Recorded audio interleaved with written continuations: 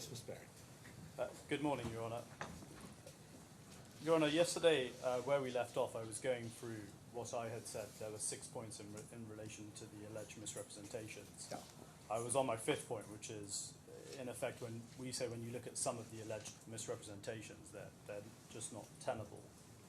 And I was going through some of the examples, and where we left off was looking at the oral and written multi-layered risk representation. That's where I stopped, and I propose to go through that now. And this particular allegation is really, as it were, at the heart of the case. It runs through everything. But we say it's a very problematic area of the claimant's case because they run those 2 points together, effectively the oral and the written multi-layered representations. But we say that those 2 representations, when you look at them closely, are actually inconsistent with each other. And I just want to look at the pleadings on this to begin with before we look at some of the documents.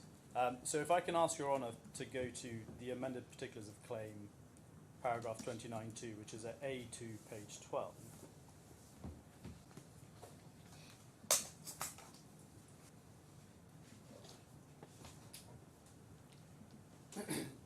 So this is the oral multi-layered representation, which we call the oral multi-layered master rep, I suppose. In respect of every transaction undertaken by the fund, it used the multi-layered risk mitigation measures explained in the RFP and the PowerPoint presentation, and then it goes on to explain what those entail. So we say that's clear that they're alleging the risk mitigation measures explained in those 2 documents would be applied to every transaction undertaken by the fund. Now, it's important to look at what mini representations actually are relied upon to make up that master one. And if we can start at page 10, and I'm looking at its subparagraph 2, which is to paragraph 26. We looked at this briefly yesterday. But again, we can see all of the risk mitigation measures explained in the documents that had been provided to ALAWWAL were implemented for each transaction, and the fund's risk was adequately covered at all stages of the transaction. So this is a representation said to have been made at the 6th of February meeting. And then over the page on 11, at paragraph 27, these are representations said to have been made at the 25th of February meeting. We've got 1 and 2. So 1 is, regardless of the nature of the underlying transaction, multiple guarantees were taken against borrowers, and the nature of the business model of the fund prevented unit holders from suffering funds. So not quite couched in the same terms as 26.2, but we would say if you read that, it's basically saying in every underlying transaction there will be multiple guarantees. And then number 2, all the transactions have to be backed by the underlying purchased assets, which must be commodities, goods or receivables, and can be monetized in downside scenarios. So we say those 2 representations, as with the ones we've just looked at, are all predicated on risk mitigation measures applying to each and every transaction that the fund undertakes.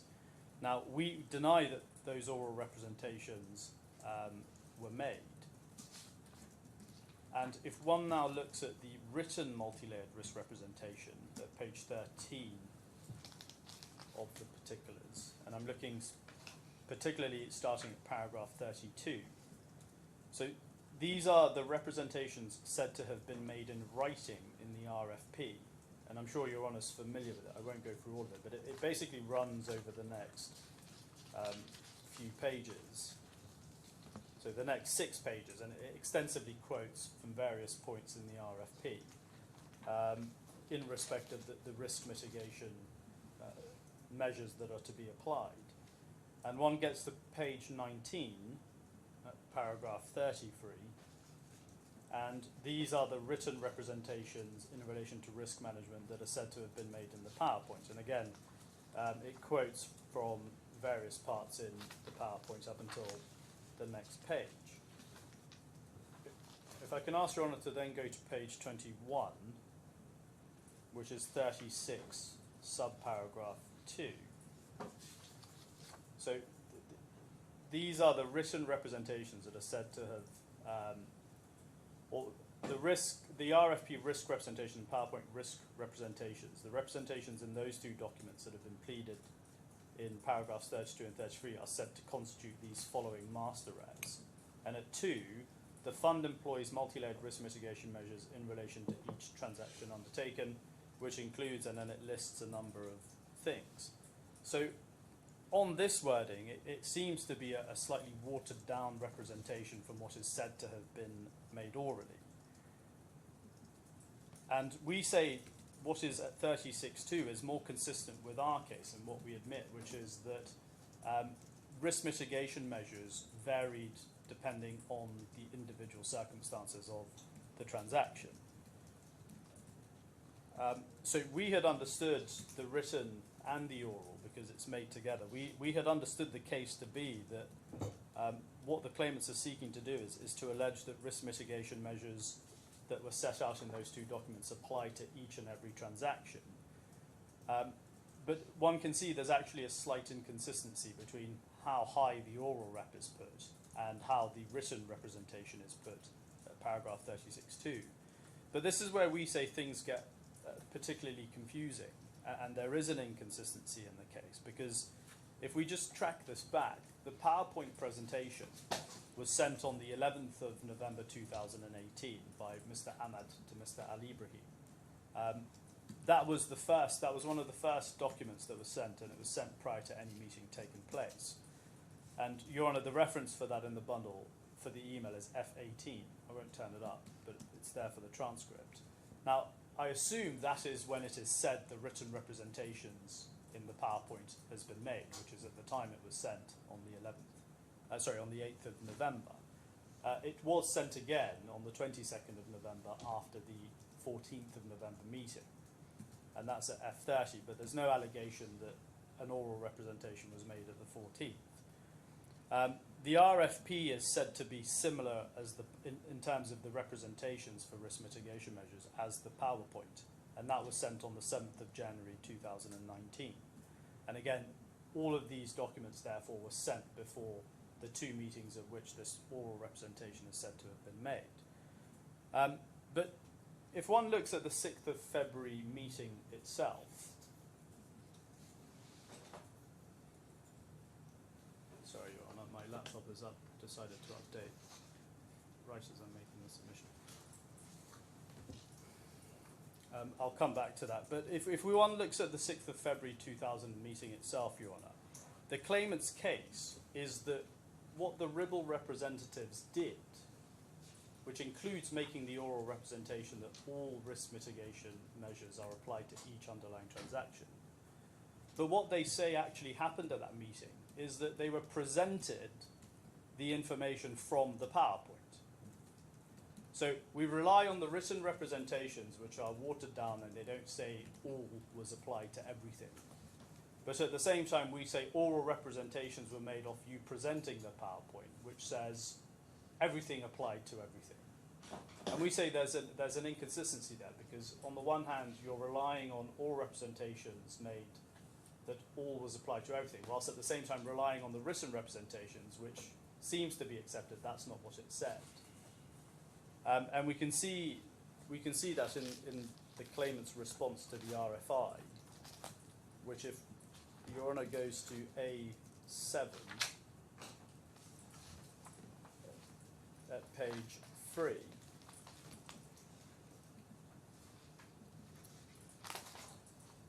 page 2.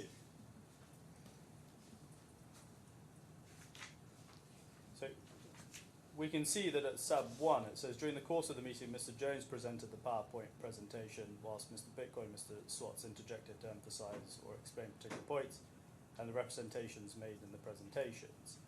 So they all allowed or permitted each of the PowerPoint risk presentations to be pleaded at paragraph 33, which is the written reps, master reps, to have been made.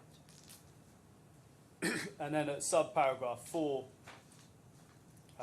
we can see again on the next page, this is where they explain the 6th of February representation pleaded at paragraph 62 of the particulars of claim was made by all three of them. And they all participated in explaining that all the risk mitigation measures explained in the documents were implemented for each transactions. Now, this is also consistent with Mr. Schwartz's evidence, which he'll give in due course, which is that at that meeting of the 6th of February, all they had done was present the PowerPoint presentation, because it's a meeting where there was no agenda, no one from Ribble knew what the point of it was. The CEO was turning up from ALAWWAL to meet representatives of Ribble, so it makes sense that what happened was the generic pitch based on the presentation.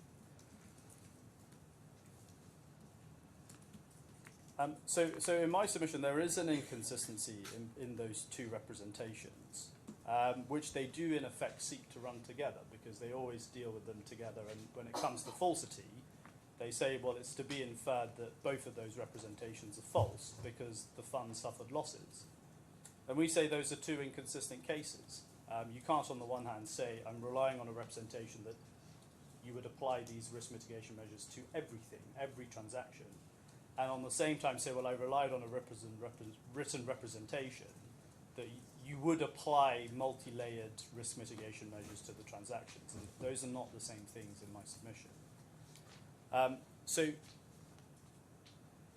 viewed against that backdrop, Your Honour, I think it's worth looking at some of these written representations in the PowerPoint and the RFP.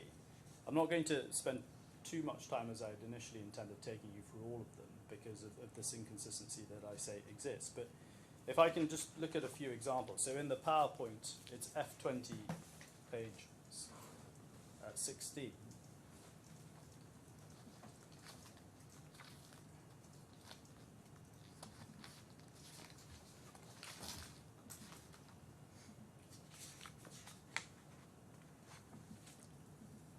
So if we look at this table, which is an investment philosophy, and under core beliefs and the second bullet point, the other, just before that, Your Honour, the point that's worth noting about these PowerPoints, and it's a point I'm sure that's not lost on Your Honour, is by definition these PowerPoints, what they are summary documents. They're not long drafted documents like an offering memorandum where you have full complete sentences. It's short bullet points, presentations, and that's what's being presented. But at the second one we see it says management of risk specific to each underlying transaction using multi-layered credit risk mitigants.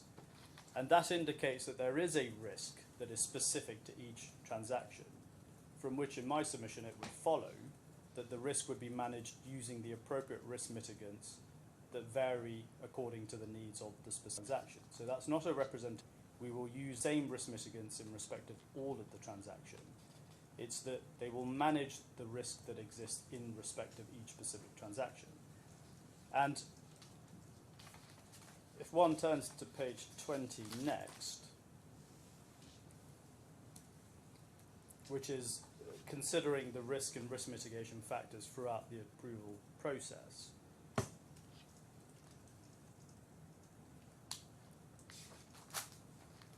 and risk mitigation is fundamental to the strategy. Again, Your Honour will see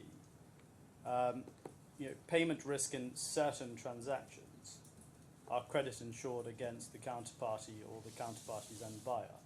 Over collateralization, the fund typically finances up to 80% of the cost price with 20% contributed by the counterparty. Preference for transactions where underlying assets are fungible, so as to facilitate the liquidation of the assets under normal market conditions. So in my submission, when you look at this list and you see the words certain and typically and preference, these are all qualifying words. And they clearly indicate that the risk mitigation measures referred to are applied in some, but not all of the transactions, because the risk will vary from transaction to transaction. And in my submission, there's no other way to interpret it. Similarly, if we look at the RFP, Your Honour, which is at F118,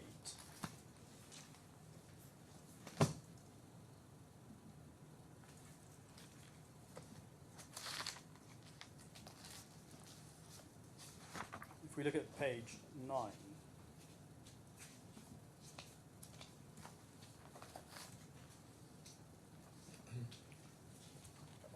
we can see on the third bullet point about halfway down the page, securities and credit enhancements typically used in the fund include but not limited to, and then it lists 15 different risk mitigants. And we say it's the use of the language there again, plainly not all of these could be used in the same transactions.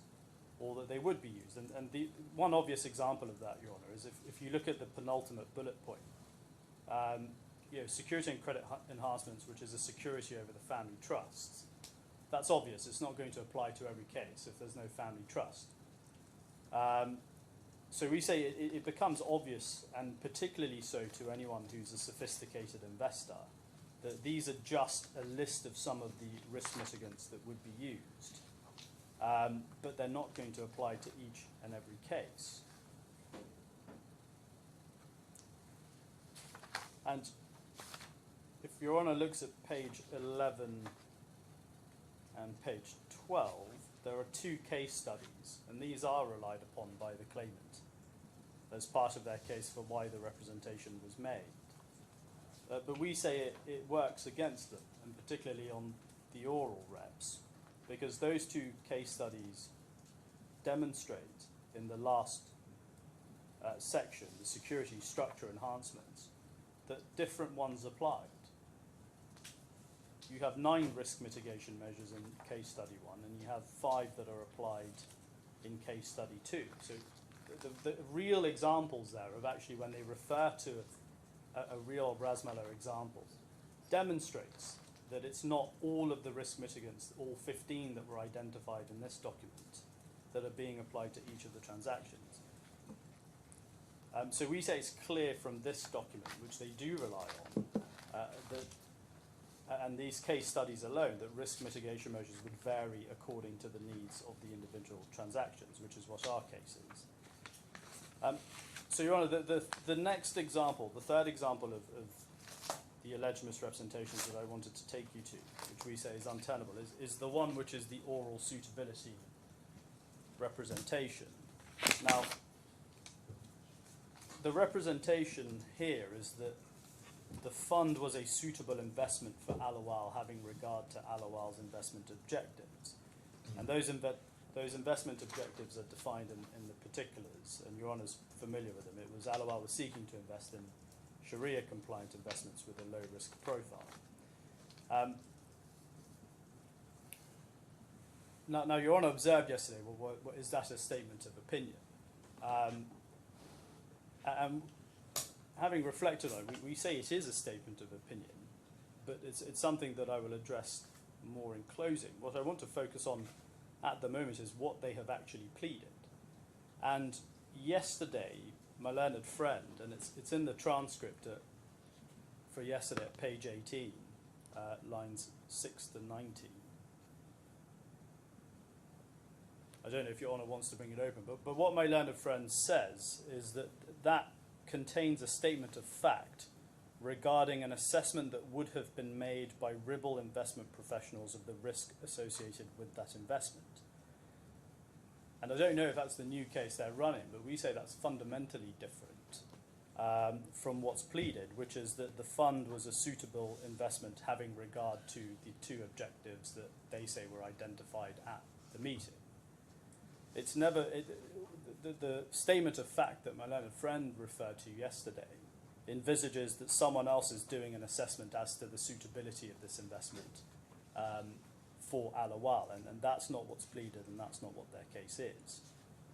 Their case is seeking to invest in Sharia-compliant investments with a low-risk profile. That's what they identified to Mr. Zografos, and they say Mr. Zografos said, yes, this investment is suitable for that objective.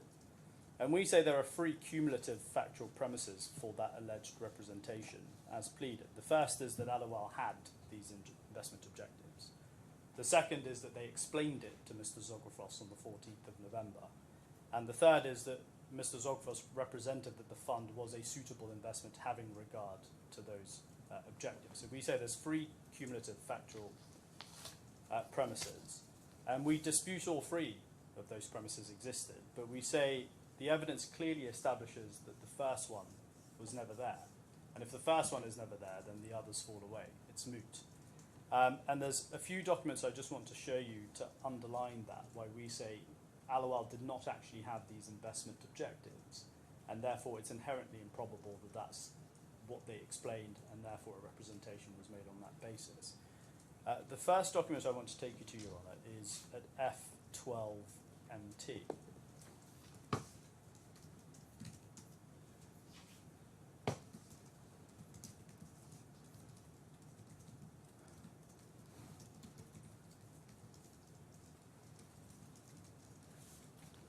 Honor, could give me just 1 minute. My systems have all logged out.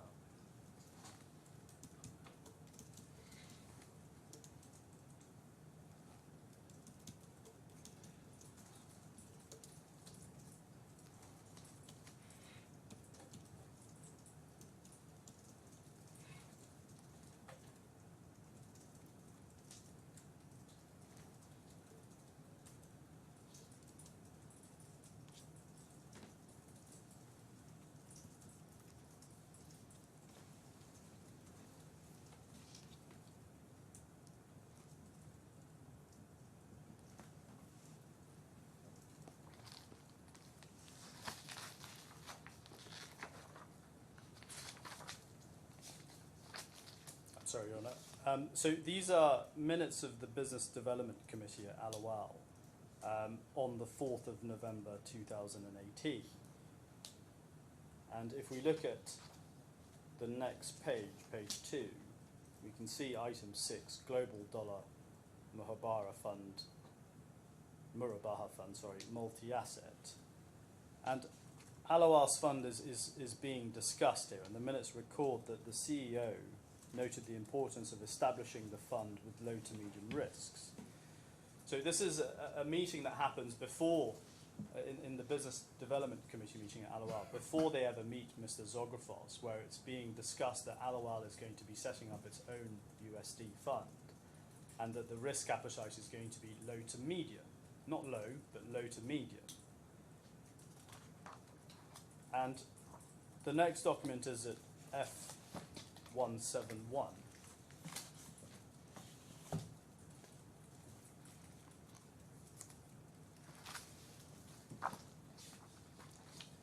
And this is the account opening form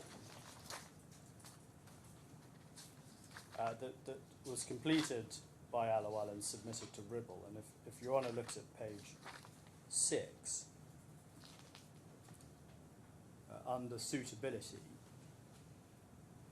we can see that ALAWWAL at 1.1 ticks the box for moderate growth. And we can see that the level of risk you're prepared to accept in achieving your investment objectives is medium risk and low risk. So it's not just low risk, it's medium risk, and that's consistent with what is being said in their internal meetings. And the final document I just want to take Your Honour to is at G2194MT.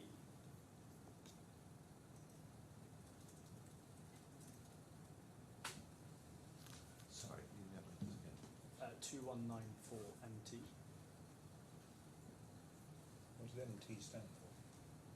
Translation. Translation, I suspect. G2194. 2194MT, yes.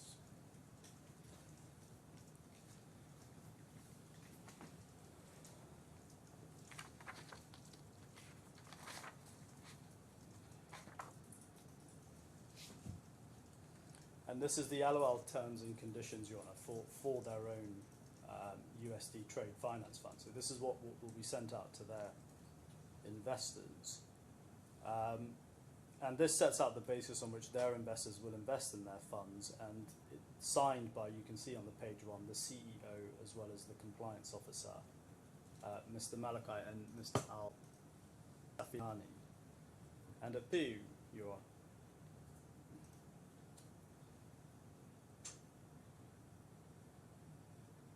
we can see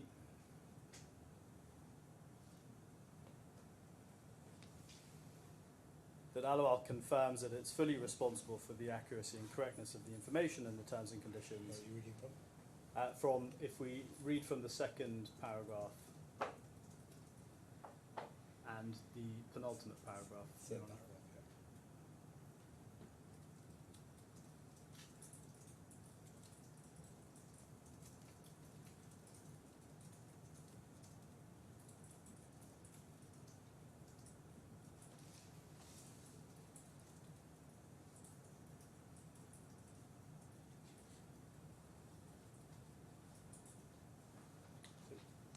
This is the notice and the disclaimer included in their terms and conditions. Who's the authority? The authority would be I assume, the CMA in Saudi Arabia, the regulator, Your Honour.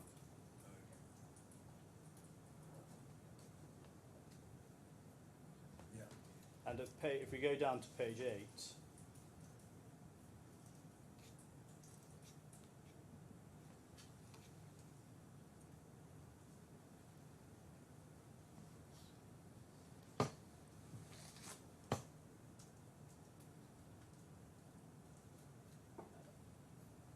sorry, Your Honour, I think I've got the wrong reference.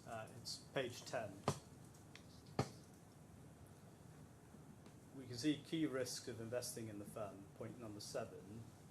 The fund is considered low to medium risk. So this is what is being said to their own investors. So where's that point? It's point 7, the first bullet point under point 7. I don't see that, sorry. It's page 10, Your Honour, internal page 3. Number 7 says key risk of investing in the fund. Oh, There's okay, two so there are sevens. 2 sevens. Yeah, okay. Oh, there are 2 7s. Oh, sorry. At the bottom of the page, Your Honour.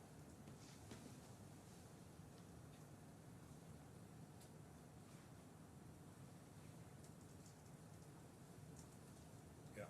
Yeah. So we've looked at the discussions going on before they ever meet Ribble. We've looked at what they formally represent to Ribble when they open the account, and then we look at what they're saying to their own investors. And we say these documents fundamentally undermine their case that their investment objectives were just low risk. Everywhere else, it's low to medium. That's what's being discussed. And we say you've got internal documents, you've got documents between the parties, and you've got their investor-facing documents. And you can't be saying one thing everywhere else, but when it comes to this one specific meeting, you're alleged to have explained that actually you had a different appetite, which was just low, not low to medium. And then there was a representation made that, okay, yeah, this is all fine for what you're trying to do. The interesting point is when they open the account and they say low to medium, or they say both, we're prepared to accept both risks, there's nothing in the documents. There's no correspondence for, oh, wait, we've changed our mind, we want a higher risk tolerance. There's nothing from Zografos or Ribble to say, well, what happened? You told us you only wanted low appetite for investments, and now you're saying you want both. And we say, what these documents show is that it's inherently unlikely that any explanation was given that they had these investment objectives of Sharia compliance and low risk appetite. There is still something of a tension, isn't there, between highly speculative, which sounds, well, distinctly not widows and orphans, which is one of the phrases in the OM, and just about everything else, which is low to medium, except your point in relation to medium, and paraphrasing, we're taking everything we can do sensibly to mitigate risk. Now, obviously, that's, you would say, inconsistent with the idea that zero risk, and I get that. Yes. But it's also quite inconsistent with sort of highly speculative, not widows and orphans, if I can put it that way.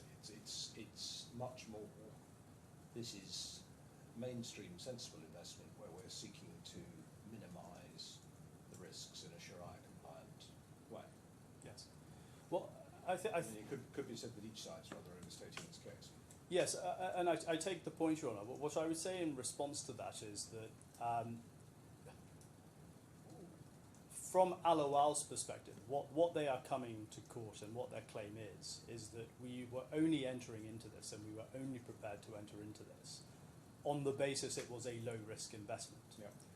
And you told us at the very first introductory meeting we had with you that it was suitable for our investment objectives, which we identified as being low risk to you.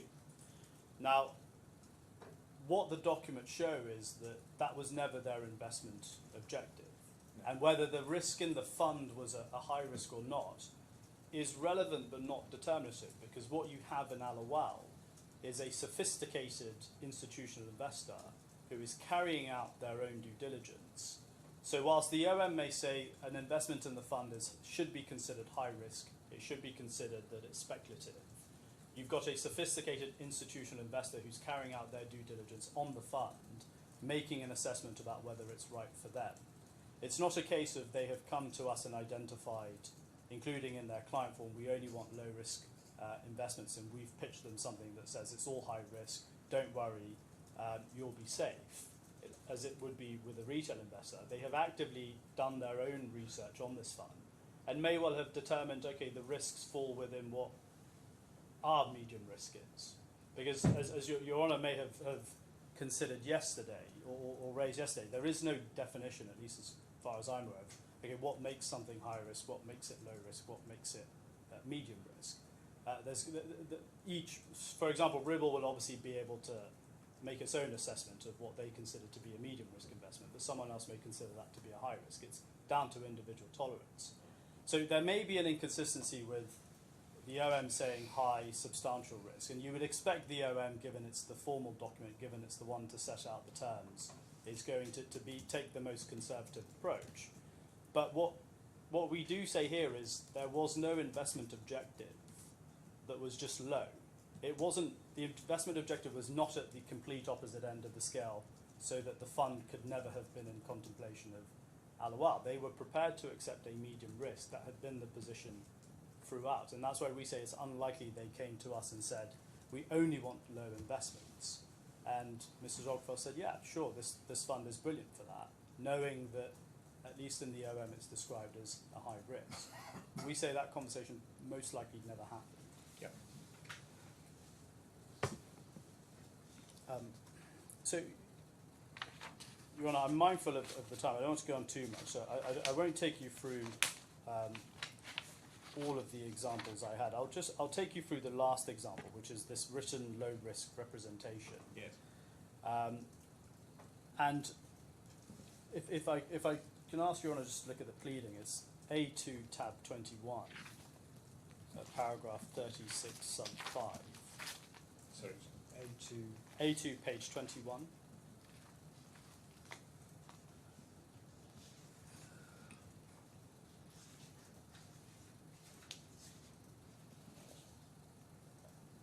And it's sub-paragraph 5 at near the bottom of the page. We can see the written low-risk representation is said to be investments in the fund are low volatility and low-risk investments. And as we understand it, that is said to have, that arises from the PowerPoint presentation, which Your Honour can look at page, if one starts at page 19, we can see page 12 of the PowerPoint presentation contains the following statements, and then in page 20 we see low volatility. Yeah. So we suspect that's where this representation is derived from. I just want to look at the PowerPoint with Your Honour. It's particularly the relevant page, 13, so it's F20.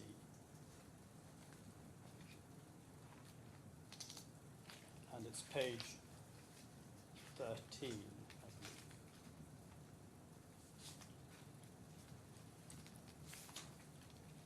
Yeah. So Your Honour can see it's basically the last bullet point. Historically low default and loss rates. And Your Honour can see under the second heading, low volatility versus traditional other asset classes. So we suspect this is where it's come from.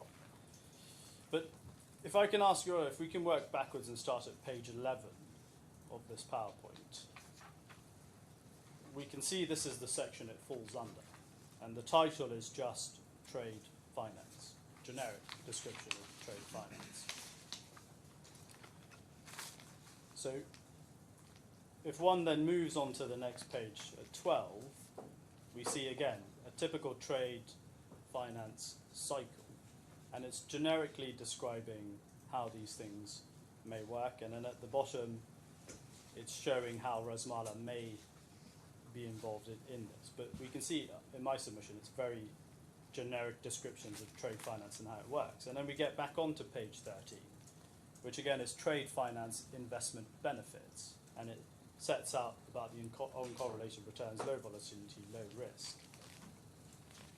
And we can see on the next page, Your Honour, again it says trade finance and it identifies all of the risks that may exist. And then on page 15 we see the RASMALA Trade Finance Fund investment philosophy and process.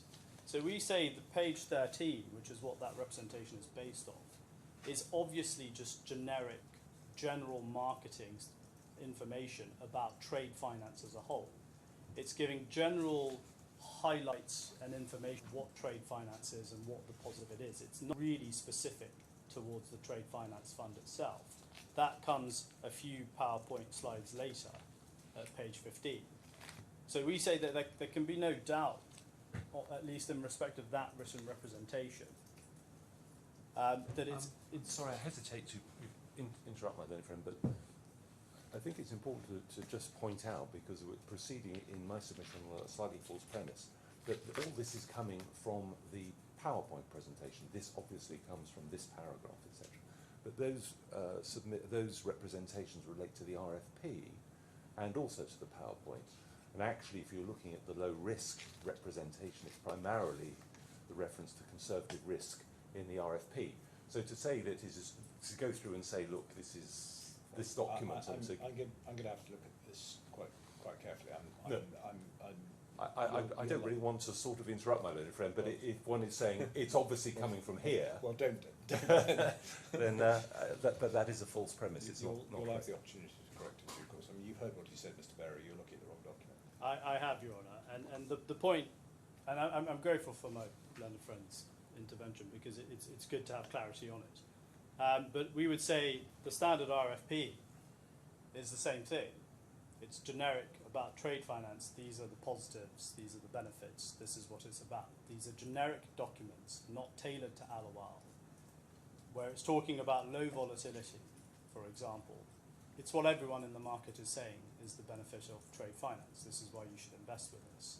So it's clear these are generic statements, these are sales pitch, these are sales talk that are coming out of these documents. So the point remains the same, even in respect of the RFP.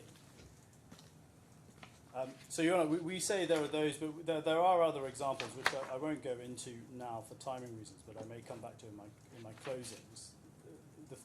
The other obvious example is the oral default. We say that's the case we really struggle with, because we've given you the documents on your request in the form of the 2017 accounts almost immediately as you asked for them.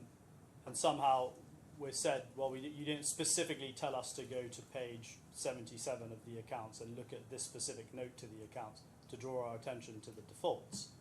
But as we saw yesterday, when one looks at the email, for example, there's nothing that says that's what they were interested in. They just wanted the accounts. They never specifically come. You don't see any communication that says, by way of email, can you please confirm the position on defaults? So, Your Honour, that concludes my opening on the alleged misrepresentations themselves. There's obviously other elements of the claimant's claims, the advisory duty, the fiduciary duty claim, the regulatory duty. Unless Your Honour would be assisted with me No, I think going that's through helpful. it now. No, there's nothing else I need from you at the moment. Thanks, Yes. Mr. Berry. So that concludes my opening, unless I can be of further assistance on those points. Thank you very much.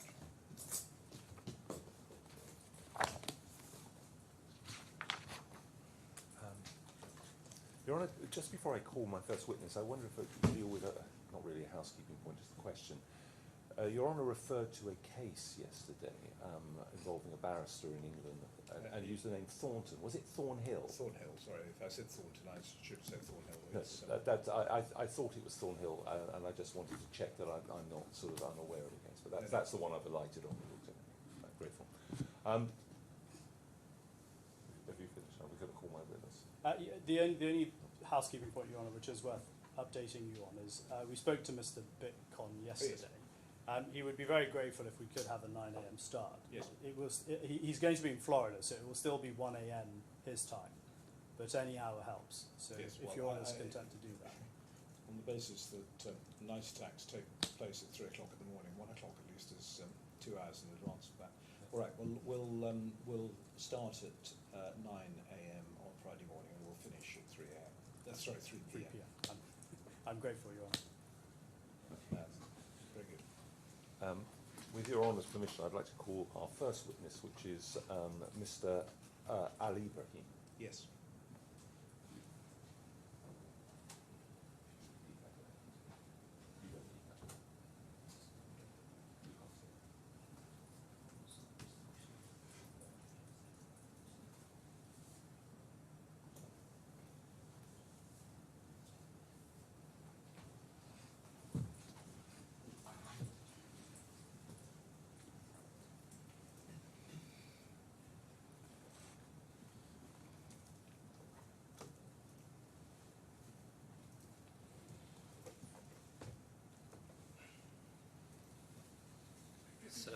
Hi everyone. Your Honor, may I proceed with swearing? Yes, thank you. May I please confirm if you're swearing on oath or by affirming? Are you swearing on oath or by affirming? Oath. May I get the holy? If you could please put your hand. Thank you. Can you please confirm your name and occupation for the court's record? My name is Ala Hussein Al Ibrahim. I am a head of capital market and equity, capital market and money market funds in ALAWWAL Capital. Thank you. Please repeat after me. I swear by the Almighty God I swear by my Almighty God that I will say nothing but the truth. that I will say nothing but the truth. Thank you very much. Mr. Al-Ibrahim, please do sit down, make yourself comfortable. Remember that everyone in the court needs to hear what you're saying, so try and keep your voice up. I'll do my best. I need to hear what you're saying, but everyone else does as well. Yeah. Thank you very much. And you've got a copy of your witness statement. haven't you, Yeah. there? Thank you very much. Yes. Mr. Ali Ibrahim, excuse me, if you go to, you've got a bundle of witness statements there. If you go to the first divider, number 1, in that bundle, Yeah. and you should see there a witness statement. Do you recognise that document? Yeah. Is that your witness statement? Yes, my witness. If you take yourself to the last page of that, which is page 32, Yeah. is that your signature? Yeah. Now, have you read this witness statement before coming into court? Yeah. Are you happy that it is correct, or is there anything in that that you would wish to change? No, it's correct. That's correct. Now, I don't have any questions for you at the moment. Mr. Biru is going to ask you some questions, so you answer those. Just before I do, Your Honor, can I just check, are we rising at 1 for lunch today? No, 12:30. 12:30. Okay, so I'll time Sorry, it. just apologies. If there is, because the witness statements are there, but the rest is going to be done electronically, what we have arranged is an associate, Mr. Silva, would sit there. I think my own friends, those instructing him, are happy that if there is a problem, she will there and assist him in getting to the particular documents, if that is, if your Honour is happy with that. I'm certainly happy with that. I don't know whether you want to go and sit there. Sorry, I forgot to mention that.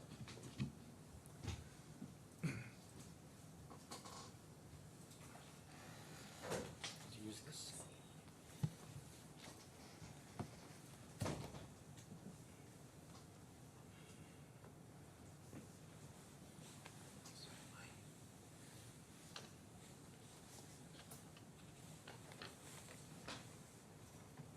You all set up with the screen. Yeah. Mr. Ali Ibrahim, salam alaikum, good morning. Alaikum salam. I'd just like to start by asking you some general questions, if I may, about your professional experience and expertise. Now, I understand you've been at ALAWWAL for about 16 years, is that right? Yeah. And you're currently the head of capital market funds, is that correct? Yeah. And how long have you held that position for? More than 7 years. More than 7 years. And is it fair to say, given both your tenure at ALAWWAL and experience, that position is a senior one within the company? Yeah. And in terms of Managing the money market fund. managing the money market, Yeah. thank you. And am I correct in assuming that your direct reporting line is to the CEO of the company? Yes. And that's Mr. Malika. Yeah. And you also sit on ALAWWAL's Business Development Committee, is that right? Yeah. And in terms of the BDC's role, is that to evaluate investment opportunities and then to decide whether to take them forward? Yes. And in terms of your role as the head of capital market and the funds, is it fair to say you're responsible for creating and structuring and managing the various funds that ALAWWAL sets up? Yeah, in cooperation with the investment banking department. Yes. But in cooperation with them, yes, but would you say you have the overall responsibility for structuring funds and managing them? Yeah. And is it correct that as well as your current role, you also acted as a fund manager for, is it the ALAWWAL Saudi Market Fund? Saudi equity. Yeah. Saudi equity, and that was for about 14 years, if I'm correct. Yeah. So you've overseen the performance and the operation of that particular fund for a significant period of time. Would Yeah, you yeah. agree with that? And would I be right in suggesting then that, given how experienced you are and given the roles that you've occupied, that you're fully familiar with kind of the fund's setup and how they operate? Yeah. And you'd be familiar with how they're created and they're structured, that's right. Yeah. And you're familiar with the likely regulatory requirements in respect to funds? Yes. And would I be right in assuming you'd be familiar with the type of personnel that may be employed to work for a fund? Yes. And you're also familiar with the materials that a fund is likely to distribute for the purposes of trying to get Yes. instance? And would you say you're familiar with kind of the accounting and financial reporting obligations Yes. of funds? And to summarise all of that, I think then I'm right in assuming that you are familiar with the full operations from A to Z, as it were, of the funds. Is that fair? No one is perfect, but I can say I'm familiar. No one's fair. Well, look, at least in terms of my assessment, I would say, based on what I've read in your statement, you're someone who's very experienced and has a high Yeah. level of financial Yeah. expertise. Would you Yeah. agree? Yeah. And the CEO, Mr. Malaka, again, someone who I'm sure you'd agree is highly experienced in financial matters. He has the overall responsibility for running ALAWWAL as a whole. Is that right? Yes. And I assume, like with most CEOs, he's probably stretched quite thin all over the place. So he takes counsel and recommendations from others, but ultimately he will have the final say over important business decisions. Is that fair? The final kick-off, it should be from CEO. The CEO. Well, for example, if ALAWWAL is considering making a substantial investment in another fund, Mr. Malaka would be involved in that decision process. Again? So if ALAWWAL was considering investing a substantial amount of money in another fund, Yeah. Mr. Malaka would be involved in that decision process. Is Yeah. that right? Yeah. And if he, for example, didn't approve or he didn't like the fund, is it fair to say that it's unlikely that investment would move forward? We need to review many things. We come back to him. Yeah. If we got the final approval, we will. But if he was to say, if you worked on everything and you went to Mr. Malaka and you said, we think ALAWWAL should invest in this, and he says, I don't think so, I don't think this is a good investment, it wouldn't go ahead. We didn't.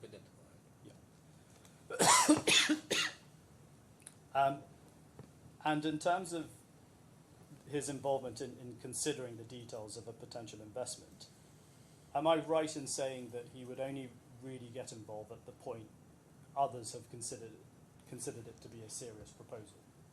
Sorry again. I So, didn't- sorry, it may have been a bad question. So in terms of Mr. Malaka's involvement in an investment process, is it fair to say he would only get involved at the point that the others have decided it should move forward? So he's not going to be involved at the introductory stage of... No, we came to him with a common or agreed recommendation, but the final decision should be from him. I understand the point about final decision, but I'm saying in terms of he wouldn't get involved in looking at it until the others in the team sometimes have put it together. Yeah, many times. Many times. Yeah. Well, if I can, let's just take a look at an example. Maybe it'll make it easier. If I can ask you to go to Bundle B, tab 2, page 7.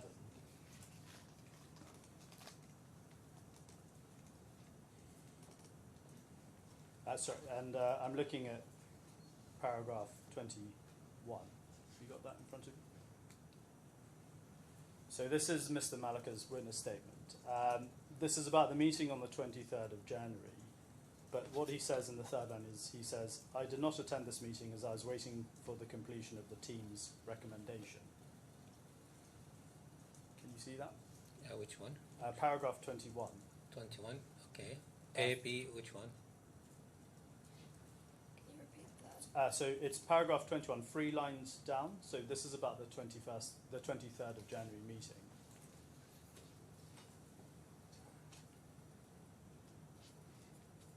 Do you mean 23? No, I mean tab 2, page 7, paragraph 21. It starts with "in the meantime." It's bundle B. Are you in bundle B? Yeah. Yeah. We're looking at the witness statement, not the witness's witness statement, but the witness Mr. statement Malek's. of Mr. Malika. Bundle B, tab 2, Two. page 7. Page 7. It should say B27 at the bottom right-hand pagination. Got it. Yeah. So paragraph 21. If I can just invite you to read that paragraph, Yeah. please.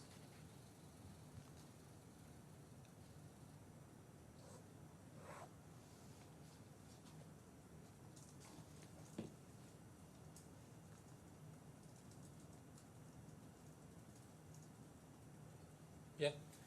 Thank you. So where he says, "I did not attend this meeting as I was waiting for the completion of the team's recommendation," is that normal in terms of he would wait for you guys to get to a certain stage and then he would be involved in the process? Sometimes when we meet with any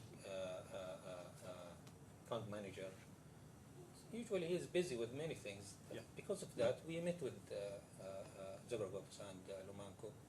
Then we give him the result of that meeting or the minutes of that meeting.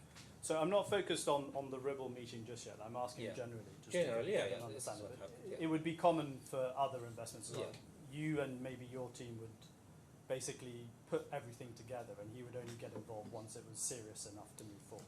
Is that Yeah, fair? sometimes. And I just want to ask you about the Business Development Committee. Now, if we look at your witness statement, which is at tab 1 of the same bundle, I'm looking at paragraph 5, which is at page 3.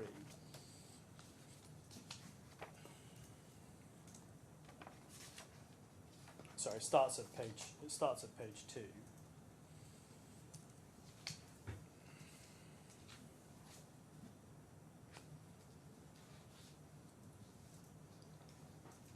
You there? So it starts at page 2. You say in October 2018, ALAWWAL decided to set up its multi-asset funds, which would allocate a large part of its funds to investing in other Islamic trade finance funds. And then on the next page, you say, I was instrumental in setting that up. I initially prepared a proposal that targeted investing in other multi-asset funds. And then at subparagraph 1, you go on to say, the BDC discussed my proposals and decided that ALAWWAL should establish 2 multi-asset funds. So would it be fair to say that when it comes to a proposal being made to the BDC, the process would be you would prepare it, you would gather the information, and then you would present it to the BDC, Yeah. and the BDC would then discuss it and approve it? Yeah. So in other words, you would carry the responsibility of gathering all the information Yeah. and making the recommendation. Is that Yeah. fair? Me and my team. You and your team? Yeah. Yes. In terms of the meeting, would your team also attend, or would it just be you who attends? No, the only me. BDC? Which meeting? BDC Like a BDC meeting? meeting, yes. Yeah, yeah, only Yes. me.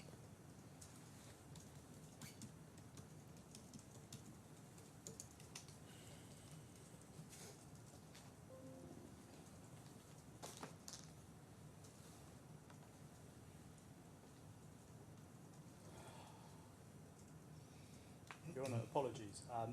I need to go into the G bundle, which is for my laptop, but it's just crashed. I'm wondering if I could just... Oh, it's back online. Could I just have Of course. 2 minutes? I'm sorry, Mr. Ali Boone, it's Take it. a technical problem on my end.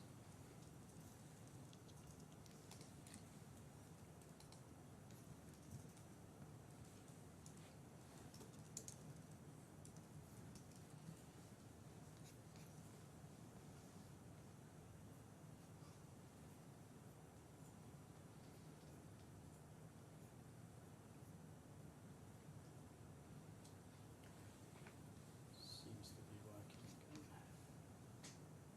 I'm sorry about that, Mr. Ali Ibrahim.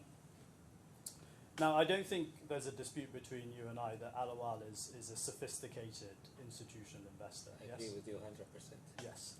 And it's correct, isn't it, that as a sophisticated investor, ALAWWAL, broadly speaking, knows what it's looking at, what it's reviewing, what it's analysing when it receives documents. Is Yeah. that fair? And it does its own due diligence and its internal analysis on the merits and risks of any investment. Would that be fair? Yeah. And is it right that you would be substantially involved in that process, so the due diligence gathering process? Yeah. Yes. You have to answer. Nodding won't catch the transcript, so when you answer, if you make sure you say yes or no, Yeah. that would be great. Now, just as a general proposition, given your expertise, would you agree with me that any investment, unless it's one that is capital guaranteed, is going to carry a degree of risk with it? Would you agree with that proposition? Again. So would you agree with me, any investment, unless it is capital guaranteed, is going to carry a degree of risk? Yeah. Yes. And it's correct, isn't it, that there's always a risk with an investment, if it's not capital guaranteed, that you will lose whatever money you've put into it. Yeah. And you and I know that, you much more than me because you've got the expertise, but would it be fair to say that ALAWWAL as a company understood that risk as well? Yeah.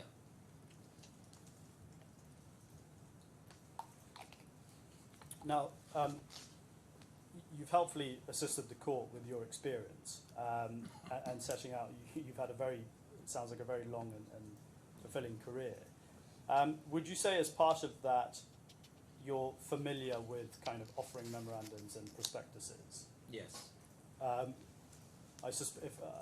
Maybe you can give me the exact number, but would I be right in saying you've probably considered dozens of these over your career? Yes. Hundreds? More. Hundreds? Yeah. Thousands? Hundreds and more. Hundreds and more. Thousands. Not thousands, but Still young. hundreds. I'm still young. So hundreds. So you're very familiar with what is included in Yeah. these documents. And would you agree with me that for the purposes of a private investment, so not investment in public shares, but for private placements, they are the most important and the definitive document of an investment? Would you agree with that? They are what?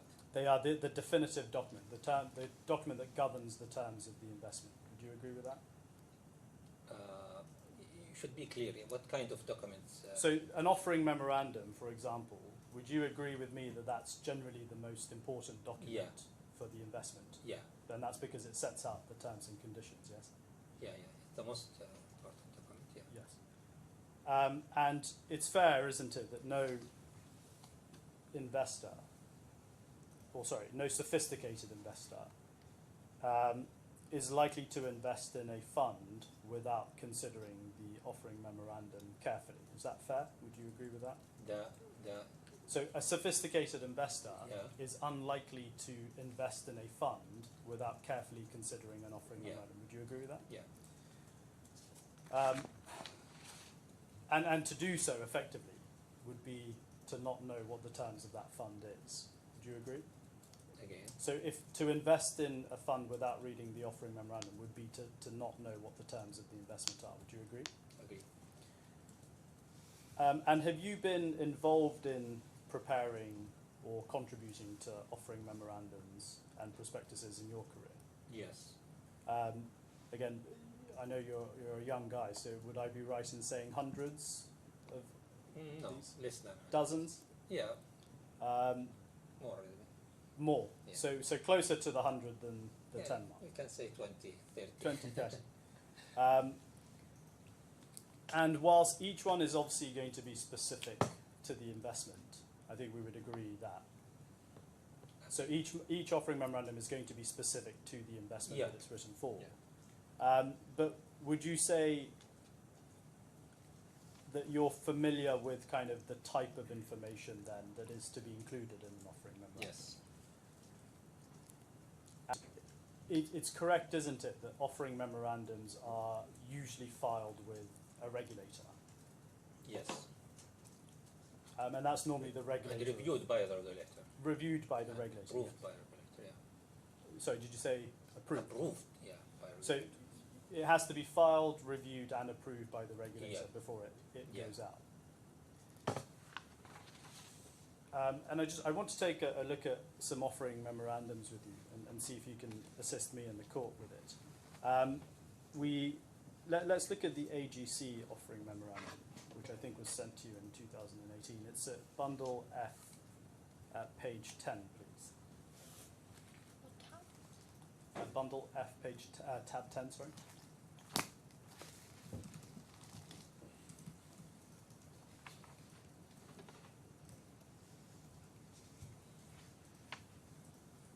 Have you got that? Can you see the front page? You can see it's an offering memo dated 13th of March 2018. Can you see that? The first page. The first page, yeah. Yeah. It's the AGC memo. Yeah. And if I ask you to turn to the next page, please. And do you remember when you were sent this document? When what? When you were sent this document? When I sent? No, do you remember when you were sent the document? No, I don't remember. If I was to say 29th of October 2018. Yeah, around this time. Around this time. So if we look at the second page, if we look at the first paragraph, Second page. second page right at the top, I'll read it out Yeah. to the transcript. This confidential information memorandum is being furnished solely to sophisticated investors and to such other persons to whom it may lawfully be issued on a confidential basis to consider an investment in segregated portfolio 1 of AGC Trade Finance Income Fund SPC. So just pausing there, and if we look in the second paragraph, please. Third line down after Board of Directors. We can see it says each recipient of this memorandum agrees to keep all information contained herein confidential and to use this memorandum solely for the purposes of evaluating a possible investment in shares. Can you see that? Yeah. And what this indicates, I think you'd agree with me, is that the offering memorandum, at least this one, is being provided to investors so they can assess whether they should make an investment in the fund. Do you agree Yeah. with that? Yeah. And if we look at the RASMALA offering memorandum, which is at tab 17 of the same bundle,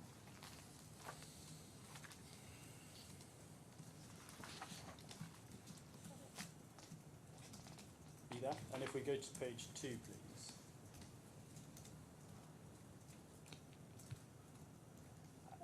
And similar to the AGC one, it says right at the top, this confidential private offering memorandum is intended solely for the use of the person to whom it has been delivered by RASMALA Trade Finance Fund for the purpose of enabling the recipient to evaluate an investment in participating non-voting shares of the fund. So again, I think you'd agree the RASMALA one is indicating that the offering memo is being provided to investors so they can analyse the Yeah. investment.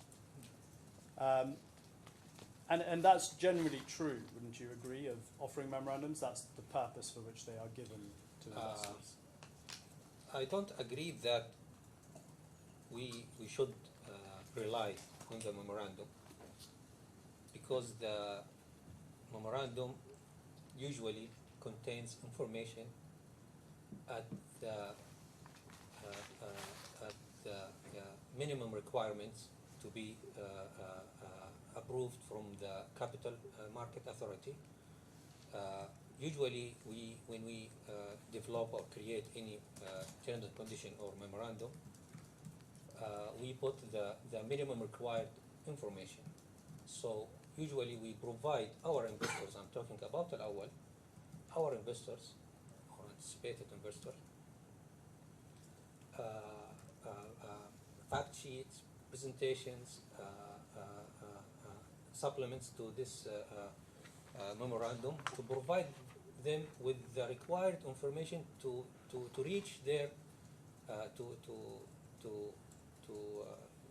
to decide whether to invest in the fund or to deny the investing in the fund. Yes.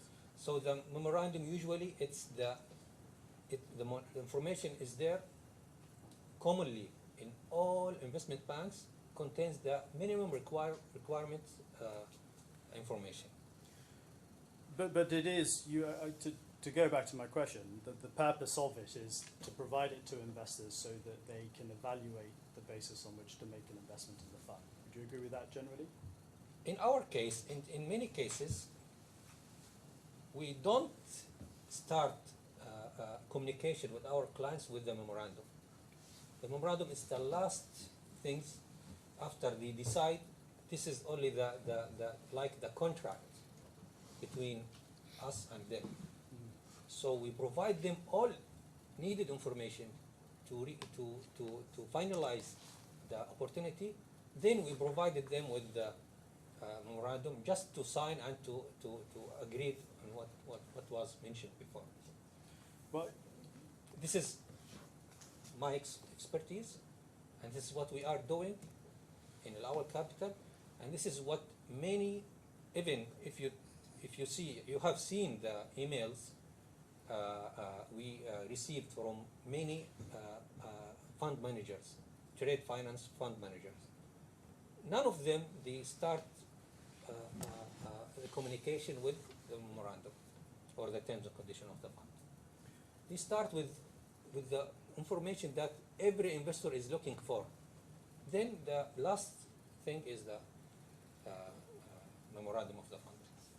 well, and we'll come to look at some of those emails. And even if on your evidence it's the last thing, you would agree that it's a really important document for the investor to review before they sign up to it. Yeah, And the reason for that is because, irrespective of the other documents that are provided before, this is the document that says this is the basis on which you'll be investing in the fund. yeah, So it's what I would call the supreme document over all of the others, because it has what is effectively the terms of the relationship. yeah. And Since there is no major conflict between them, yeah, this is the and would you agree that offering memorandums typically contained kind of detailed risk warnings that may be associated with the Yes. investment? yeah. And there's normally a dedicated section within the Yeah. offering memorandum Yeah. that specifically deals Yeah. with it, isn't there? Now, the risks may be specific to the type of investment, but there'll also be a lot of general risks that are common to pretty much all investments. Would Yeah. you agree? Yeah, agree. And there may be risks that are common to a specific type of investment. Yes. And would you say that, given your experience and expertise, you're likely to be familiar with what those risks are before you even read the memorandum? Yeah. Right.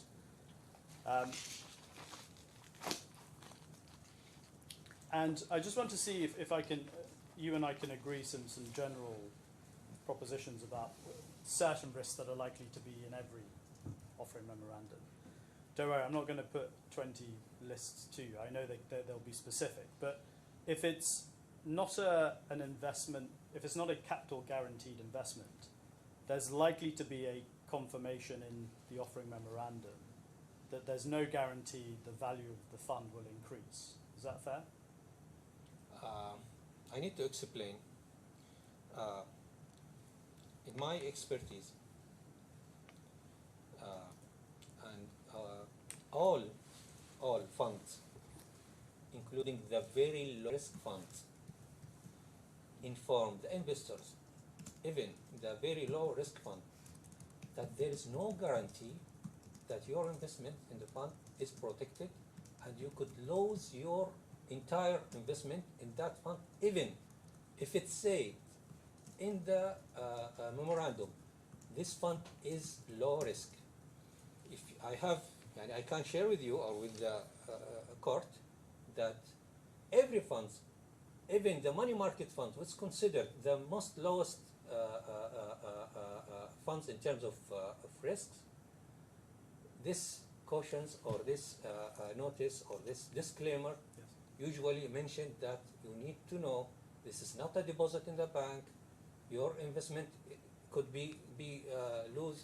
You could lose your entire investment. It is volatile investments, and the net asset value of the fund will be exposed to many risks. This disclaimer or this notice in all funds, I can say in the world, Yeah, but the reason it's there is because it's true, right? There's Yeah, a risk. yeah. There's a risk you can lose, or Yeah. even on the low risk. Yeah, funds. even Yeah. nothing guaranteed Of course. in the world. Yeah. Exactly. I think you and I would agree on Yeah.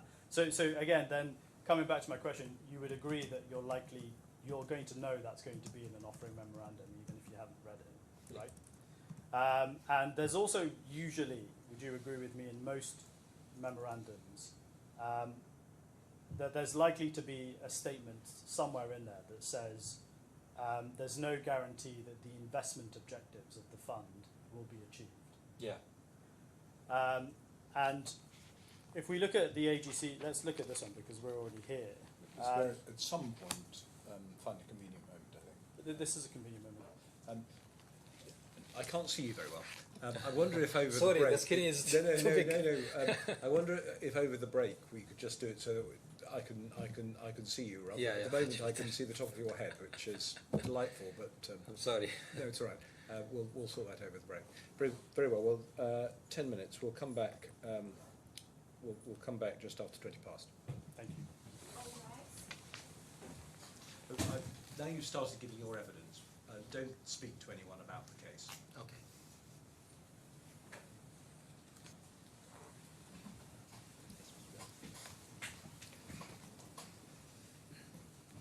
Ready to That's much start? better. Thank you.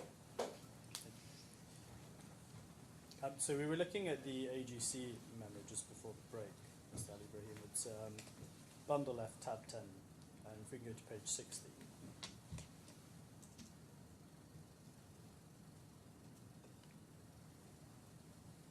So we can see this is the section called risk factors and conflicts of interest. I'm not going to ask you to read the whole thing. I think it's about 16 pages long. But we can see at the top of this, it's warning the investors about the risks of investing in the funds and that they may sustain losses and so forth. And then if we look at page 76,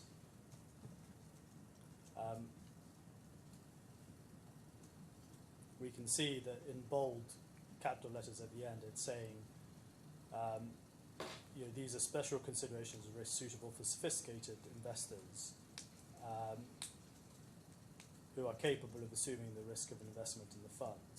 And then we can see below it says, it does not purport to be a complete explanation of the risks involved in investing in the fund or its underlying investment. Prospective investors should read this entire document and consult their own professional advisor before deciding whether to invest in the fund. Can you see that? Now, would I be right in saying, particularly for a sophisticated investor, this is an important section of the offering memorandum to read prior to making an investment? Do you agree with that? It's important, but as I said, such disclaimer or notice about the risk inherited in the fund, in any fund, I can say typically all funds, they have the same wording, the same important notice for any investor. So I read it carefully, but I know how to treat or to deal with such notice. But that's my question. You would read in each memo, you read this section particularly carefully. Yeah. And we use it in our materials. Yeah. The same.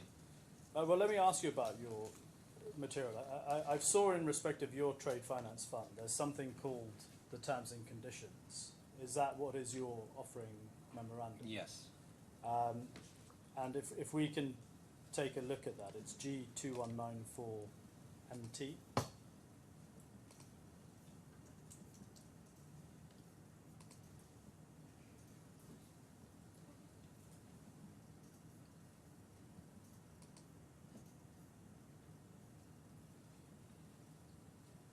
This is, I think the original is in Arabic, and this is a translation. Is that correct? Yeah. Is this a translation that ALAWWAL produces that it gives out to investors, or No, we have only Arabic version. only Arabic version? Well, if we look at page 4 of this, sorry, no, it's not. If we look at page 11,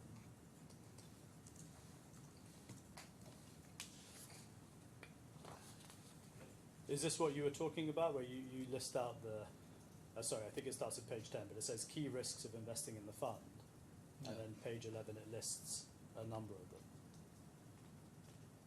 Yeah, So yeah. that's what you mean when you Yeah, say it's yeah. included in yours. And you say this is your version of the offering memorandum. Yes. And most offering memorandums often make clear that if there's any inconsistency between those documents and other documents, that it's the offering memorandum that should prevail. Is that Yes. fair? Yeah. And is that, do you know, I can take you to it if you want, but do you know if that's the same for this document? Sorry? Do you know if that's the same for this document? Yeah, Yeah. So if anything ALAWWAL has sent out is inconsistent with the terms and conditions, they should ignore that and they should focus on what is said here. Yeah. Yes. Or at least ask for explanation. What is the, why there is a inconsistent?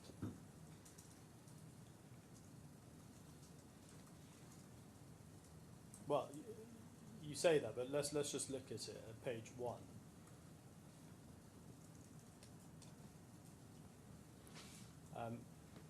If we look at the 4th bullet point, it says those wishing to invest should read these terms and conditions in full as they contain detailed investment about the fund.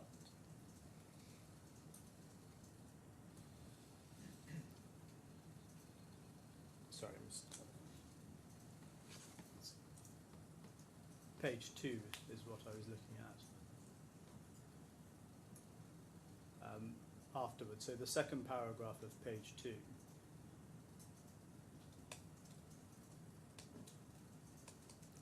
Yeah, so we can see these are the terms and conditions, which there's an open investor, it goes on, and then third line down, those wishing to invest should read these terms and conditions thoroughly and carefully as they contain detailed information about the fund.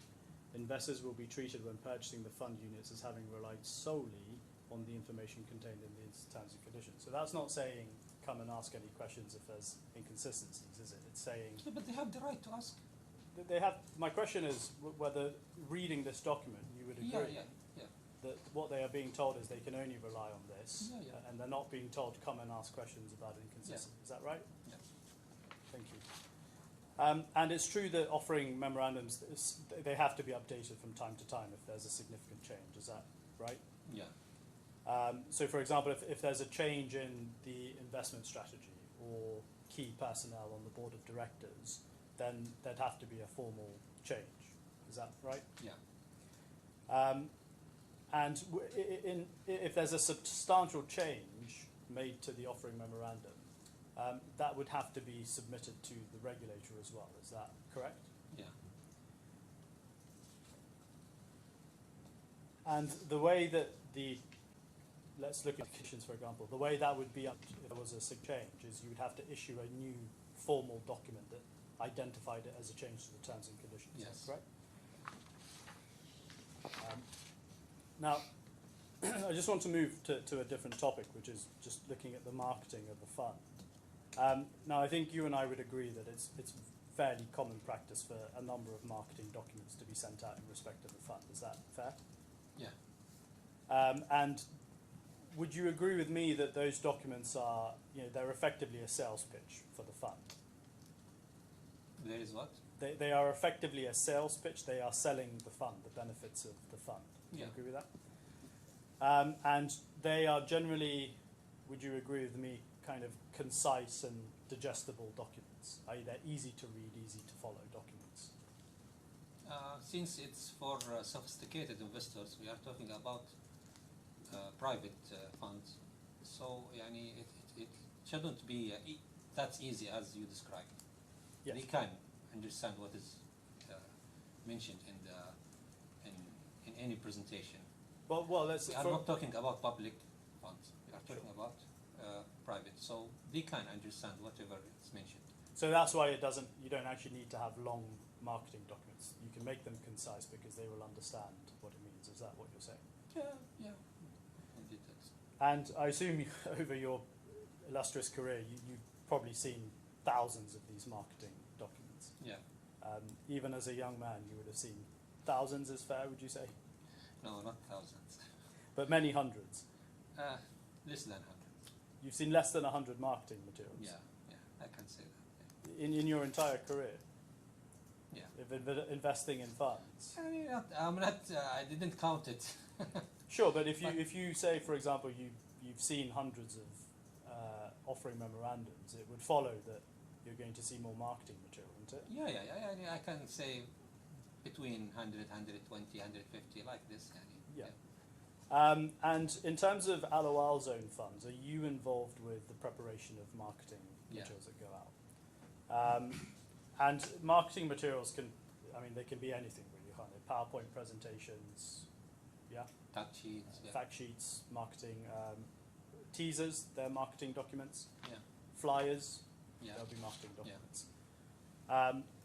And it's correct, isn't it, that unlike the offering memorandum, marketing documents you're not required to submit them to the regulator for their review. No, in Saudi Arabia, you need to submit whatever you shared with your clients. Okay, so a PowerPoint presentation. It you should would have be to- matching with the memorandum. Right, so in Saudi Arabia, you have to submit the Yeah. PowerPoints with that. Yeah. I assume you don't know about the practice in other jurisdictions. No, I don't know before, but recently you need to. In Saudi. Yeah. So, you've been a fund manager for quite a Yeah. long time. Did you have to submit marketing Yeah, materials there yeah, before? So yeah, it's yeah. always been the case in Yeah, Saudi.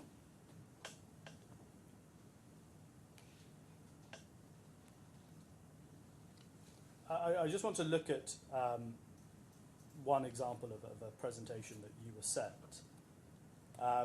It's the Barak Ibda Fund presentation, if I may. Do you remember that one? I remember, but Yeah. I need to. Of course, I'll take you to it. It's F71.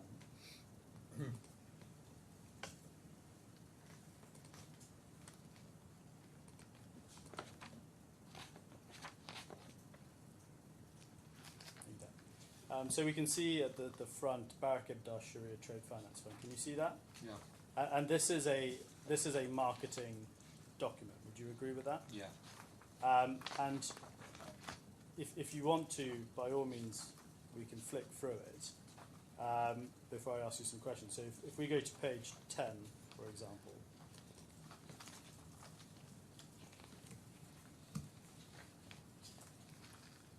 So if we start at page 9, just so you see the title before, it's Introduction to Barak, and then page 10, it sets out an overview of the Barak fund management and its strategy. Can you see that? Yeah. And then if we go to page 11, we can see this is just some numbers and some kind of marketing bragging materials, I suppose you could call them, yes? And page 12, we can see it sets out the figures relating to the growth in its asset management over time. Can you see that? Yeah. And if we look at page 14, you can see at the top Barak's competitive advantages. So it's talking about why it's competitive as against other funds. Is that fair? Yeah. And then if we look at page 16, for example, again, it's more kind of bragging, here's all the awards we've won. Yes? Yes. And then finally, page 24.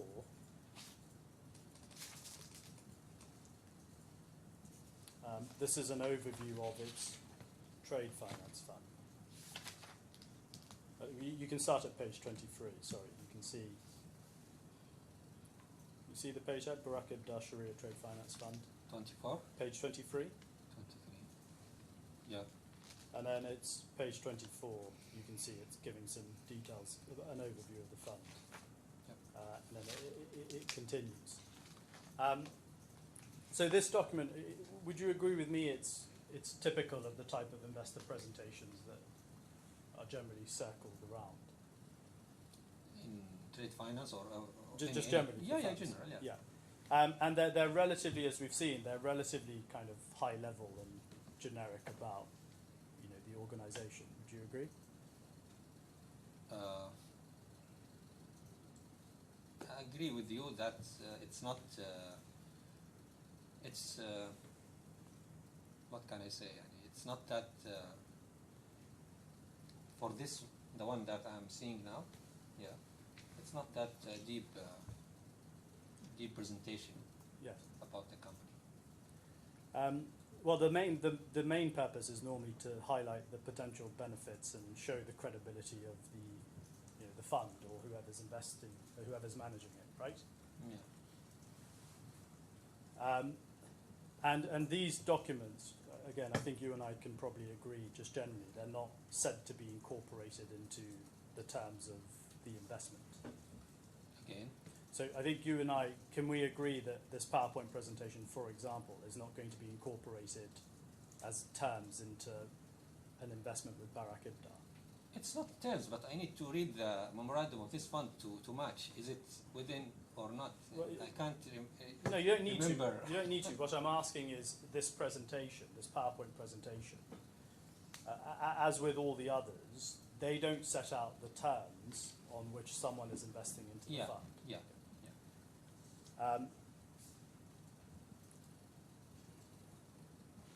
And would you agree with me that it's fairly common practice that a marketing document like the one we've just looked at is likely to be among the first things sent out to a prospective investor?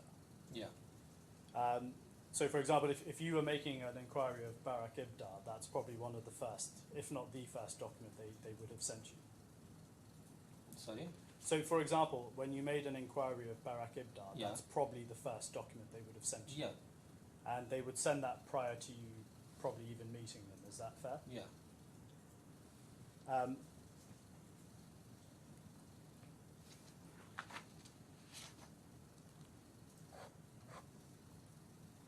And the Barak Ibdar one is obviously, it's one that you did receive. Would you agree that we can use that specific example, but more generally, these marketing documents, they're not specifically designed for one investor in particular, is it? It's not designed for one investor. Yeah. So the Barak Ibdar one, that wouldn't have been specifically put together for ALAWWAL. That's something they would send to all potential investors. Is that fair? Yeah.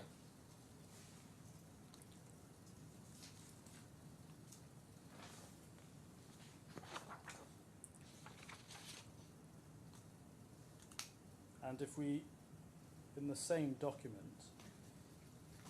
we go to page 4,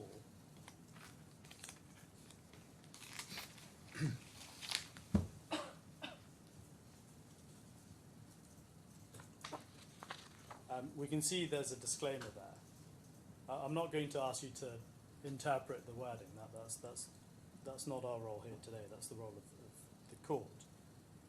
You can read this if you want to, but would you agree that it's common practice for marketing documents to have these disclaimers in them? Yes. Would you agree that most, if not all of them, are likely to have similar disclaimers to the one? Again? Would you agree that most, if not all of them, are going to have disclaimers like this in them? Yeah.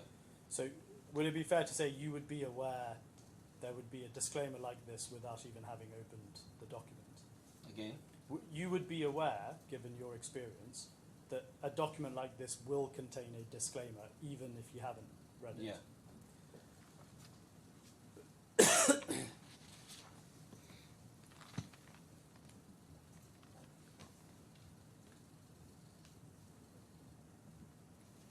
And would you say it's common for these disclaimers to refer prospective investors back to the terms and conditions and the offering memorandum? As I said before, such disclaimer, it's mentioned in all marketing materials and even in the terms and conditions. You need to read carefully everything. Your investment is exposed to high level of risks. Many notice mentioned in such disclaimer, and we knew about it. But since the provided information from the investment manager, it's reliable us, and it's not in conflict with a memorandum of the fund, we can't rely on this disclaimer, because if I rely on this disclaimer, we will not invest in any fund, even the low risk. If I rely that this information I can't rely on based on this disclaimer, that means nobody will invest. Nobody, even in the lowest money market fund or the lowest investment in terms of risk, nobody will invest, because such disclaimer, it's mentioned in all materials. So how you or I would invest in any investment fund? Well, the reasons they're there in these marketing materials is because the information in there is very generic and high level, isn't it? In my opinion, sorry for interrupting you, such disclaimer, the employee or the investment manager, sometimes he gathered information from different sources. And we put such disclaimer to say we did our best effort to gather this information, and we think that information is accurate, but we don't guarantee that information we gathered from different sources, from other sources, it's accurate up to now. This is acceptable for us, but not to say anything mentioned in the presentation you can't rely on. So what is the benefit of the presentation or the RFP or whatever, or the fact sheet? So how can I decide, or how can I make the analysis of the fund? Well, isn't that why these disclaimers generally tend to refer the investors back to the offering memorandum, is to make sure that they are agreeing to the terms set out in that document? I didn't get your point. It isn't the reason all of these documents refer investors back to the offering memorandum is so that they are having the right information in that document that governs the investment. Yeah. Yes? Yeah. So the reason these disclaimers are in there, and the reasons they tell investors to refer back to the offering memorandum, is so that they know the terms under which they're contracting. Yeah. I agree with you. Regarding this, I agree. And since the information mentioned in the presentation, it's consistent with what was mentioned in the memorandum, so I agree with you. Well, I just want to take a look at the ALAWWAL ones. Just bear with me. Trying to load up the document.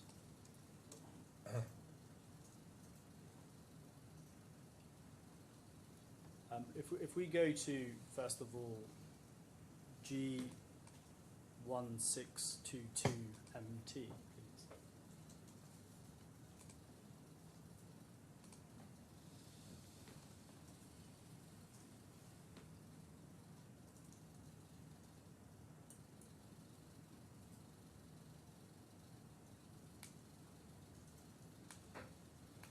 So we can see this is it's an ALAWWAL USD Trade Finance Fund Executive Summary. This is something that was prepared to go to investors. Yes. Yeah. If we go to page 3 of that, we can see at the top, interested investors should read this investment summary in addition to the information contained in the terms and conditions of the US Dollar Trading Fund. The main terms and conditions contained in this investment summary must match the information contained in the fund terms and conditions. Investors should not rely on this summary without reading the terms and conditions leaflet. So isn't that effectively saying you have to read the offering memorandum? Yeah. And insofar as there's any inconsistencies, it's the offering memorandum that will prevail. Yeah. Would agree? Yeah. And you would be aware that's going to be the case for pretty much any investment in a fund. Yes? Yeah. Now, I want to move topics to looking at the ALAWWAL USD fund. Are you the one who's pretty much in charge of the ALAWWAL USD Trade Finance Fund? Yeah. And you created the proposal for the way in which that would be structured, is that right? And I just want to look at you put together a proposal for the BDC. Do you remember that? I just want to take a look at it. It's at F26.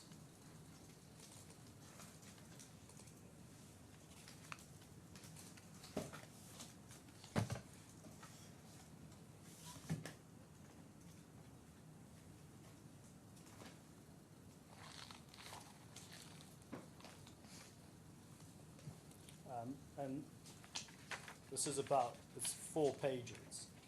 So this is something you put together by yourself? Yeah. Yes, thank you.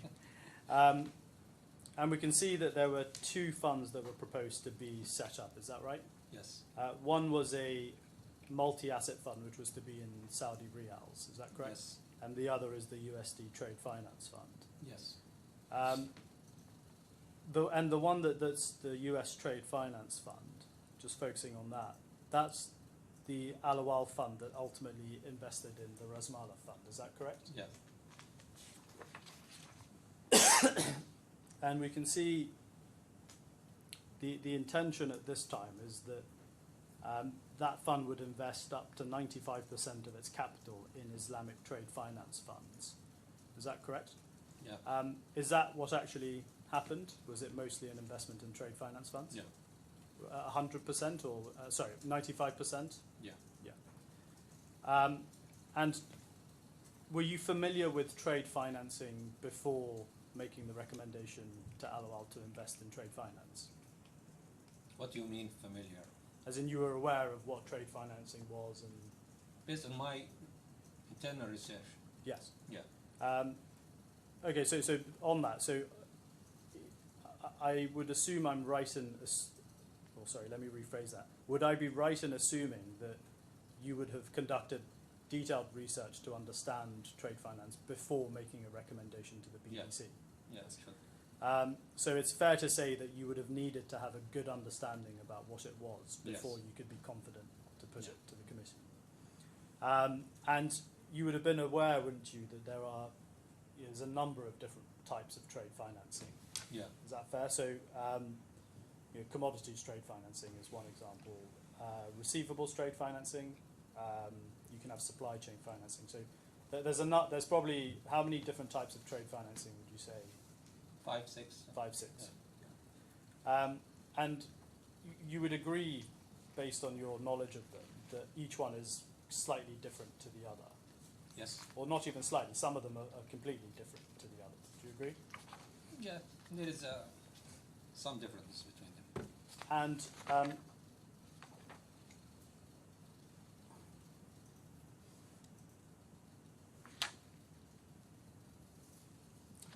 if I can ask you to go to an email at G894.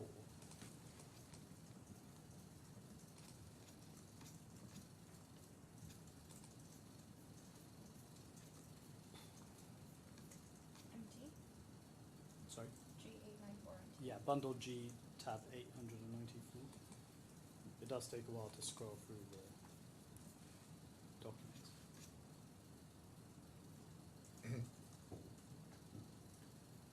Sorry, it may be the translation is MT, 894 MT. So this is an email to you, Mr. Ali Ibrahim, from Trainer008. Just out of interest, who is Trainer008? Trainer. Is there a specific individual behind it, or it can be anyone? He was a trainer in my department. Training I as asked well. him to do this research. Yeah, and I don't think you can see it for some reason in the translation version. But if you go to the Arabic version, which is 894, we can see there were 2 attachments in that. So was this part of the research that you were undertaking? This is the beginning of my research about Yeah. that trade finance. To understand it. Yeah.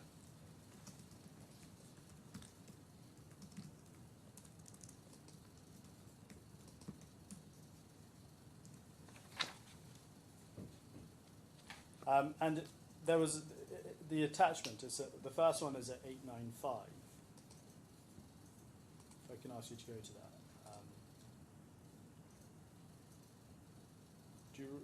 I assume this would have been sent to you in English itself. Is Yeah. that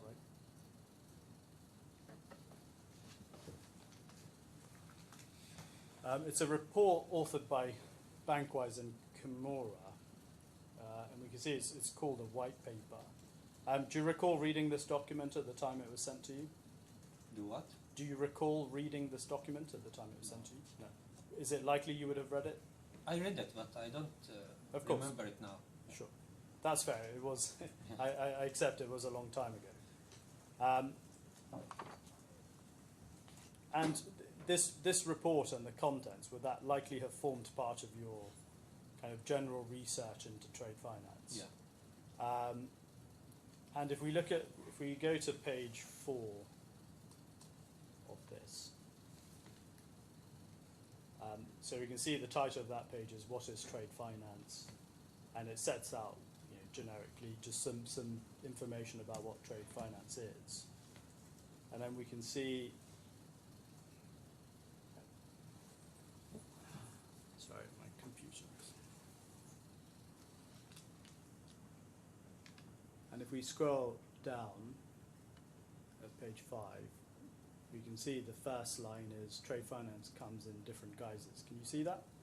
Yeah. And then in the second half of the page, going into page 6 as well, it lists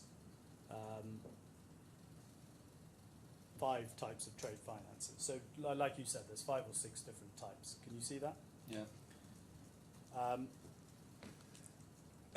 And whilst this is a general trade finance types that exist, would you say it's a fair description of the types of trade financing that is available? Based on this white paper, I don't think it's sufficient information. Yeah. So you say there are more. There's more. There is more Yeah. information. It has to be disclosed or shared.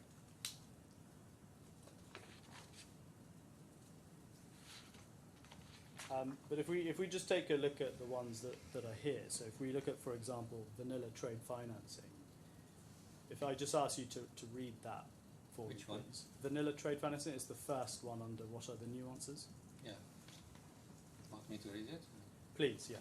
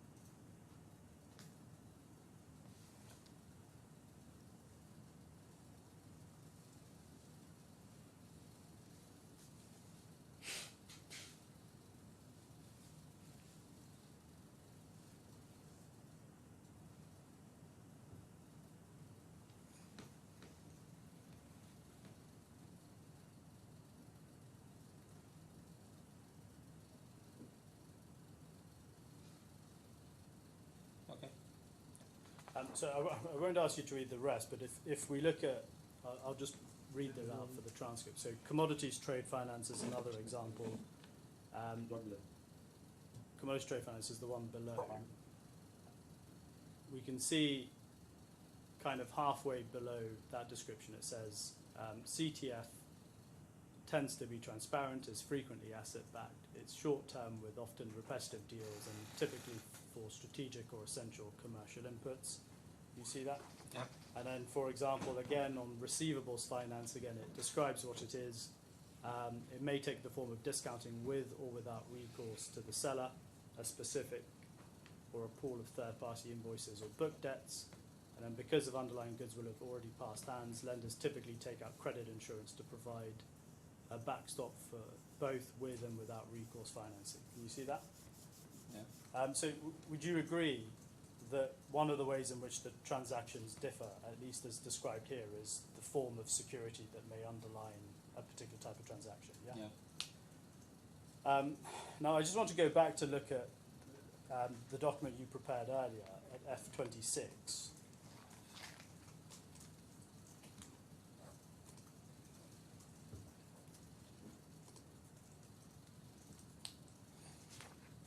And this was the document you put together. This was going to the BDC, right, who Yes. are ultimately the decision makers of whether to go forward. So is it fair to say you would have wanted to ensure this was as accurate a document as possible? Not accurate. Based on the available information, we're prepared. Not accurate. I don't So you didn't want to make sure what you were saying in here This was is initial information. initial about information. The trade finance, because it was the first fund in trade finance we create in our capital. Yeah. So I introduced the trade finance fund to them by sending or sharing with them the presentation. Well, if we look at, for example, let's look at the first on the left column, which is this is the Saudi Riyals multi-fund assets. We can see, again, you wanted to have Islamic trade finance funds, but only up to 50%. Can you see that? Yeah. And we can see there's the average return of 4.5%, the liquidity is medium, the risk you've put as low, and the currency is in Riyal. So it's fair to say the appetite in respect of Saudi Riyal investment was a low appetite. Is that fair? Yeah. And if we look at the corresponding one on the blue side, which is the USD fund, again, we can see you wanted to invest more in trade financing. The average return was said to be higher, the liquidity is quarterly, and the risk appetite to that was low to medium, and you put low volatility currency USD. So it's clear there was a higher risk appetite, would you agree, for the USD fund than the Saudi fund? Yeah, but in the purpose we differentiate. We need to differentiate the two funds. Yeah. In terms of risk, we need to differentiate. I can't say just because of the currency and the investments in both funds are the same, the risks are the same. We need to differentiate to be matching our prospective clients. That's why I separate or I differentiate the risk for ALAWWAL multi-assets funds and ALAWWAL US trade finance fund. I accept you differentiate But it. both of them is considered as low risk. Well, But it's quite higher the trade finance fund. Yeah. Well, the trade finance fund for the USD, well, you're saying the risk there is low to medium. So you are differentiating between just low, which you've identified for the other. You know, there is a range of risks, okay? When I said low to medium, that's mean from low to the beginning of the medium. When I say low to medium or the medium risk, it has 3 stages. Low to medium, medium to medium, medium to high. When I say low to medium, that's mean I'm beginning the first stage of the medium risk. From low to the first level of the medium risk. If I say in other funds, we say medium to high. That's mean from medium to the beginning of the high level of risk inherited in that fund. So when I said here low to medium, that's mean from low risk to the beginning of the range of medium risk. This is what I meant. But that's not what is said there. That's not what you wrote, right? Do you agree with that? It doesn't. I can't explain everything, but this is the norm in the industry. Well, No, when I say low to medium, that's mean the beginning of the medium risk, not the medium or the high level of medium risk. well, let's look at your terms and condition, which says the same thing. If we can go to G2194.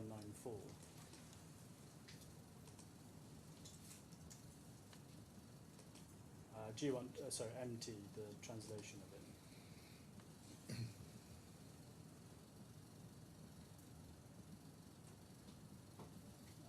Just let me get the right.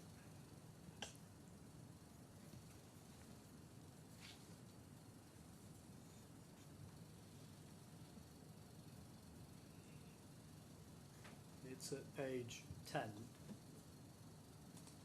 I'm looking at bullet point 7, but the one at the bottom of the page, not at the one at the top of the page.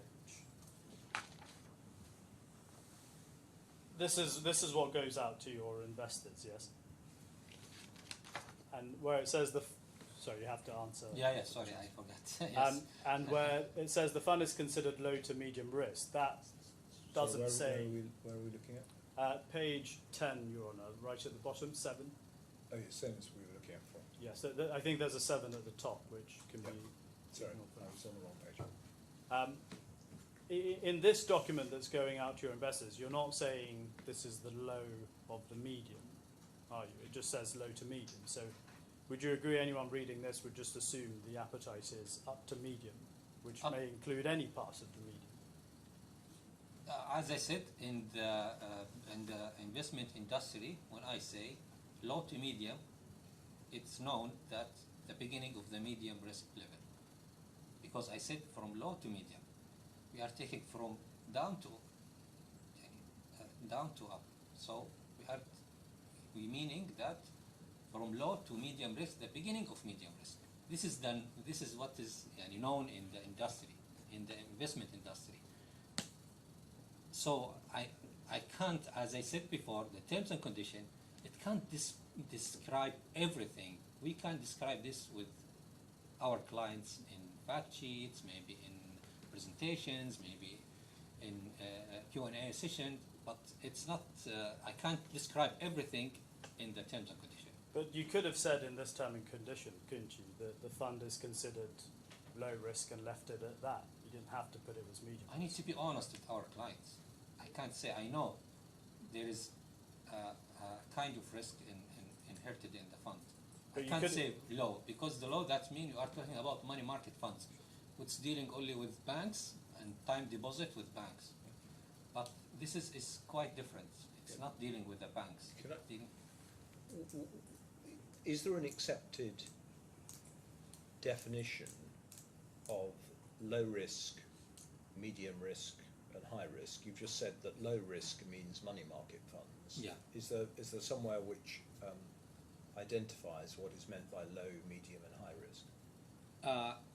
Yeah, there is. You can. It's not in my mind now, or you can Google it, or you can find a definition. But it's common that low risk. That means you don't expect that your money will be lose. You will not lose your money. But on the other hand, the rate of return it's very low, because it's low risk. But when we talk about medium risk, that means higher return and higher risk. In a definition, it's not there is no clear definition, but it's common that time deposits, which linked to the cyber benchmark or LIBOR benchmark, sorry, it's low risk. Anything comparable with the LIBOR benchmark, that means you are targeting low risk, because the benchmark is the lowest benchmark in the world, which is LIBOR. Depends, LIBOR 3 months, there is LIBOR 6 months, LIBOR 1 year, but LIBOR is considered as the benchmark for any low risk investments. Thank you. But the fact that you were prepared and you were saying to your investors that the fund will invest in medium level risk funds meant by definition that it wasn't just low level investments like money market funds, was it? Sorry, I was. So the fact that you've identified that Yeah. ALAWWAL was going to be investing in medium funds Yeah. would suggest that it was prepared to accept more risk than just kind of money market Yeah. treasury bills, right? Yeah.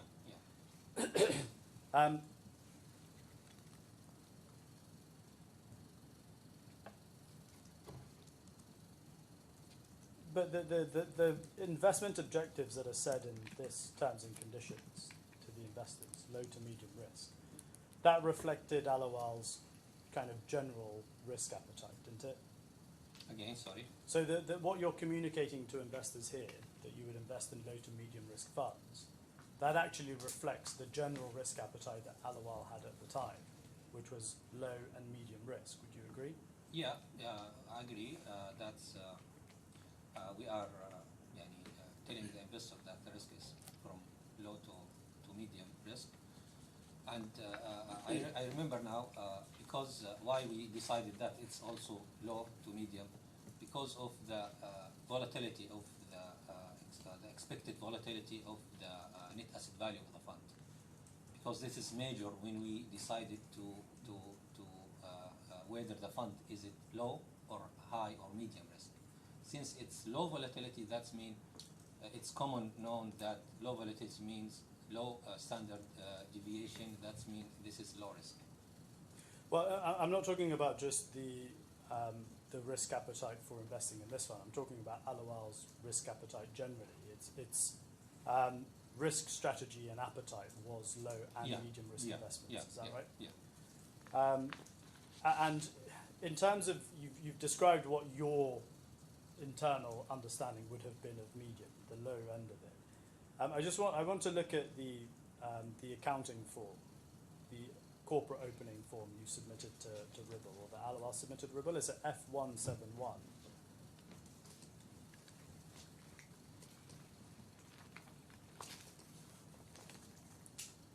And page 6 is the relevant page.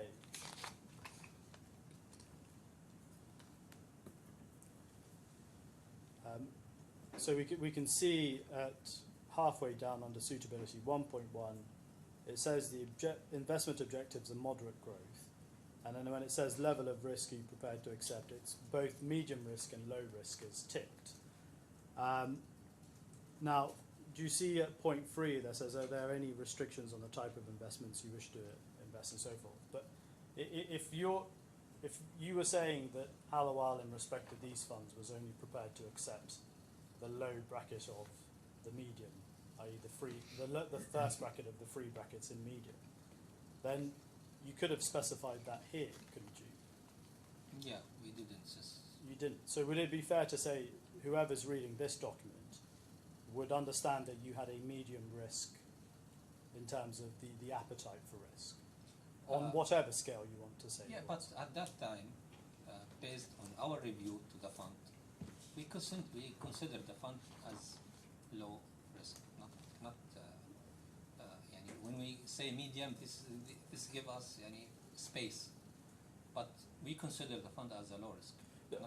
I'm not asking you about what you consider the fund. I'm just asking about what it says here and what information you're conveying to the person reading it. And I think you agree with me that this just has a blanket statement that ALAWWAL was prepared to accept medium risk. Yeah.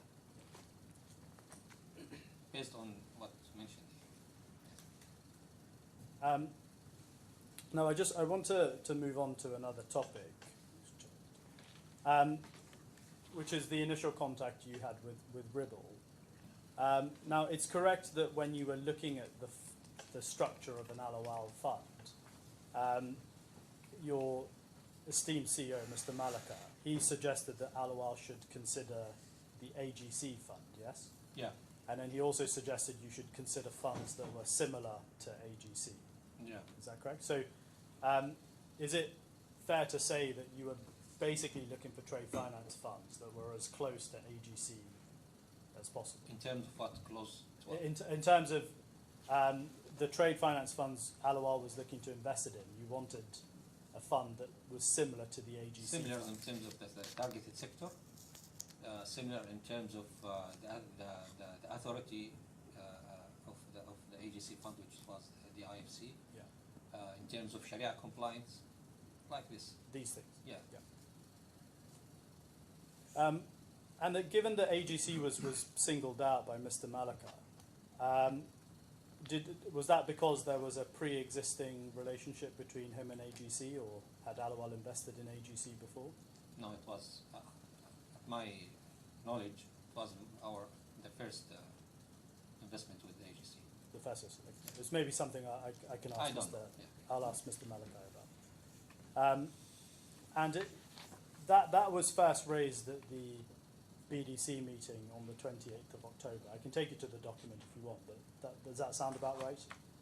That what? The first time this was raised would have been at the October, 28th of I October guess, yeah. meeting. Yeah. And following that meeting where Mr. Malaka said, let's look at funds like AGC and other ones, that's when you started to make contact with a number of different trade finance funds. Is that right? Yeah. So end of October, beginning of November. And if I just want to look at some brief examples of that. So the first one is at F9.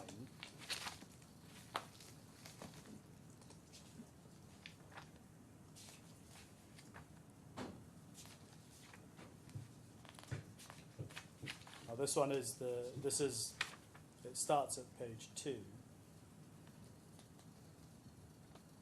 And we can see the email below is a response to Dear Allah, thank you for your call earlier today. As discussed, I attach for your reference the following documents, and then you can see he's attached a number of different documents in respect of different investments. So where it says thank you for your call earlier today, is it right that you had reached out to AGC to get this information? Yeah. Remember, nodding is not enough. You have to say What I say yes? Yes. Okay. And if we look at another example at tab 69,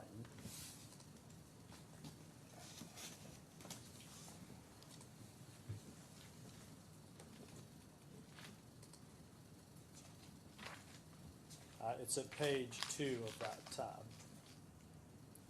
This is an email to you on the 8th of November to Ibda Bank. And you says, Dear Ali, greetings. It's a pleasure talking to you regarding Trade Finance Fund. You introduce some information about ALAWWAL, and then you say at the second paragraph, we are interested in your Trade Finance Fund, which generates significant returns, and would like to know more details about it, such as prospectus, fact sheets, flyers, and any relevant materials, so forth. And you sent out a few emails like this, is that correct? Yes, yes. To a number of funds. And what you were doing here is effectively carrying out what your CEO's suggestion was, right? Go and Yes. find similar trade finance funds. And the reason you were requesting the documents, for example, that you're requesting here, is so that ALAWWAL could undertake its own due diligence on those funds to understand the Yes. investments and the risks with those investments. Is that fair? Yes. And I won't take you to all of them, but you were sent, I think, offering memorandums and PowerPoint presentations pretty much in respect of all of the funds you made inquiries with. Yes. And I think they sent you further marketing materials, so like fact sheets, flyers, and things like that. Yes. Is that correct? And would you say, as part of your due diligence into those funds, including to identify the ones ALAWWAL would invest in, that you would have read all of the documents sent to you? Yes. And you probably would have studied them quite carefully, given the importance of the recommendation. Is that fair? Yes. Yes.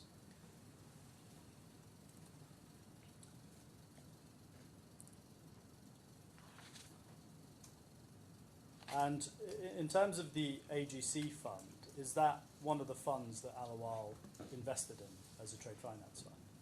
The only fund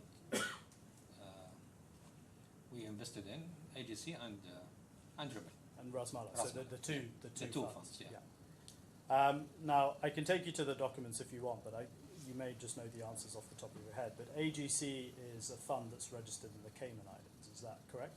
Yes. And it had an investment manager, which was, I think, also a Cayman entity. Is that correct? The investment manager? Yeah. No, I'm not sure. I need to. Okay, we can double-check. just, I don't want to mislead you. Let's look at F10.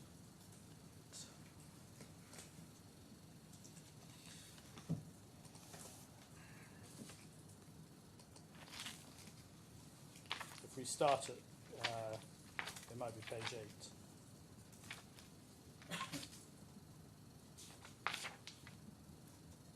No. Yeah, so if we go to page 8 of the document,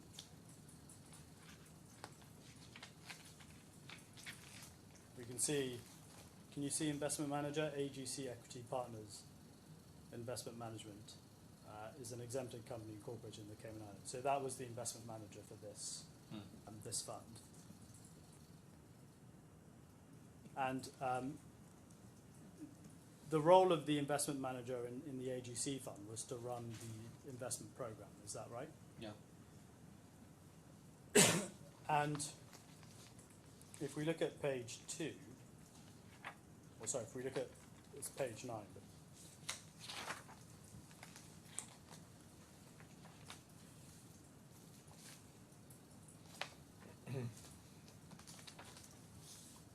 sorry, Mr. Alabrino, I've just got a wrong reference. Let's check this.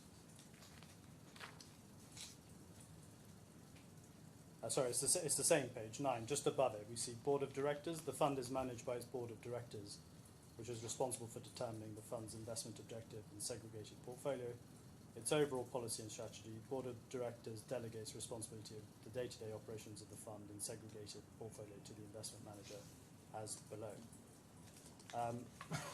So the fund is ultimately managed by the Board of Directors. Yeah, you can see Yes. that. And it delegates certain responsibilities to third-party service providers. Do you Yes. agree? Now, you of course, as well as AGC, identified RASMALA fund as a potential investment at this time. Yes. And presumably that was on the basis that it was at least similar in terms of what it was doing to AGC. Is that correct? Again, So was that on the basis that it was a similar fund to what AGC is? So Yes. both Sharia compliant trade finance, yes. both Cayman incorporated, Yes, yes, both have investment managers running the investment programs. Yes? yes. And if we just look at the email where RASMALA was identified as a potential investment, it's an email from Mr. Al-Turki to you on the 5th of November. It's at F13MT.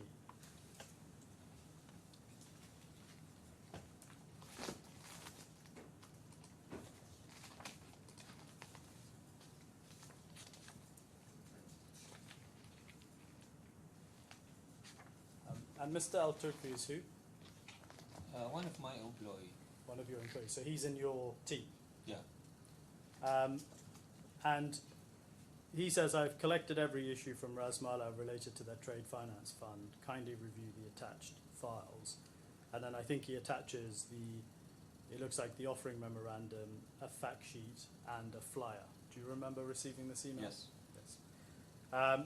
Now, this information was collected and sent to you prior to any contact you had with Ribble. Is that correct? Yes. Yes. And these documents were not sent to you directly by Ribble, were they? Yeah. They were collected from somewhere else.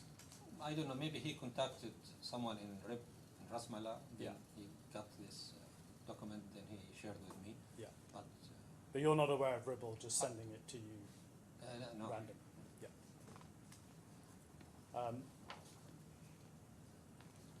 And I think it was 3 days after this that you had a call with Mr. Ahmed from Ribble. Yes. Is that correct? And he was Ribble's head of product and sales. Yes. And would it be fair to say you contacted him after having reviewed the material that Mr. Al-Turki sent you? Yes. So you would have read these attachments? Yes. And it was you who contacted Mr. Ahmed to arrange for the meeting, is that right? Yeah. He invited me to a meeting, and He invited you to a meeting, but did you contact him about the fund and then? No. He called me.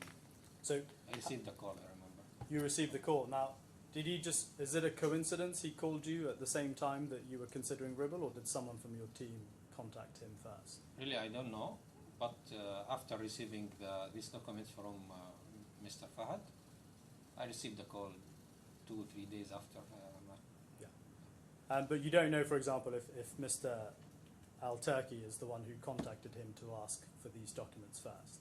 There may be an email there, but Yeah, you don't know. I don't know really. Now, if we look at his email to you that I think follows the call, it's at FAT.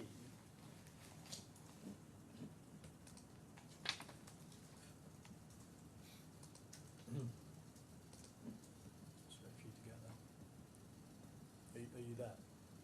Yeah. So we can see it's an email from him to you at the top. It says, November 8th, subject RASMALA Trade Finance Fund, latest presentation and fact sheet. Now, I understood your evidence to be you had never spoken to Mr. Ahmed before this call, is that correct? Yeah. Had you had contact with anyone from Ribble at all? No, Right. this is the first contact. First introduction. Do you know if this was the first introduction for ALAWWAL? to Yeah, Ribble? It was. So no one at ALAWWAL would have spoken to them before? We never spoke to anyone in RASMALA Yeah. before this. Before this. And it says good speaking to you. Was that a brief call that you would have had with Mr. Ahmed before? This is the brief call. So what, like a few minutes or something? Yeah, a few minutes. Yeah. So what Mr. Ahmed is doing here, would you agree, is just following up on the brief conversation to introduce RASMALA to you. Is that right? In the email, In the email. again, Was it? Let me rephrase it. Would you say the call then is kind of it's an inquiry call, it's an introductory call?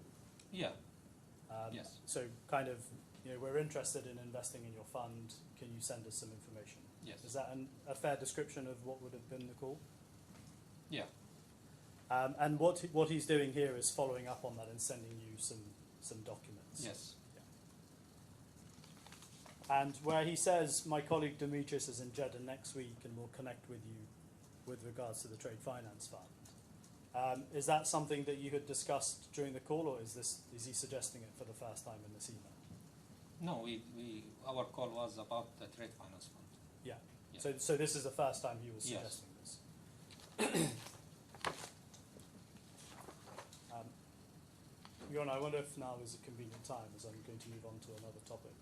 Yes, we'll come back at just before 1:30. Thank you. All rise.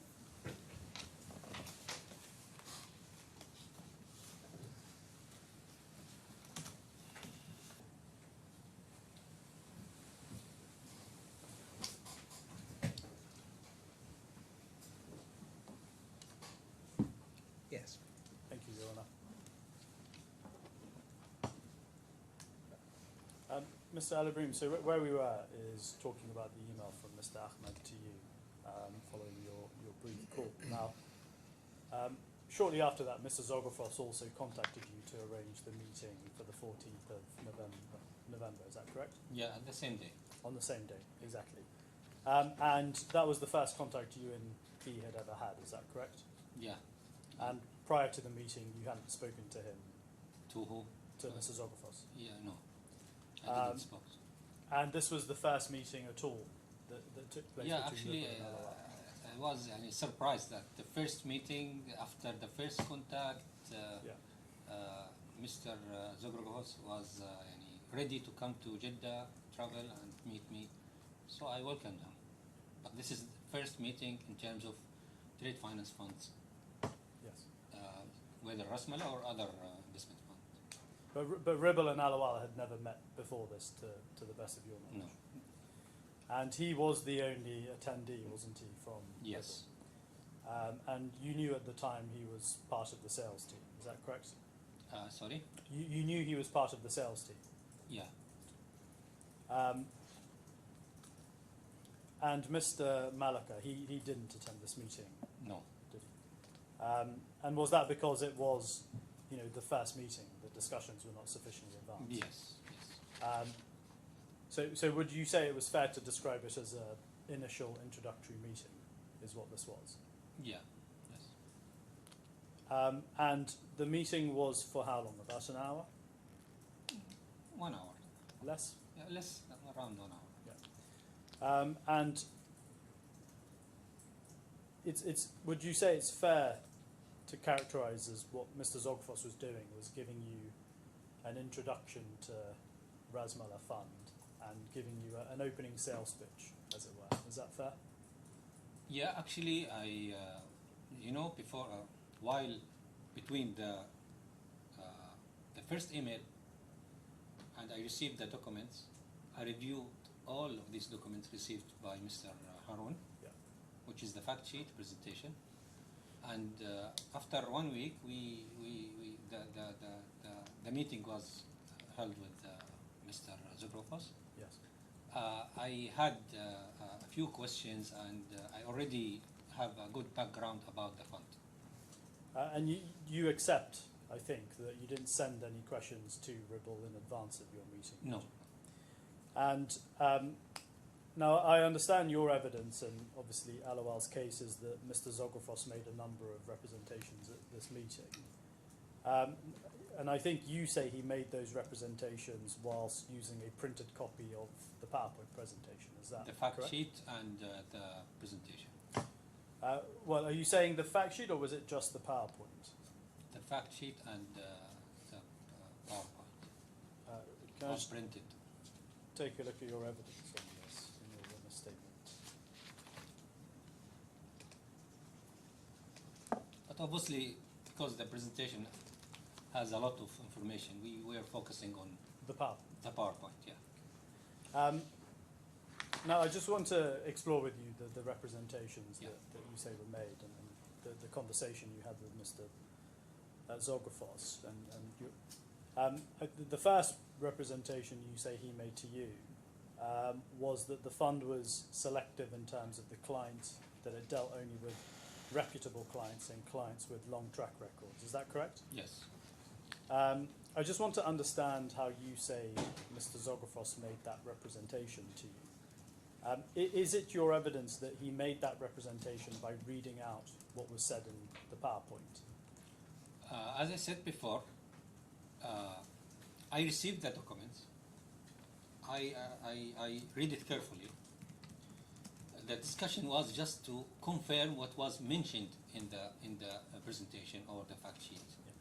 So when we discuss anything, I ask him regarding each point mentioned in the presentation, and he was just confirming the information that I shared with him, or I want to confirm or receive a confirmation from him. So you would have, if I've understood it, you would have asked him that the PowerPoint says you lend only to reputable clients. And then he would have said, yes, we lend to reputable clients. It's not like this, but we take it step by point by point by point. But he was effectively repeating what was said yes, in the PowerPoint. yes. He wasn't saying anything more than what was in the PowerPoint. No, nothing. And just generally, I want to see if you and I can agree on a few things. I suspect we probably can. But there's a number of factors that you can take into account to determine if a company is reputable. Would you agree with that? Yes. And different funds, different lenders may have different criteria for assessing what is a reputable company. Would you agree? Yes. So it's fair to say that the concept of a reputable client is a fairly generic concept, isn't it? It can mean different things to different people. Yes, relatively, yes. Yeah. And would you also accept or agree with me that in terms of someone who has a long track record, that can have that's a subjective assessment depending on the lender? Would you agree? Again? So one fund may say a client who has 3 years of trading history has a long track record. Another fund may say, no, we need 10 years. So it can differ depending on the fund. Do you agree? So again, as with reputable client, it's a long trading history is a fairly subjective and generic concept. Yeah, but in trade finance or in finance sector, there is a specific definition for reputable clients. It depends on when are they paying at the same time, are they facing difficulties to pay, are they is there any excuses for them? There are specific terms. It's dedicated or specialized for finance sector. Where would I find these criteria? Any bank or any lenders, they have specific definition for how to differentiate the good clients and the That's based on their own criteria, their setting, what they consider to be. they build their own criteria based on the industry criteria. They don't create something from the universe. This is in my knowledge. Yeah, it's there will be some commonality for sure, Yeah, but it's a yeah. subjective assessment. As I said, for example, you may have a lender who says a reputable client for us is only someone who's listed on a stock exchange. Another may say it depends on who the CEO is, right? So there's different criteria. There's quite differences. Yeah. Yeah. And I think you agree. I mean, the criteria that you're saying may exist, that's not included in the PowerPoint. In details, yeah. No. And Mr. Zogfos, you know, I assume at this meeting you don't mention anything in your witness statement. So I assume he didn't give you an example of these are all the reputable clients that we have. Yes, I don't remember Yeah. him. But it's also the case, isn't it? Just applying common sense. No fund is going to come out and say we lend to unreputable clients, are they? It would be the worst sales pitch in the world. Yeah, but at least if I have something not shining in my fund, I will not say the opposite of that. If I made some mistakes in my funds, I will not say I'm dealing only with reputable clients. I will be silent. I didn't mention anything about this. Yeah. Well, I mean, it depends. If you, let's say you have 1,000 clients and 2 of them you've made a mistake on and the other 998 have been Yeah. good clients, you could still make that statement, couldn't you? It'd be Yeah. a fair statement. Maybe, yeah.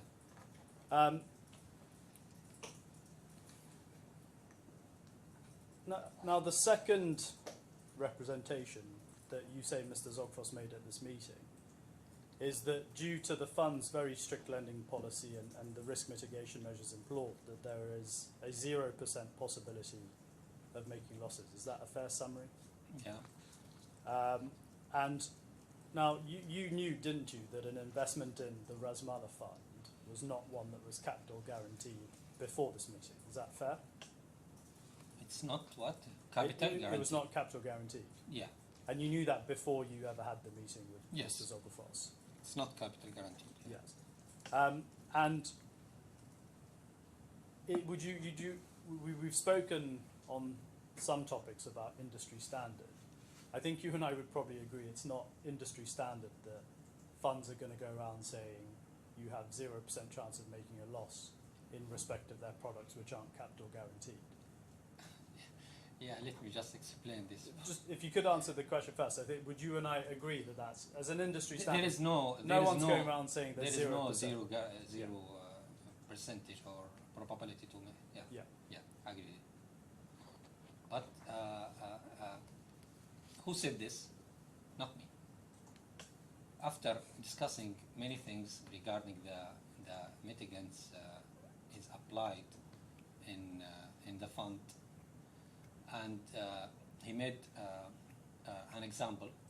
He said regarding the fund strategy lending strategy, the maximum exposure is 10%. In the average of our borrowers in the funds, let's say 5%. If one of or 2 or 3 clients or borrowers in the fund were defaulted because of our risk mitigant strategy, our strict lending strategy, and multi-layered strategies or mitigants applied in the funds. Because of that, we will recover at least 90–80% of that position, which is 5%. So, by calculation, if 1 or 2 or 3 or 5 even clients were defaulted, if you take the 90% of that amount because you are applying the risk mitigants on those clients, the total loss will be 3% from that clients, because it's not the total exposure losses, it's only 20% of that exposure. So if you add, that means since your performance is 5%, the average of the fund, if you lose 3% of your fund, you will still making profit. So because of the strategy of the fund, because the maximum exposure for each client, if there is 2–3 cases where defaulted, even the fund will deliver a positive return. This is what he meant, and this is kind of expression. He meant that it's 0 possibility to make losses because of the maximum exposure for each client, because of the mitigants that we are taking for each client. So at the worst case scenario, the performance will decline, or the return will be declined, but not making losses. If we are achieving 5%, we will achieve 2% because of the defaulted deals. But this is just I need to explain. No, of course it's important. We hear this evidence from you. But what you've said here, none of this is explained in your witness statement, is it?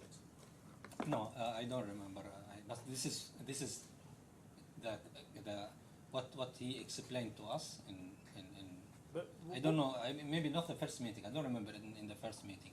So he didn't make this representation at the first meeting. You think it might have been at the Yeah, meeting? yeah. I think second or third meeting. Okay. So then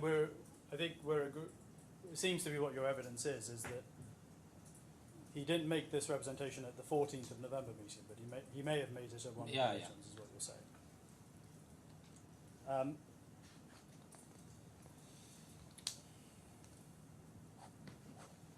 But on the explanation you've just given, forget when he said it. You're talking about minimising the loss of profits, the loss of returns on an investment.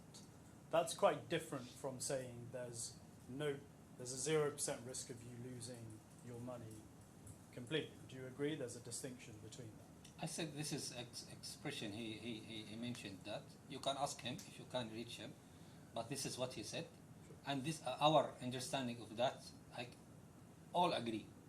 Even him, if I told him, he will say exactly there is no 0% of this is not exist in the world. Okay. So then you wouldn't have But relied this on... is kind of expression Sure. to show us how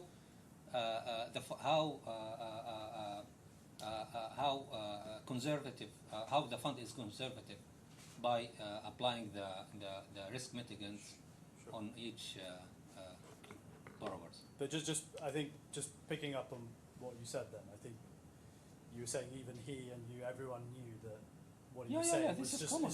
it's not true, as it were. You wouldn't have relied on what he said, would you? Yeah. Now, the third representation I just want to get your help on, if you don't mind, is you say when you met Mr. Zogfos, you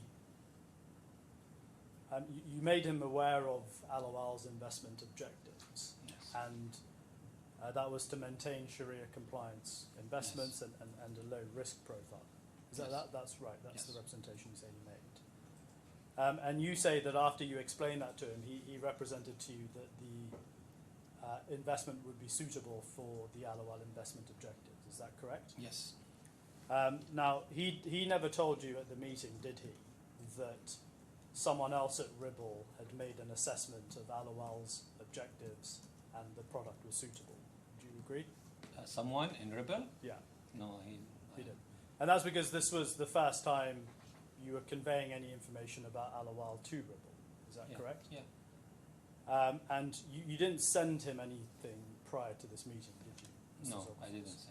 So the first time he would have learnt about ALAWWAL and what the company was about would have been at the 14th of November meeting. The first meeting? Yeah. Yeah. And because of that, I think you and I, again, would probably agree that coming into the meeting, therefore, he did not know what ALAWWAL's intentions were in terms of any investment. Is that fair? It's not fair because we exchange emails with Harun, and we talked together before 1 week before about the fund, trade finance funds. I guess he must talk with Harun about what we are looking for. He has a background. We can't say he was any. Well, you can't give evidence about whether he spoke to. I can't, Harun but or not. by default, he did. Nobody will travel from Dubai to Jeddah. He doesn't know what he's looking for, or the client is looking for. Well, they would travel if you told them I'm interested in your fund, and he's a salesman. He would travel, wouldn't he?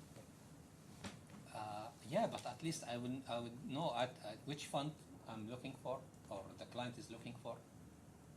At least. But you've contacted Ribble to say, I'm interested in your trade finance fund. You have a brief phone call with Mr.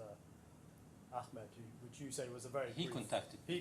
Whoever contacted you, say you had a brief call with him to say, Yeah. I'm interested in your trade finance fund. Yeah, he called me, and I told him that we have an interest. Yeah, and then he sends you the two documents, Yeah. and then you say your evidence earlier was that he mentioned Zografos coming to Yes. see you in the Yes. email. Yes. And then Mr. Zogfos emails you to arrange the meeting for Yes. the 14th. But Yes. there's nothing in your evidence before that suggests you had a deep conversation with Mr. Ahmed explaining what ALAWWAL were Yeah. doing, what their objective. That didn't, did it? Yeah. So again, my question then, it's when Mr. Zografos is coming to meet you, he may know about ALAWWAL because he knows he's coming to meet ALAWWAL, but he doesn't know anything about what it is you're trying to achieve prior to coming to that meeting, beyond potentially an investment in a trade finance fund. Yeah. And he wouldn't have known, for example, I suspect no one would have known because he hadn't set it up yet, but he wouldn't have known that ALAWWAL was trying to set up its own trade finance fund. Yes. Is that correct? Yeah.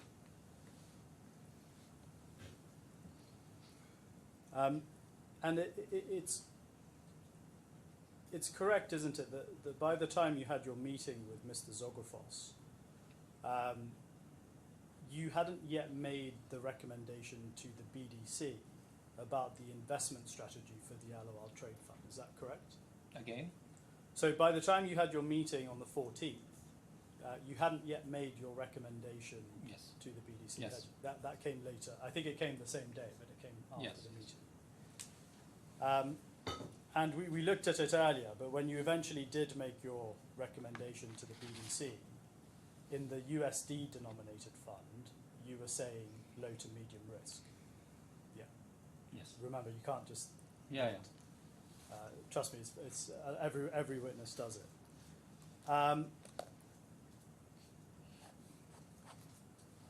So, given that Mr. Zografos didn't really know what the intentions of ALAWWAL was at the time of the 14th of November meeting, given it was an introductory meeting, given ALAWWAL themselves had not yet established their fund, and you yourself had not yet made the recommendation as to what the investment objective and process should be, it seems unlikely and incorrect that Mr. Zografos would have made any representation to you about the suitability of RASMALA fund for ALAWWAL. Isn't that right? Not right. So you're saying, despite having almost no information other than what was given in a short, less than potentially 1 hour meeting. Yeah, but we discussed while in the meeting. I told him that we are looking to create a new fund aiming to achieve very low risk or low risk, Sharia compliant, blah blah blah. I told him about the fund that we are going to launch. But before, you said before the meeting, no, he had no information. Yeah. But in the meeting, he had information. So you can't imagine he just talking, I'm just listening. We exchange informations about each other. Yes, but any information he got was given to him there and then at a short introductory meeting. So there's not much he can really do. What else he is? Yani, what do you expect that I need to explain to him more than saying that we are looking to invest in Sharia compliant funds with a low volatility, with low risk? Yani, what else? There is no further information has to be in the first meeting to be disclosed. I'm the one who received the information from him, not me. I'm the client. Yeah, but you agree that his job was to pitch the fund, market it, and to try and sell to you. Yeah. That's what he was. He was a salesman. Yeah. He's not someone who's there to assess the suitability, is he? Yeah. You know, I know he is a salesman, but I didn't rely on any information. It's not mentioned in the fact sheet or even in the presentation. At least that time, he took the fact sheet and he informed me, or he told me to just see the performance, the past performance, the track record of the fund. There is no any single negative month during the past 4 years, 5 years at that time. And this information give me an indication that the fund is a low risk, because how anyone differentiate the high risk and low risk? How would you differentiate? The best way to differentiate the risk inherited in any investment by measuring the volatility of the delivered return during the past performance. So the performance confirms the low risk. the the fact sheet itself, it say the fund is targeting low volatility. Low volatility had been mentioned maybe in different presentations in the fact sheet, in the fund flyer, in the fund presentation, in the RFP, maybe 6 or 7 times. Even in the memorandum, it mentioned maybe twice that fund is targeting low volatility. So low volatility, that means, without any doubt, this is low risk. This is common in the business, in the investment industry. Whatever, we will discuss it. But this is the introduction. Once the fund or any investment is delivering in the long track record a low volatility of returns, that means it's low risk. This is my understanding, at least, and the industry understanding. Sure. There's a few things coming out of that. I just want to make sure I've understood your evidence. The first point is that some of the documents you referred to having been sent, for example, the RFP, that wasn't sent to you until after. Yeah. You agree that? Yeah. But are you saying that at the 14th of November meeting, when Mr. Zografos was telling you something, you were only relying on it insofar as it matched what you were seeing in the fact sheet Yes. and the presentation? That's Yes. what your evidence Yes, is? yes.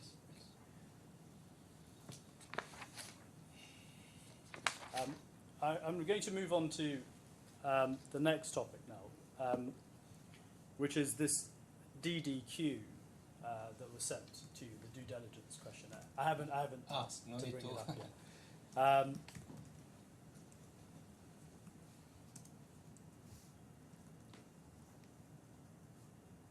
Now, following the meeting, you were sent the offering memorandum shortly thereafter. Is that correct? Is that Of the fund, of the RASMALA fund? Yeah. Yeah. You were sent it after the meeting. Yeah. I think on the 22nd of November. Does that sound about right?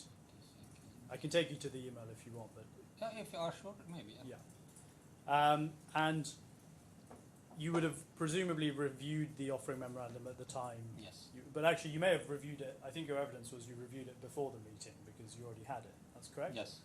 And you would have been aware from the offering memorandum that the fund and Ribble were two different entities. Is that correct? Yeah, I've read that. Yeah. So you knew there were two different companies, two different entities. Yeah, but in my understanding, in Saudi Arabia, especially in Saudi Arabia, we are not familiar with when you create a fund under different company, because usually the companies did this because of the tax purposes, and for foreigner investors, they are looking for such structure I know this is for tax purposes. Yeah, but you know they are two different Yeah. entities. Yeah, and you knew that before the meeting that they were two different It's entities. just for a registration. Sure. Well, Yeah. whatever the purpose is, Yeah. the point is you know Yeah, that they yeah, are two I have read distinct that. and separate Yes, entities.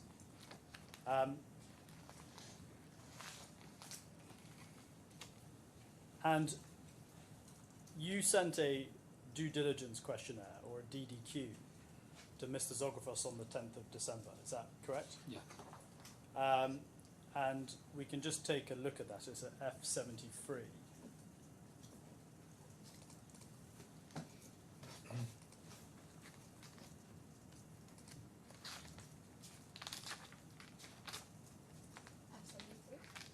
Yeah, F bundle tab 73, please.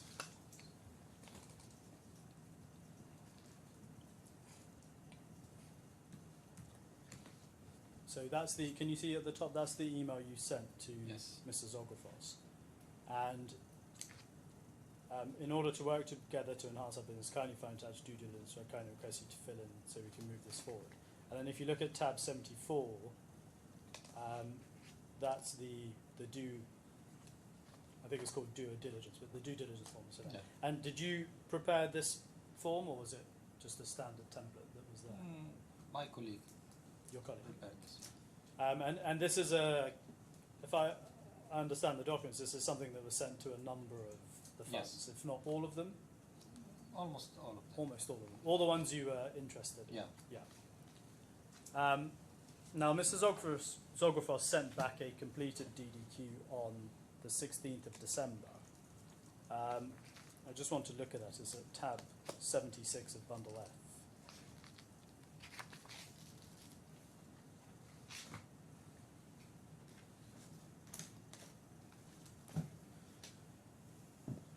So we can see at the top, dear ALAWWAL as well, kindly find attached a completed DDQ for your kind attention. And then he attaches the DDQ. Now, as I understand your evidence, you say that this completed DDQ, when it was sent to you, indicated that Ribble was acting as the fund manager of the fund. Is that correct? Yes.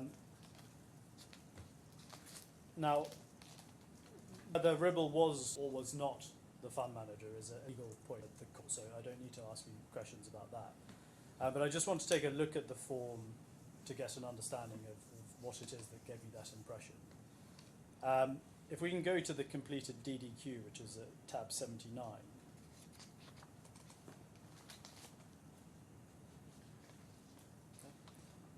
And if we look at page 3 of that,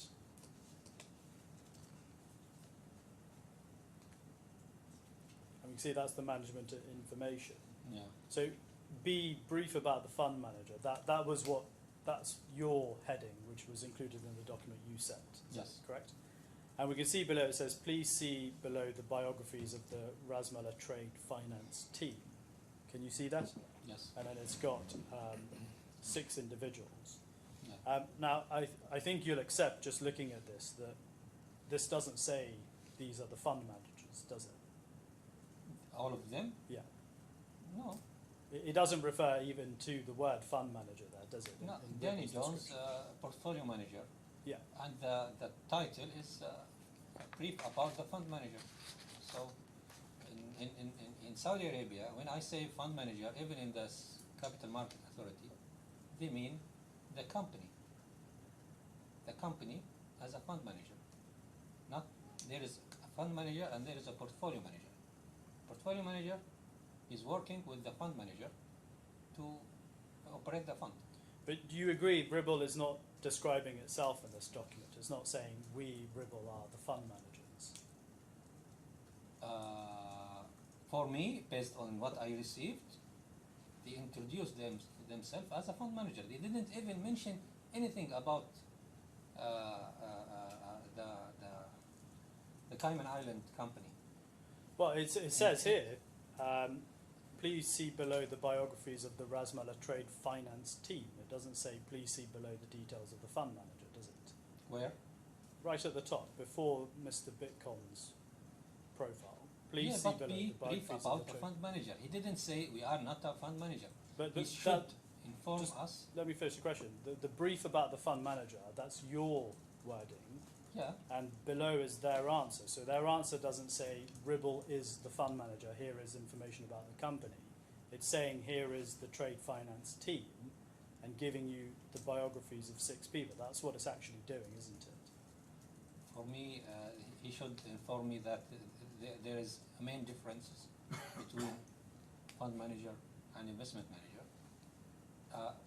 At the end, I'm dealing with who? With the company who create the fund, who manage the fund, regardless the name, investment manager, portfolio manager, fund manager, whatever. I'm dealing with the one who taking decision in the fund. Well, these This guys. is what I care, regardless the registration, is it in Dubai or in Cayman Island. As a fund manager or as an investment manager in our capital, this is what I care about. So you're saying it's all kind of, for you, the concept is all the same. Fund manager, investment manager, they're basically the same things with different names. Is that what you're saying? I know it is not exactly the same, but existing, at least in Saudi Arabia, they are the same. In Saudi Arabia? Yeah, at least. I don't know if you want to differentiate this here, but the fund manager and the investment manager, are they for me equal? Well, I just wanted to see, because you obviously had the offering memorandum, and your evidence is clear, which you knew there were two different, the fund and the Ribble were two different companies. When things kind of went sour and the dispute started, Ribble sent a letter to, sorry, ALAWWAL sent a letter to Ribble in August 2021. I just want to take a look at that. It's at tab 229.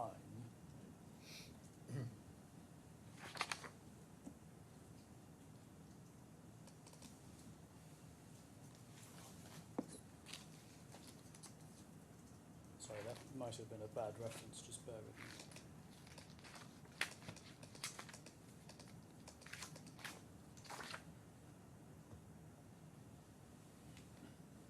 Yeah, sorry, it's 229 is your email to Mr. Swartz of the 11th of August. Can we just look at that, please?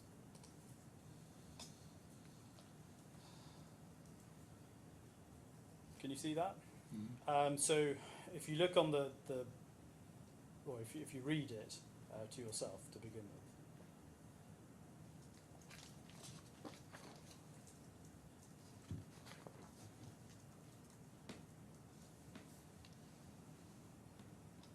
Yeah, Now you're describing them as the investment manager there. Yeah. And is that based on, that's what you understood Ribble to have been later. later? Yeah, years after. Well, you say years after, but how? The offering memorandum describes them as the investment manager, Yeah. which you had right at the start. We had discussion with them, and we informed them that we will be in a dispute regarding the unjustified performance of the fund, and because we invest in AGC fund and Rebel at the same time, and both of them were impacted with COVID.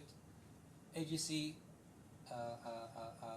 did not make losses more than 5%, while Rebel fund or RASMALA fund achieved, or the performance was declined by 50%, 10 times AGC performance in two funds in the same industry at the same time we invested. This is unjustified.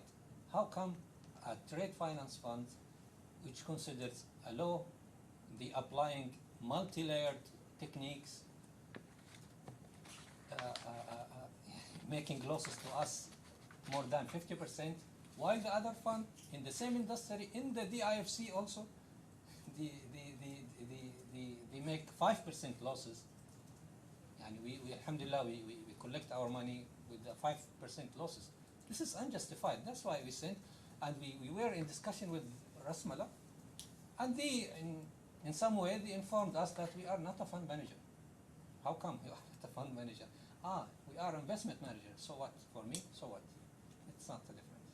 I'm talking with the one who made losses to me, who caused the losses for the fund.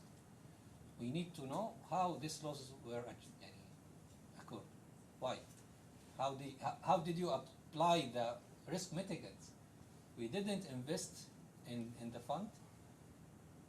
If they don't inform us that we have this mitigants and this strict policy, credit policy, and credit lending policy, if they didn't inform us in written and documented that this is applied and implemented, each transaction, I swear we would not invest in Rebel funds.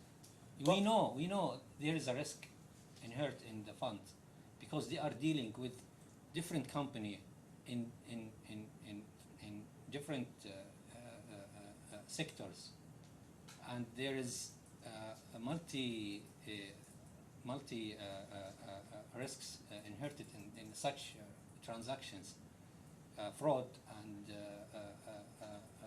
currencies and many types of risks.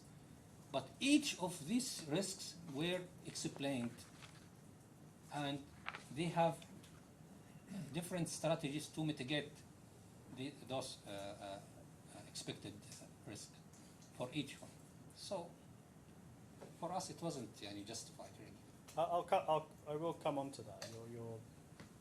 evidence is helpful, but not really what I was asking about. At the time you sent the email, as I say, you refer to Ribble as an investor, the investment manager, and you say you came to understand that later on because they explained it to you. But the offering memorandum was already clear, wasn't it, that they were the investment manager, and what that meant was they were running the investment programs. Yes, you were, that was clear. In the I told you, I memorandum. read the So when they, memorandum. on your evidence, when they came to tell you later, we're not the fund manager, we're the investment manager, you were happy to accept that's how they were acting. Yeah, but it's not happy or not happy. Why you are informing me? Are you trying to avoid or to give you a space or execution? I'm not responsible about these losses. This is not acceptable. Why you are informing now? We are not a fund manager. We are an investment manager. This is not an excuse for them. But this your email to Mr. Regardless the name, who is responsible about these losses? Sure. But your email to Mr. Swartz is not you're referring to them as the investment manager in your email. He's not writing to you saying, we're not the fund manager, don't worry about that. This is an unprompted he mentioned email that. from He you. mentioned that in the When did he conference mention call. this? Which conference call? Many conference calls were held in Why have you after. Why have you not mentioned this in After, your witness statement? I was I attended this conference call, and it was for me and for other investors. It's not just. So in this random conference call, Mr. Swartz volunteered that we're not the fund manager, by the way. No, he mentioned that the investment manager is different than fund manager. Just randomly, or Someone asked him. do you remember what they asked him? Wallahi, no. I'm going to move now to another topic, which is the exchange of emails in January 2019. And we can start by looking at F102 of that, which is an email from Mr. George to Mr. Awan that was forwarded to you. So F102, please.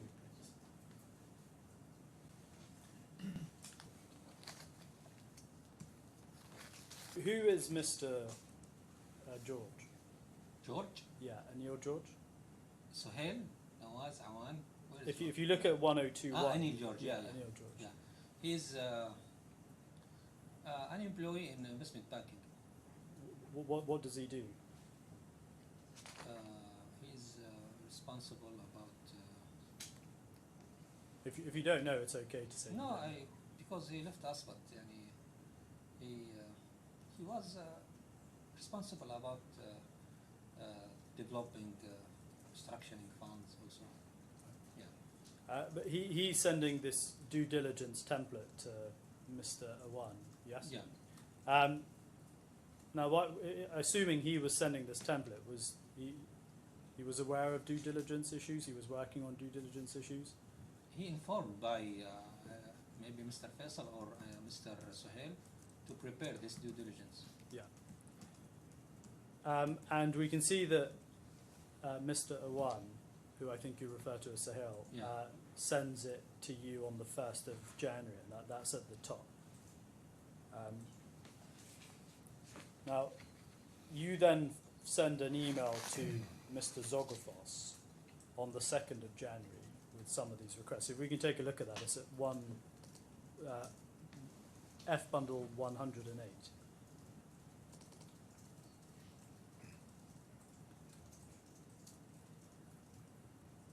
I'll just give you a second to read the email to yourself.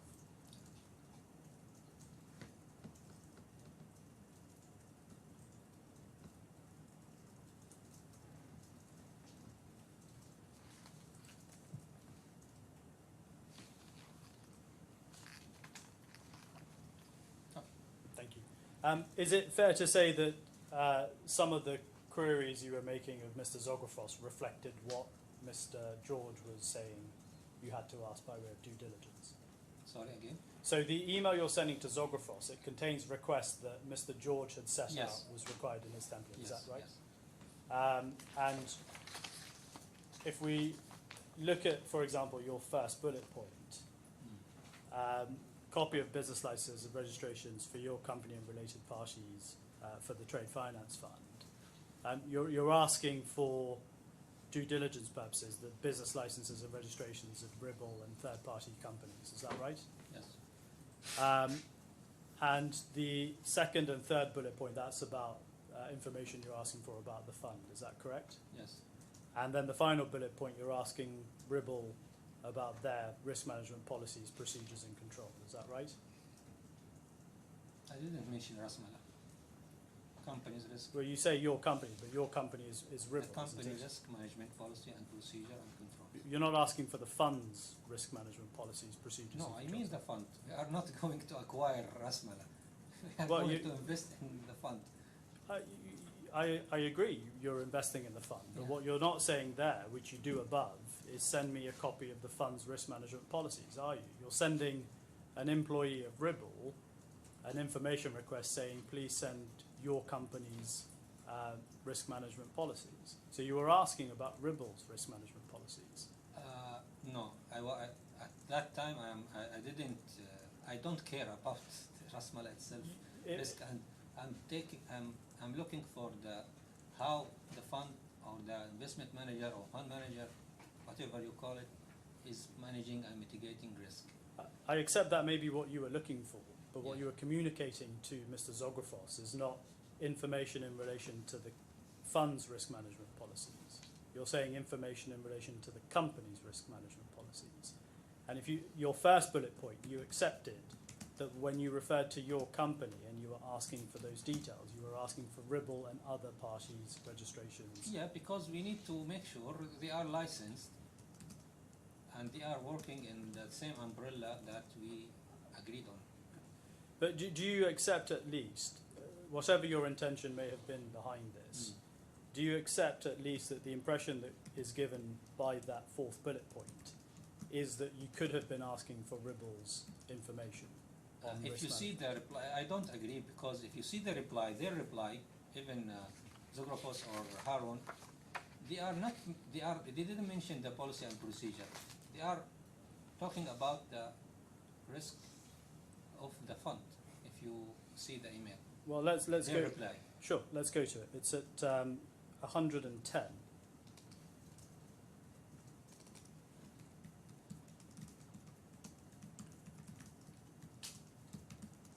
Yeah, You our can risk see- management policy. Yeah, exactly. It says our risk management policies. It doesn't say the funds, does it? Because we are dealing as they are fund manager, investment manager. Well, you're opening an account with Ribble, aren't you? As well as investing in the fund, you're opening an account with Ribble. Is that Yeah, correct? Yeah. And you're writing to them asking about the company's risk management policies, yes? Yeah, Yes. as written, as I wrote, yeah. Yeah. And you're writing to employees of Ribble asking for your company's risk management policies, yes? Yes. And the response is from an employee of Ribble saying our risk management policies are included in our RFP, yes? Yes. So would you not agree that what you're asking for and what they're providing you are policies in respect of Ribble? What if they got the message that you are trying to deliver, they will ask me why you are asking about the risk of the procedure and risk management of the company. I'm not looking for the company. Even the received file, the RFP, it's the subject or in the first page, it's the trade finance fund RFP. But So both of us, we know what we are looking for. well, But you say in terms that. of writing, maybe it could be understood in different way. Yes. But both of us, we were Well, knowing what we are looking you for. say, but you can't speak to what Mr. Zografos or Mr. Ahmed may have understood, could you? You're not in their minds to say this is what they understood. Based on So- their reply, based on their reaction, based on communication between us, we know that we are looking to invest in the fund, and we care much about the risk mitigants applied in the funds. Well, That's- let's go back to your let's go back to your original email. I don't know what is in their mind, but this is what everyone will It may, as I said, I accept that may have been what's in your mind, but that's not what's conveyed in your email of the 2nd. Would you agree? again. I said that I accept that may have been what was in your mind at the time you wrote the email, but that's not what's conveyed in the email you drafted to them, is it? It doesn't say in the email that I need the RASMALA or rebel investment policy. Yeah. Company, it may be the company, the fund manager. Well, let's go back to your email on the 2nd of Jan at 1:08.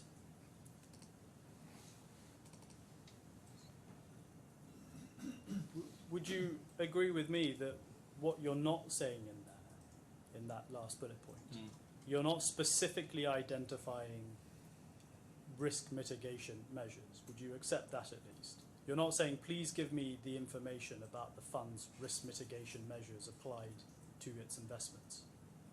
Yeah, but the KYC requirement, the subject of the email, everything in the email and before the email and after the email, all communication is about the fund. If you want to take this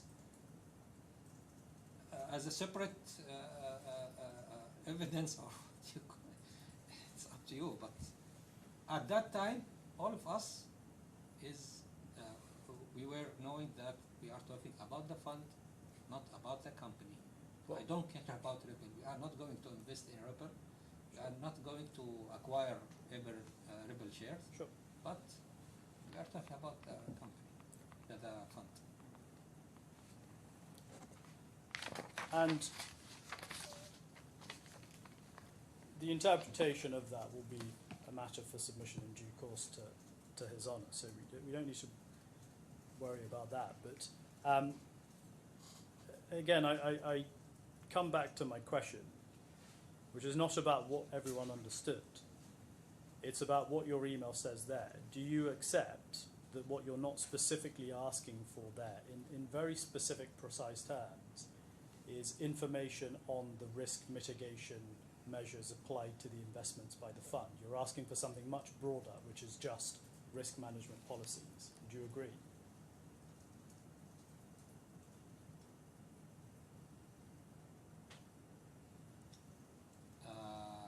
Based on what was written, I can say I didn't mean the company risk, the Ripple risk. I didn't mean the Ripple internal policy and procedure for the company. This is what I can agree with you. I didn't mention Ripple company.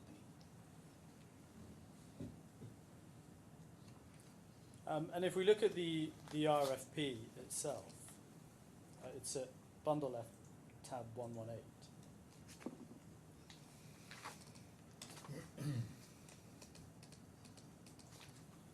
So this is what is sent to you in response to that request. And if we look at the front page, it's got the kind of general RASMALA name that's at the top, and it says Standard RFP, RASMALA Trade Finance Strategy. So this document doesn't say it's specifically about the fund on the front. It talks about RASMALA's trade finance strategy. Do you agree? Yeah, RASMALA trade finance strategy. And if we look at, if we go to page 3,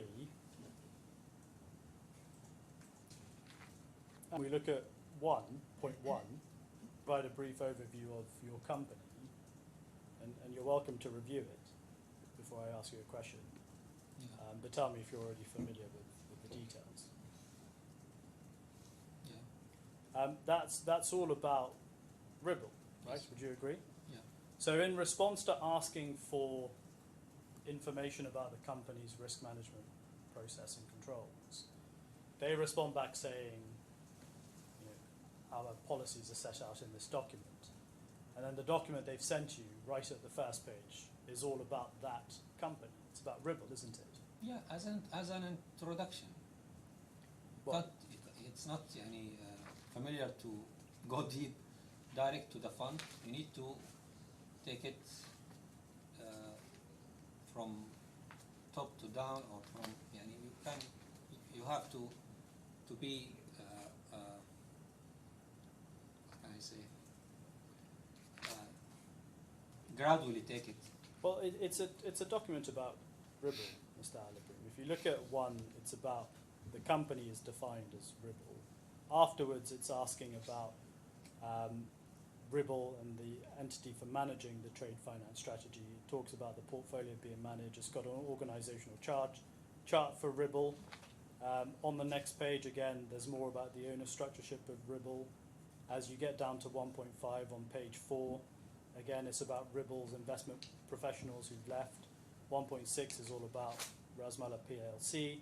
Again, the directors on the next page are all about Ribble. So this entire section, and as you go on and on, makes it clear that it is about Ribble. I agree with you, but even the fund presentation, it starts with the same. This is the norm. But the fund presentation is identified as a presentation about the fund, isn't it? And this is the RFP about the fund. It's the RASMALA Trade RFP. Finance It's Fund. the RFP of Ribble. It's not the RFP of the fund, is it? RASMALA Trade Finance Fund. Have you seen this? It doesn't say that at the front. It says RASMALA Trade Finance Strategy. It's okay.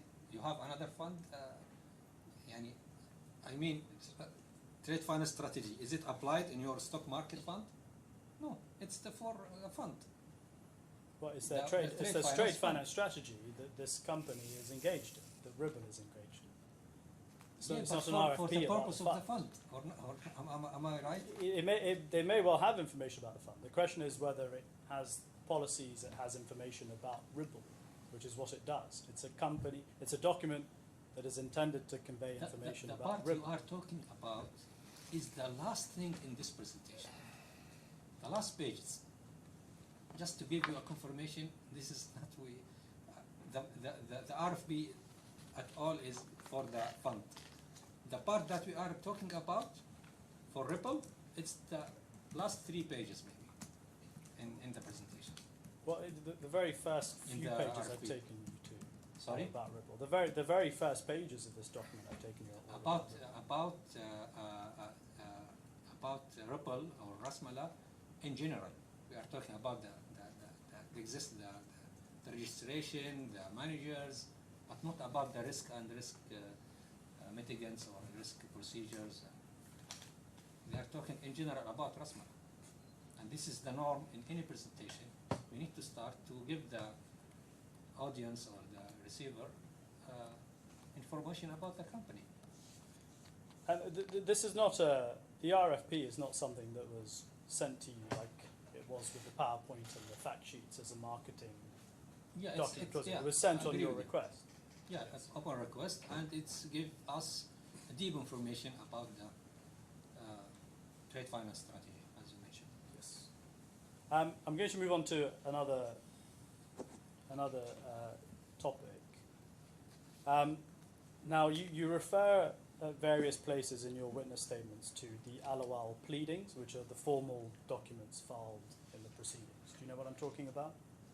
Again, So like the particulars of claim, Yeah. reply, do you know Yeah. those documents? yeah, So you refer to those in a number of places in your witness statement, yes? yeah, I assume you've read those documents, yeah. But I if need you've referred to them. sometimes to see what you are talking about. Sure. Well, if you're referring to them in your witness statement, I assume you would have read them before Yeah, preparing your witness statement. yeah. Yes or no? Again, So the pleadings, yeah, the ones that are filed by your lawyers to the court, yeah, there's an amended particulars of claim, yes, there's a reply. yes, Did you refer to both of those documents in your witness statements? Do you agree? yeah. Agree. And did you read those documents at I the read time it, of but not preparing? yesterday. Not, doesn't matter yesterday, but Yeah. at the time you were preparing your witness statement, Yeah, yeah. you would have read it. And did you read them at the time they were prepared, presumably? Sorry. Would you have read them at the time they were being prepared? Yeah. You did. And I assume you would have, I don't want to know about any advice that lawyers may have given you or ALAWWAL, but presumably you would have reviewed and approved that document before it was filed. Approve what? The pleadings, the particulars of claim and the reply. Who would approve? I assume you would have looked at it and confirmed that it was I accurate. looked it, but it's not my decision to approve it. Sure, but would you have commented on it or Yeah, given your input? yeah. I want to take a look at one of it with you. Don't worry, I'm not going to ask you lots of questions about it. But if we can go to A41. This is something, can you see that document? Reply, yeah. Yeah. So this is something that would have been filed on behalf of ALAWWAL by the lawyers. It's a formal court document. And if we go to the last page at 31,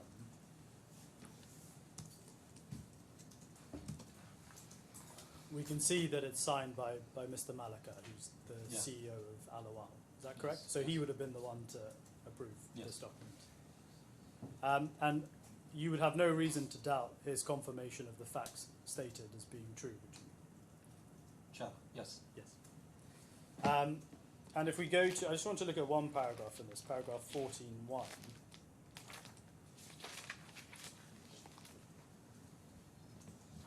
Which is at page 14.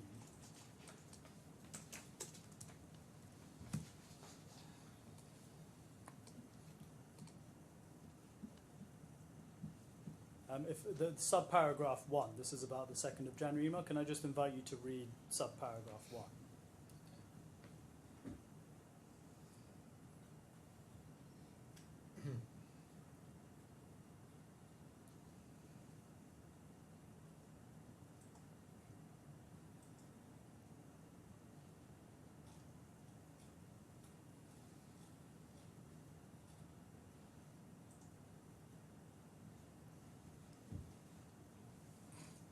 Okay. So what this is saying is your 2nd of January email communicated to Ribble a settled decision by ALAWWAL to invest in the fund, and then you say that was conditional on satisfactory due diligence. So Mr. Malika has confirmed that statement as being true. I assume you would also agree with him that that statement is true. Yeah. I'm now going to turn to looking at the RFP that we've just started looking at and the PowerPoint that was sent to you by Mr. Ahmed and Mr. Zografos. I just want to start off by taking you to your witness statement to remind you what you say there. If we can go to B1, page 12, please. So B tab 1, page 12.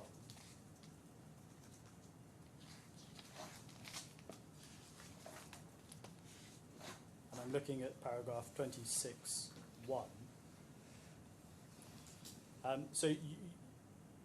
I'll invite you to read it in a second, but what you're doing is quoting from page 4 and page 46 of the offering memo. So page 4 of the offering memo was stated, the fund's investments will be made in accordance with the investment policy guidelines and restrictions described in this memorandum, or as otherwise determined, and then you've taken out part of the quote from time to time. And page 46, which stated, this memorandum does not purport to be and should not be construed as the complete description of the constituent documents of the fund and the material contracts. These statements indicated that ALAWWAL could not rely on the offering memorandum alone.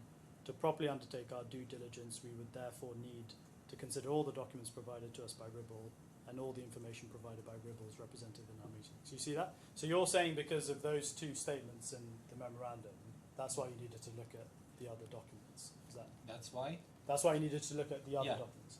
Yes. I just want to look at those two statements and just explore this with you. If we can go to the offering memorandum at F17, page 10.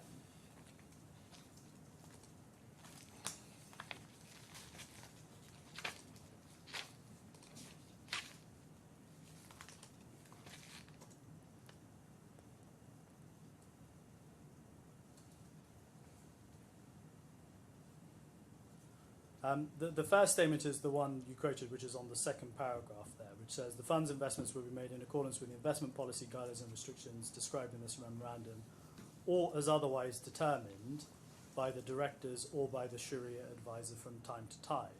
Now, if there was a determination by the directors or by the Sharia advisor that there needs to be a different investment policy, that would be a major change to the terms of the fund. Would you agree? Depends on the what kind of changes. Well, if the investment is being made otherwise than in accordance with the terms of the offering memorandum, then that's a major yeah, change. If there is, I Yeah. agree with you. If there is a major change, or Yeah. but here or what at that time, يعني, our understanding of this was the director of the funds, they would manage the investments of the in the funds according to their decision, okay, and these decisions could be changed. I'm not talking about the main target of the fund or the risk tolerance of the fund or the management fees that is applicable on the funds. No, I'm talking about the way that they are managing the, for example, policy, lending policy or something in details regarding the investments. This is what I meant.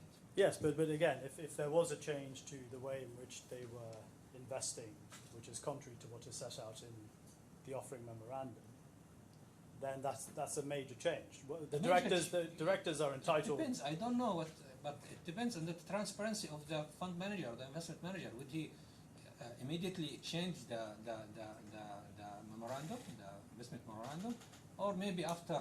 I'm not concerned with what they would do. What I'm saying is that would be a major change if there was an investment policy change. Yes, it has to be. We agree with that. Yeah, yeah, it has to be. And let's say they were to change the investment objectives or the investment policy of the fund, and they would issue an update to the offering memorandum. Then that's something that you would file with the regulator. Yes. Yes, but the decision-making process, it may change. This is not mentioned even here. That's why. I'm not talking about this in process. Let's assume. This is what we are looking for. Well, let's assume that what this clause says is that the investments are going to be made in accordance with the policies, the guidelines, and the restrictions that are already described in this memorandum. If the directors determined otherwise, or the Sharia advisor determined for whatever reason, the investment policy, guidelines, and restrictions described in this had to change, then that would change the terms of the offering memorandum. So therefore, you would expect. This doesn't mention here. You would expect. Well, it's implied that if you're going to have a major change. Okay, in different places in the memorandum. Sure. I'm not talking. You're right. I'm not talking. Didn't say here. It doesn't mention that if there is any change in the decision were made by the directors of the funds, it will be immediately, or it's not allowed to make this decision unless the memorandum has been changed. It doesn't mention that. No, that's not what I'm saying. This clause give you space to change without. Just hang on, Mr. Wood. Just listen to the question. I'm not talking about the process or whether there can be a change to the process. Yeah. I'm saying if a director has decided to, if the board of directors has made a decision that the fund's investments will be otherwise than in accordance with the investment policy or the guidelines or the restrictions that are mentioned in here, that would represent a major change to the terms of the investments in the fund. Would you agree? Is it mentioned here like this? Forget about what's mentioned. That's not what I'm asking you here. I'm asking you a question. If a decision was made by the board of directors to alter the terms on which the investments are being made, i.e. different to what is represented in the offer memorandum, major decision. that would be a major decision. Yes. Yeah. And the way, if there is to be a major change to the terms of the offering memorandum, the way that normally has to be dealt with is there is a formal document that is filed with the regulator. Yes? I'm not sure about the regulator here, but it should be like this. Forget about the regulator. In your experience, let's talk about in Saudi. If you changed your terms and conditions in a significant way, you'd have to file it with the CMA. Yes? Yes. And I want to look at the second statement that you quoted in your witness statement. It's at page 52.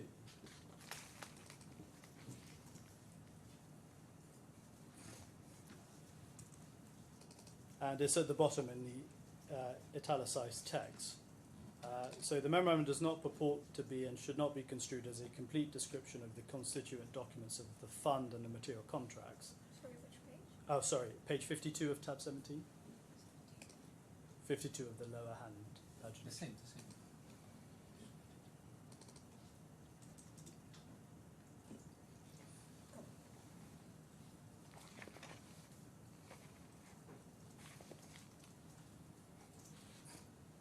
So this is what you quoted in your statement. And does not purport to be and should not be construed as a complete description of the constituent documents of the fund and the material contracts.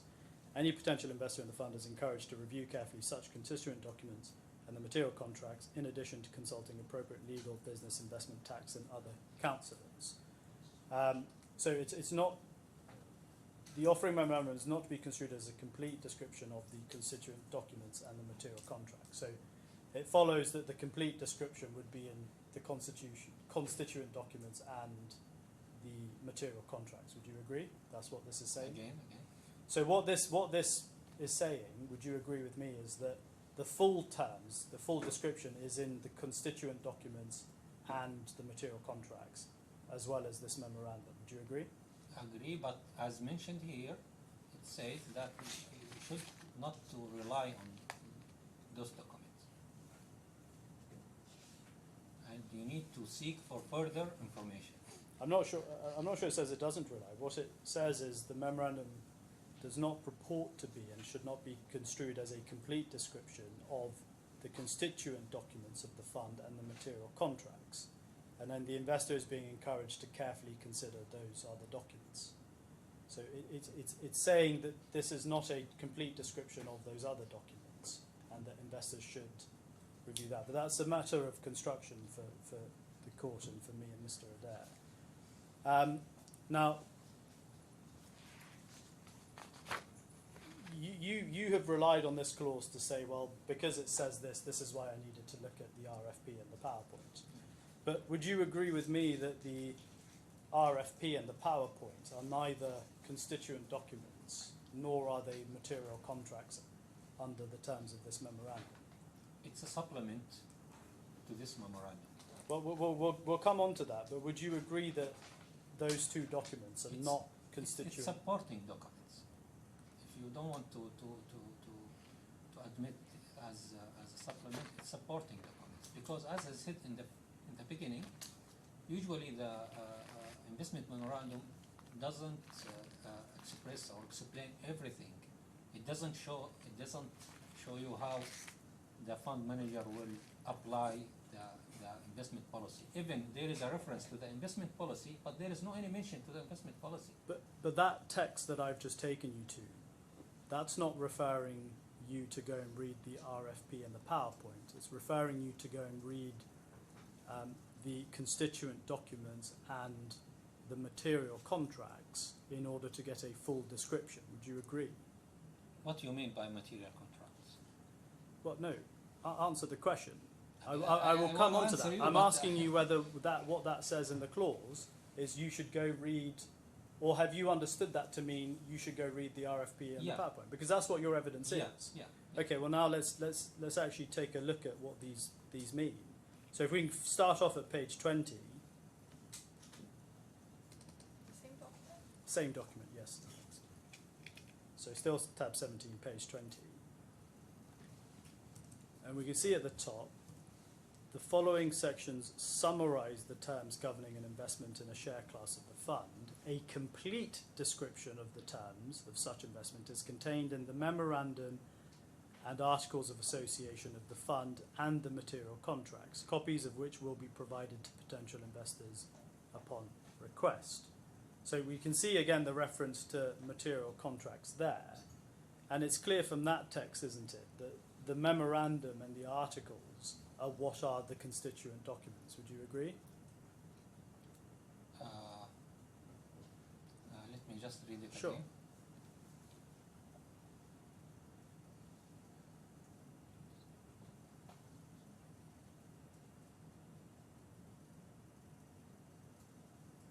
Some point.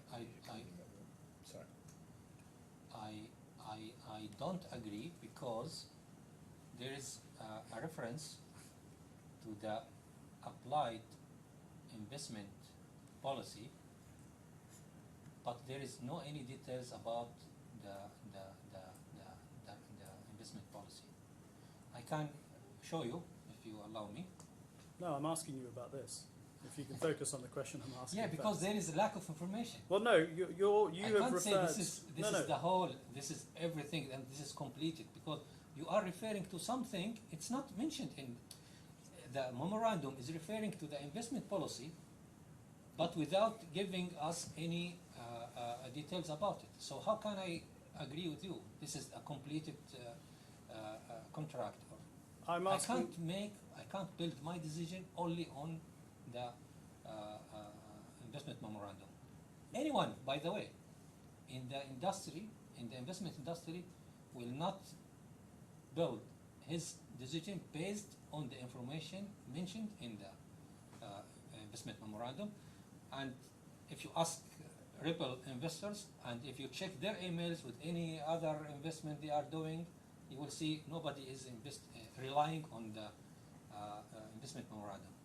They have to seek further information. From who? From who? From the investment manager.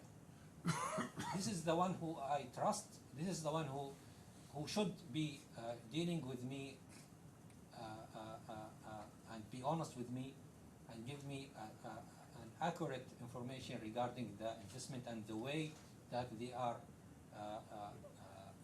dealing or managing them. So I say this is deleted because the same memorandum is referring to something. It's not giving. It's not mentioned in the memorandum.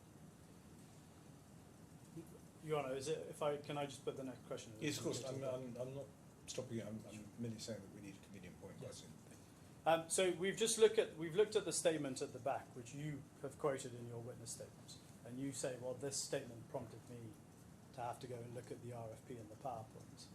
I'm taking you to page 20, which says the complete description of the terms are set out in specific documents, and your answer to that is, well, effectively to argue your case. I'm asking you to focus on the very text that I'm taking you to, which is what you've quoted in your statement, the disclaimer we just looked at the back. You said because that text said I had to review the constituent documents and the material contracts and this wasn't a full description, that's why I had to look at the RFP and the PowerPoint. But I'm saying if you go to page 20, it says the complete description is set out in the memorandum and articles of the company and the material contracts.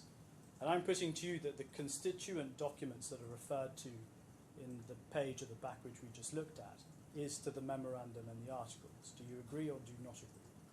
I don't agree because Okay. I don't agree.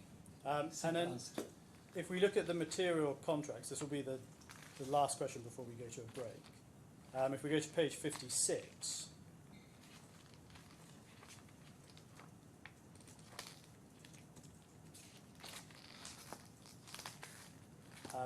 we can see the definition of material contracts that you were asking about there, which is the investment management agreement and the administration agreement. So I think you'd agree with me the RFP and the PowerPoint at least are not material contracts. What is the investment management agreement? It's the investment management agreement is the agreement that was entered into between the fund and Ribble for it to run the investment program and provide marketing. Shall I read it and sign it? You don't need to read it or sign it. I'm asking you whether, now I've taken you to this, do you accept that the material contracts are defined in this offering memorandum as those two agreements? I really how should no. I don't agree. Material contracts. This is if you are talking about the investment management between the Ripple and the fund, the two companies. It's not related even to the client. Your Honour, is that a convenient motion? Yes, it is. How are we doing? Slightly slower than I'd hoped, but I would still hope to make pretty good progress up until the end of today. Are you going to finish this witness today? I was hoping to. I'm not sure if I will, but what I can say is in respect to Mr. Malaka, I don't think I'll be more than an hour, hour and a half. Very good. Remember what I said, don't discuss your evidence with anyone. We'll have a break now until 3 o'clock. All rise.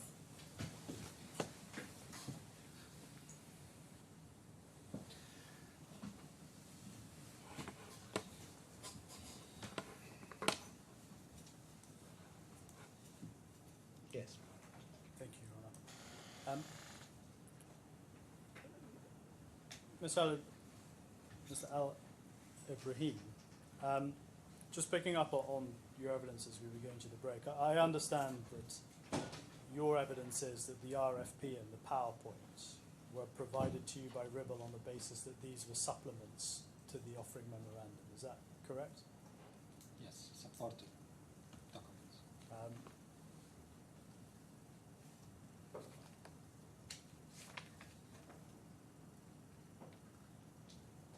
Well, you say supporting now, but let's just look at your witness statement on this. Paragraph 27 and B1, page 13.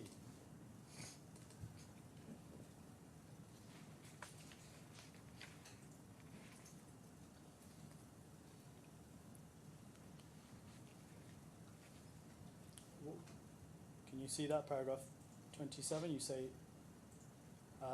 in light of the above, when providing me with a PowerPoint presentation and other documents, I believe that Ribble provided it on the basis that it was supplemental to the offering memorandum and should be construed on and relied on by ALAWWAL in deciding whether or not to invest on the fund. So you're saying there it's actually being provided as a supplement to the OM specifically. You're not just saying it's been provided to you as supporting information, are you? So your evidence there is it's a supplement. Supplement, yeah. It's supporting my decision, so there's no issue with the person.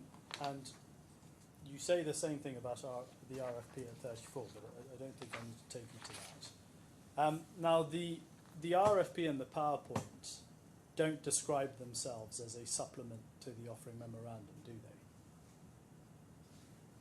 they? In the RFP, In the RFP and the PowerPoint, neither Yeah. document describes themselves as a supplement to the offering memorandum. I don't remember there is a clause or something mentioned that as a supplement. To the, Will you take it from me that I've read the documents back and forth and neither says this is a supplement to the offering memorandum? Are you happy to take that from me? Otherwise, I'm happy to take you to the documents and let you read them. again, what? Are you happy to take it from me? I've read the documents and they don't describe themselves as supplement to the OM, to the offering memorandum. If you want to satisfy yourself, I'm happy to let you read it. But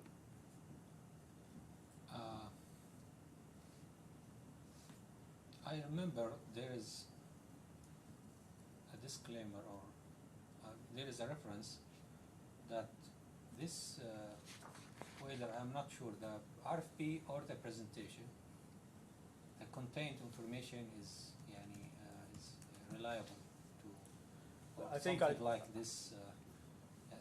You can build into. I think I know what you're talking about. Let's go to F20. It's the PowerPoint presentation at page 38.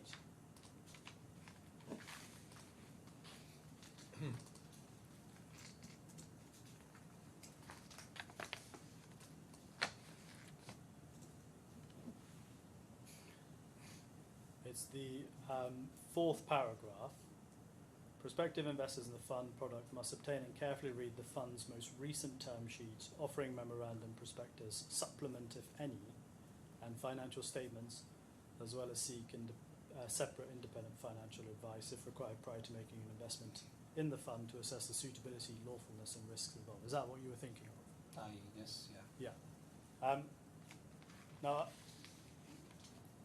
I'm not sure if you know these documents back to front. It may be a while since you've read them, but would you be surprised to learn that's the only time the word supplement is used in either of the documents?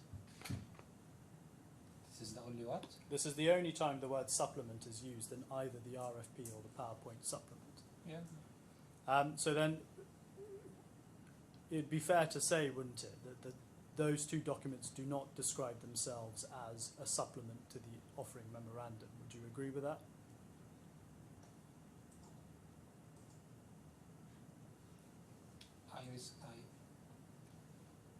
when I receive it from Ripple, I receive it as a supplement.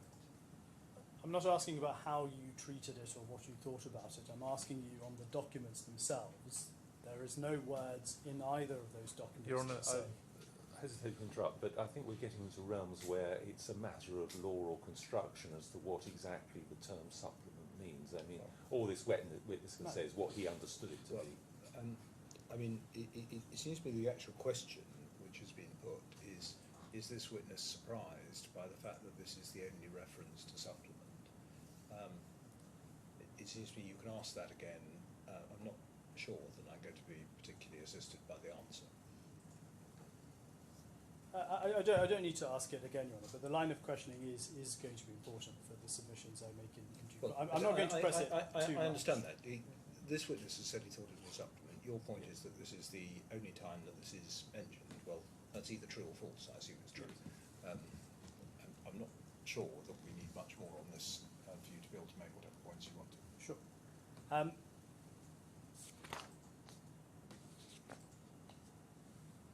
Well, I do. There's some further line of questioning I do want to explore. I'm not stopping but you. I'll take it shortly, Your Honour. Can I go to G771, please? Sorry, I didn't catch the reference. It's the G bundle 771.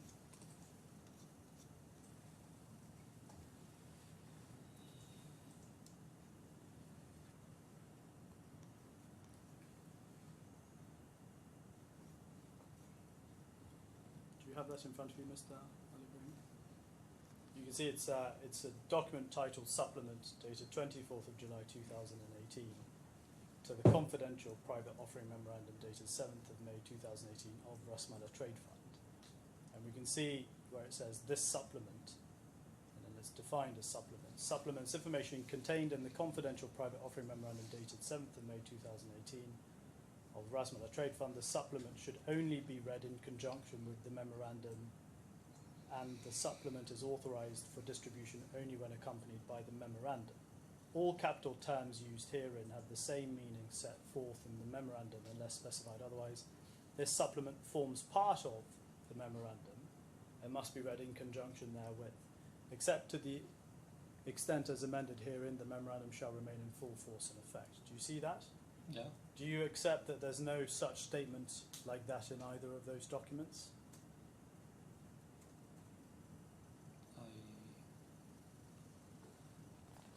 No such what? There's no statement like this in either the PowerPoint or the RFP, is it? Do you agree? Yeah. And it's true as well, isn't it, that at the time Mr. Zografos and Mr. Ahmed sent you both the RFP and the PowerPoint. I think you were sent the PowerPoint multiple times. Neither of them described this as being a supplement to the offering memorandum, did they? Yeah, but do you know? It's not a yes but, it's a yes they or shared no. with me this It's a yes or for no what? question. Yeah. Is it yes or is it no? Again? When Mr. Ahmed and Mr. Zografos sent you those two documents, and I can take you to each one of the emails if it would help, Yeah. but you may already know the answer. They never described the PowerPoint or the RFP as being supplements to the offering memorandum, did they? They didn't describe it in the email. Yeah. Yes, thank you.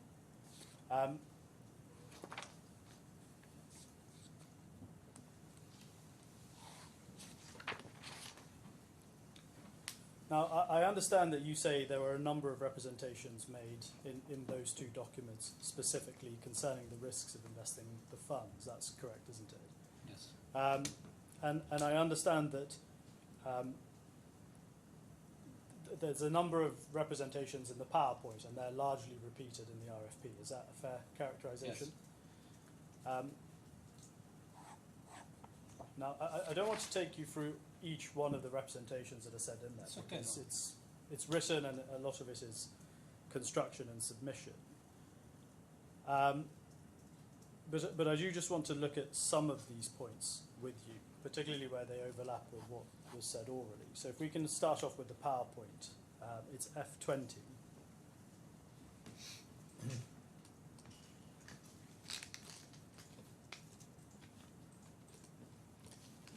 And if we start at page 20,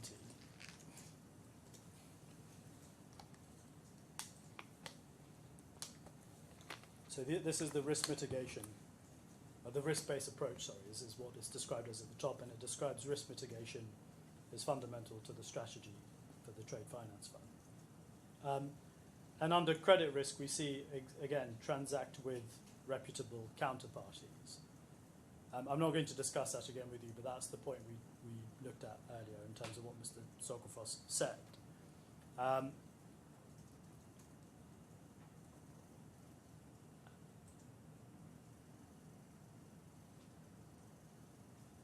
And we can see underneath that it says rigorous credit and commercial due diligence on obligers, buyers, sellers.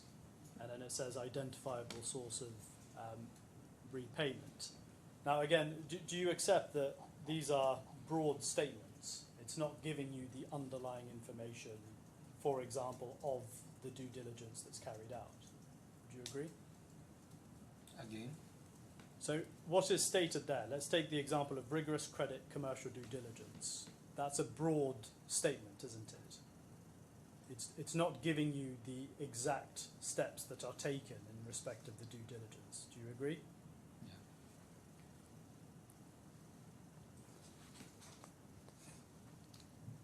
yeah. And this is a generic statement that is often used by funds seeking to market their product. Would you agree?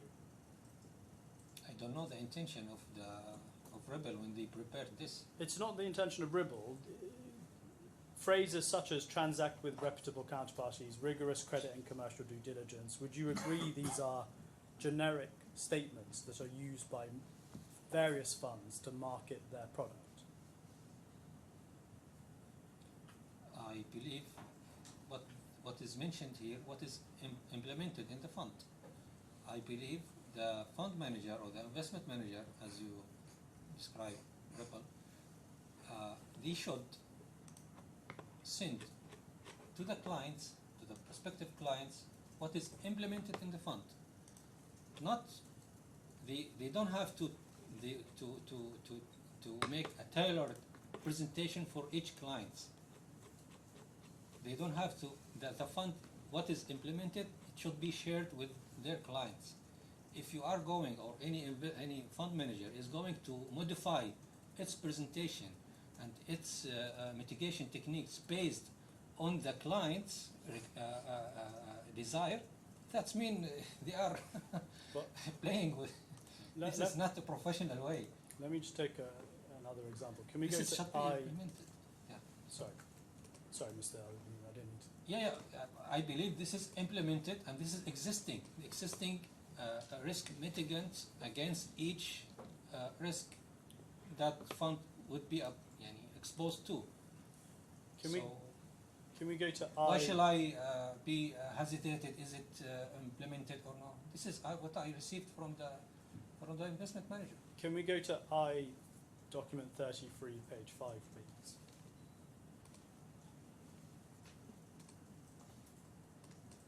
This is from the EFA group who completed a DDQ and sent it to you. And you see under the section, please summarize the investment criteria of the fund. It says reputable counterparties, comprehensive due diligence conducted on all counterparties, including track record, operational organisation structure, and anti-money laundering. So, bless you. So you can see there, this is generic kind of statements that are made about what the funds does, but this one has a bit more detail than the Ribble one, but still not a lot of detail about what exactly they're looking for, what exactly they're doing in due diligence. Yes? Yeah.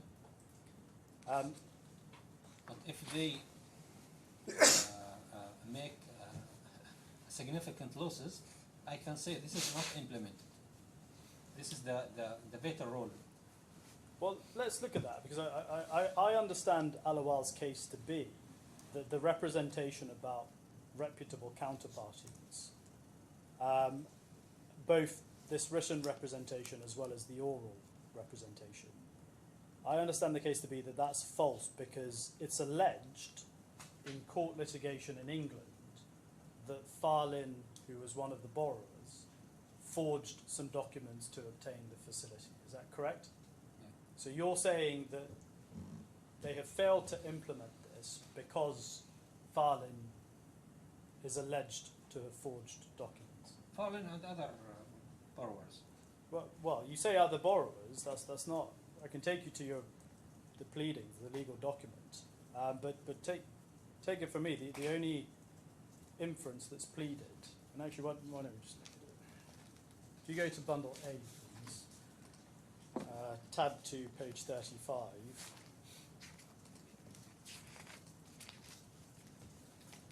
Paragraph 66.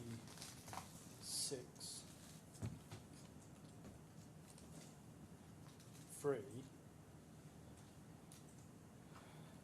You there? Page 35, 666. So the case advanced in traffic litigation in the English High Court is that Farlin used forged documents to induce the fund to make payments in respect of non-existent shipments of coal. In these circumstances, it is to be inferred that the oral client representation, the written client representation, and the written third-party representation were untrue. If the fund had only contracted with reputable clients with long track records, it would not have contracted with a fraudster which forged documents. And then the other party is about third-party representation.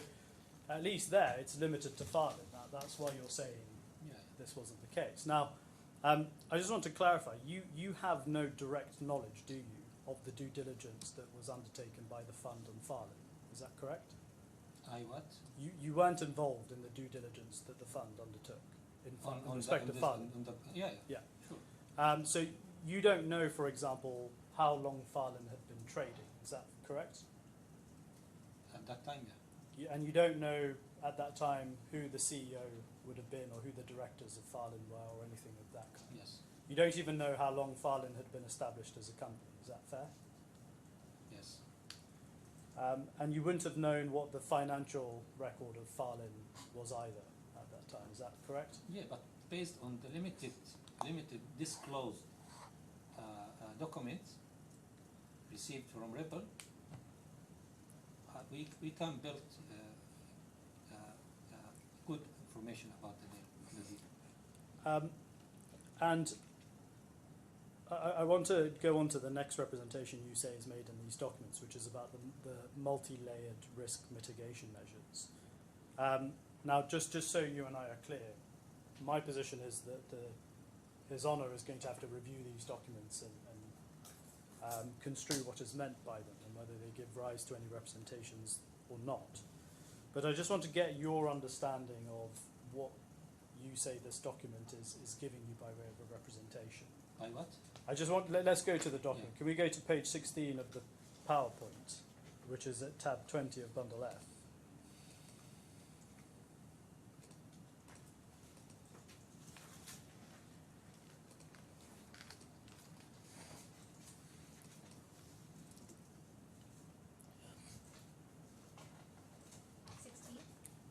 Page 16, please.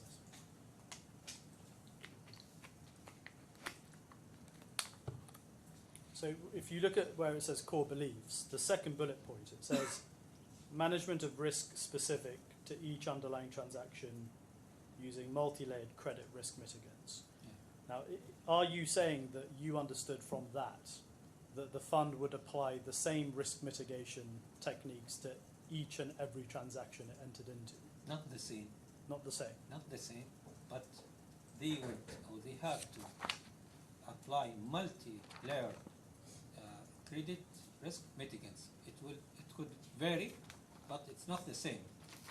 And you would agree it would vary dependent on the transaction that was undertaken? Yeah, but it has to be existing. It has, I agree. So you're saying here, in each transaction that the fund has undertaken, that it would have to use risk mitigant. They would vary according to the needs of that specific transaction. Yes, like the example mentioned in the presentation and the RFP, as described by Zographos and Zographos, mainly. He said all of transaction it would be similar, not the same. The similar setting of this example. First example and second example, which each of them is perfect example showing that all transactions would be similar to this, and all mitigants will be applicable on the other borrowers in similar way. But again, you didn't understand him, and you didn't understand him to be saying that the same techniques would be used on each transaction and every transaction that the fund entered into. The same strategy, the same multi-layered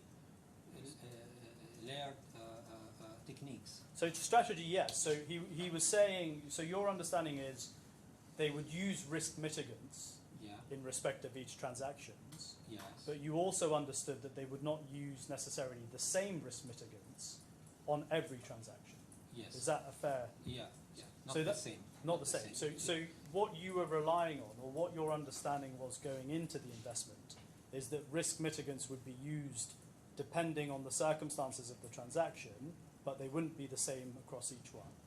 Yeah, it couldn't be the same. It couldn't be the same. It Yeah. couldn't be the same, but as I said, it has to be existing.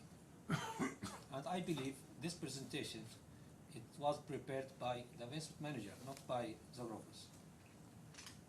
This is what I believe.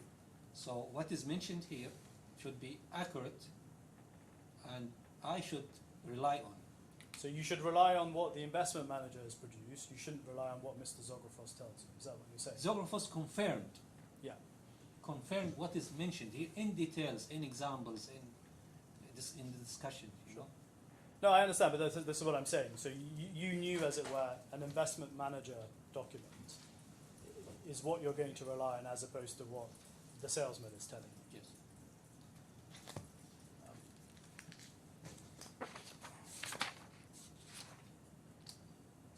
And By the way, it's mentioned here, the third one, enhanced risk mitigation techniques. That's mean enhanced, you know, not only risk mitigation techniques, enhanced. but That's me. again, they would vary from transaction to transaction. Yeah, it would vary. And so it may be some transactions don't need enhanced because what you have is enough to mitigate the risk. Based on the presentation, the capital protection or the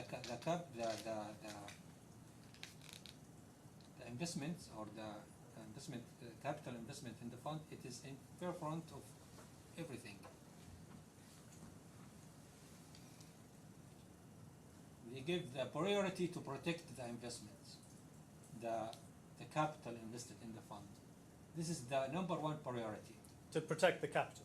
To protect the capital. It's mentioned in the RFP, it's mentioned in the, even I guess in the fact sheet, even in the presentation. This Yes. is number one priority, and it's mentioned also other confirmation received, at least for me, the core beliefs. What does mean core beliefs? That means something fundamental. That means something they can't leave it. They have to apply it, strictly apply it. This is what I understand.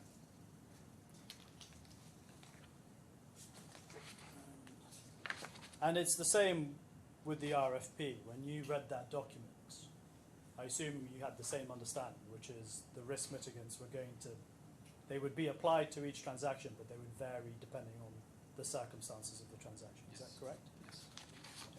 But it's not about the risk mitigants only.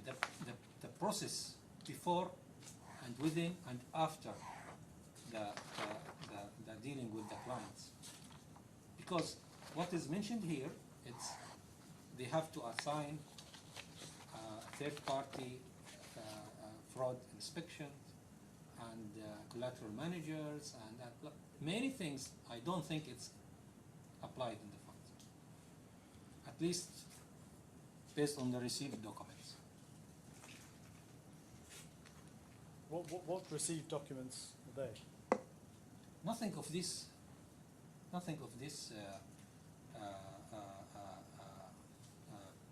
procedures is provided to us. Well, no, you said, what you just said is there are many things I don't think it's applied in the funds, at least based on the received documents. Yeah. So what is it that you're saying hasn't been applied, and what documents have you received? I didn't see any a contract. It doesn't matter what you saw. You're saying based on received documents, you didn't think they applied these things. Yeah. So what received documents? What documents have you received that demonstrate that they didn't apply these things? Many documents I received from Rebel, but I can't count it now. But none of this risk mitigants and the procedure before and within and after the deal with the borrowers is implemented. I can't count it. If you give me a chance, I will show you. None of this is implemented.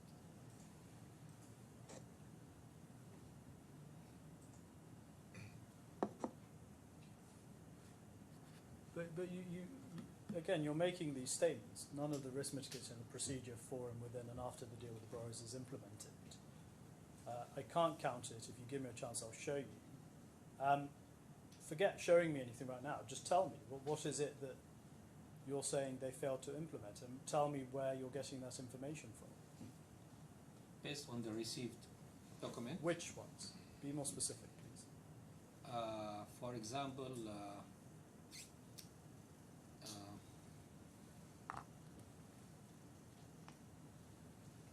New Zealand, I guess there is a client called New Zealand.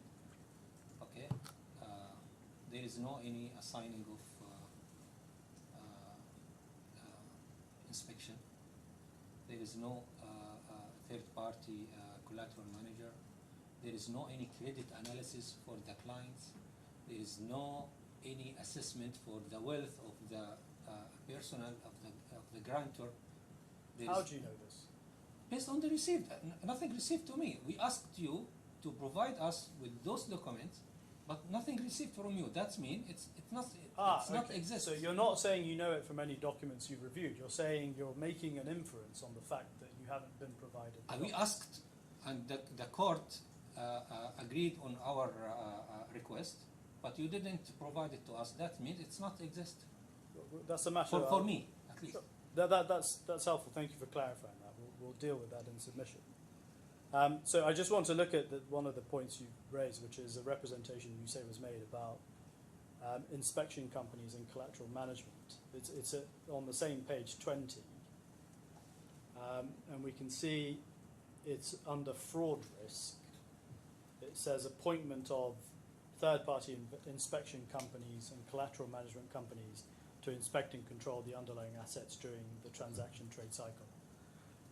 Now, again, that's not a suggestion, and I don't understand you to be saying that they were going to appoint third-party inspection companies or collateral managers on every transaction. Is that correct? I believe it should be, and based the received document and the presentation and the RFP, it should be for each transaction. But it doesn't say here, does it, that it's going to appoint third-party inspection companies and collateral management companies in respect of every transaction, does it? They didn't say, it's mentioned somewhere else. No, Which- it's not. It's well, unless you know where it is and you want to show it to me in the document. This is all that's said about it in this document. Not in this page. Do you want to? I'm happy to give you some time if you want The to. look at previous it. one? Yeah. No, before? Yeah, after, yeah.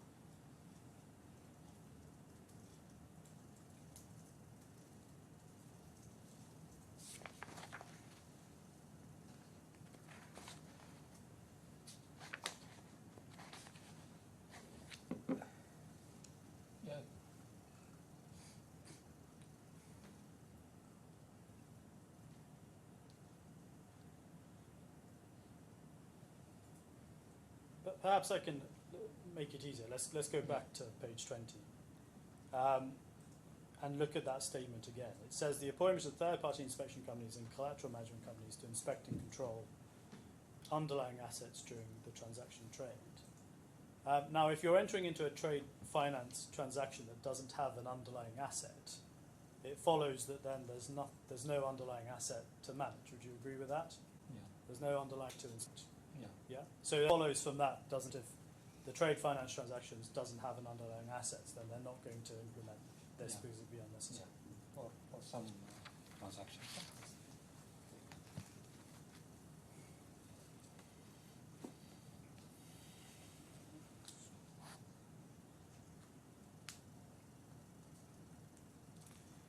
And the next representation is the one about low volatility and low risk investment. So if we stay in this document and go to page 13,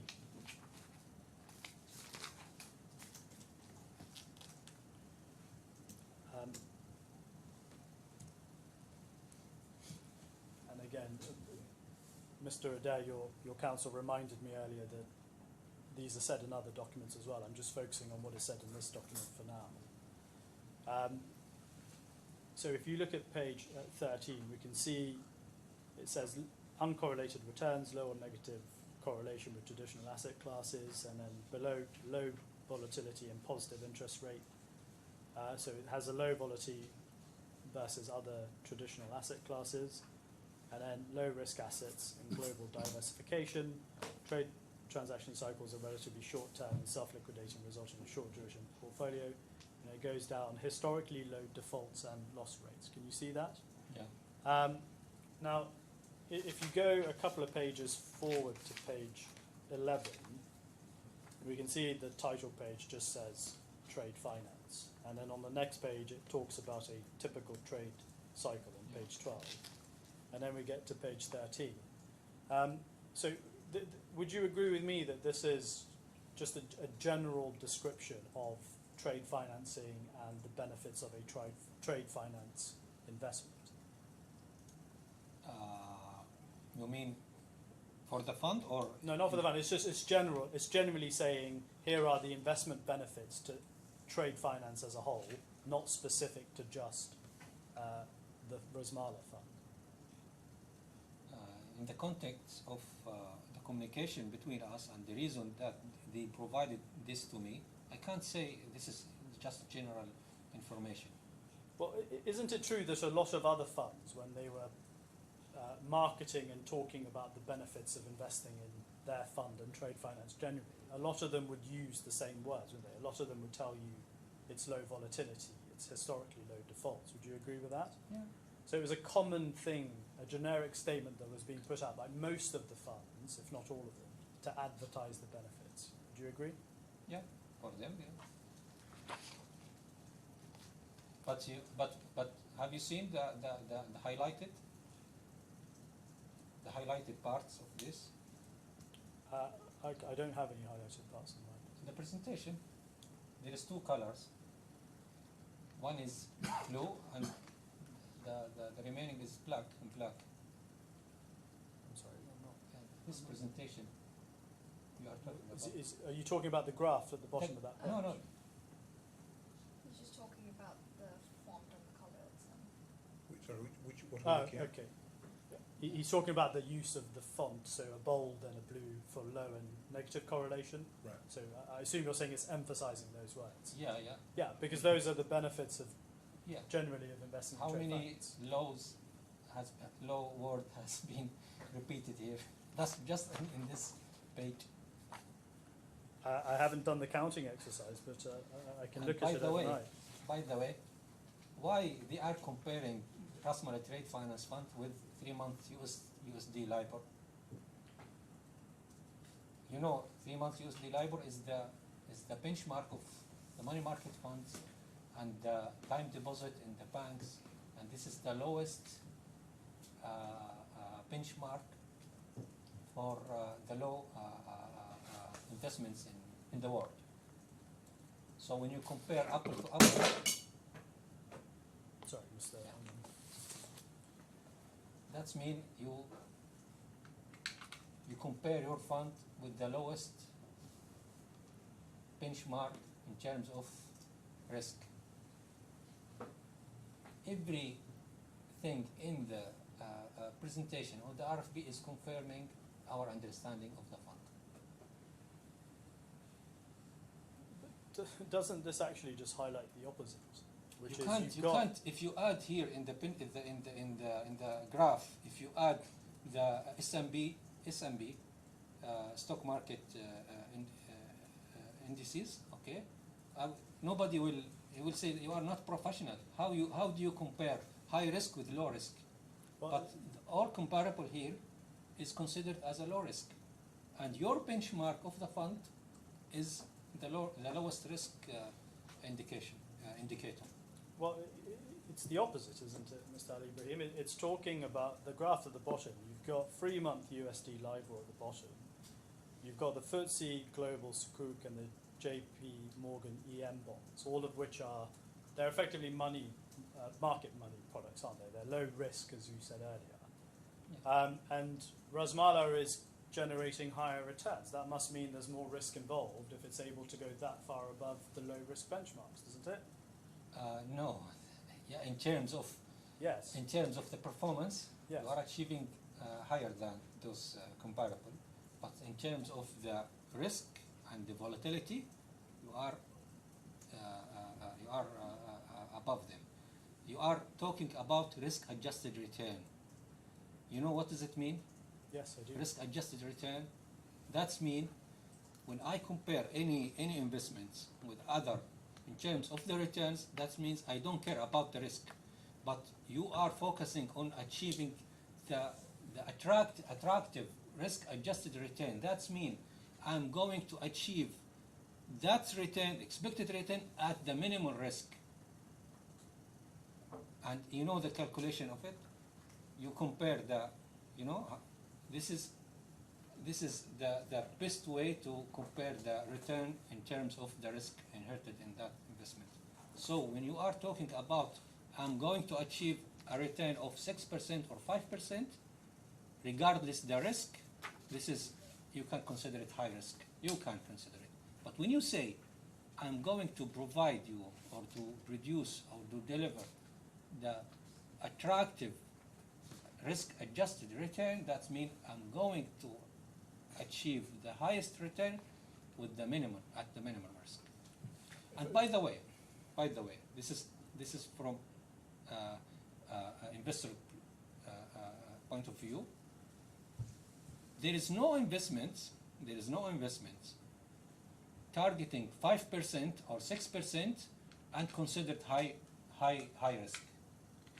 Nobody will invest in any investment is providing 5%, and this our money or the investment is exposed to higher risk and would lose your money. 5%. This is the range of low and medium, maximum medium risk. If you are talking about high risk, any investor would say, I'm targeting 10 and above, 10% and above. It's not logic to say 5% and this is high risk. It's not. Would that be high risk at this time? 2018 is interest rates are still historically low. It was around. They're probably about they're 0% or just above most jurisdictions, and this is, a fund that's talking about these returns of LIBOR plus 5%. That's incredibly high in those times compared to money market. At that time, for the short time, yeah. Yes. But it's not close to the highest risk returns.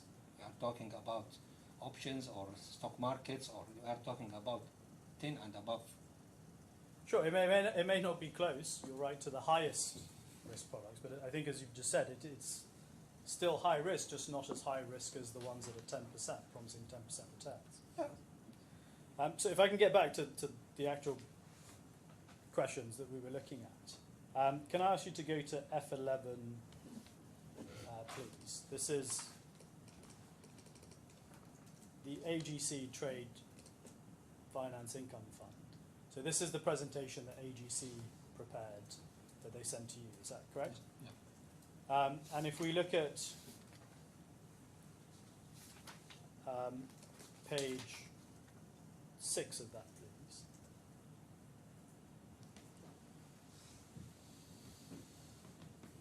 We can see the third row there. It says low volatility versus other asset class.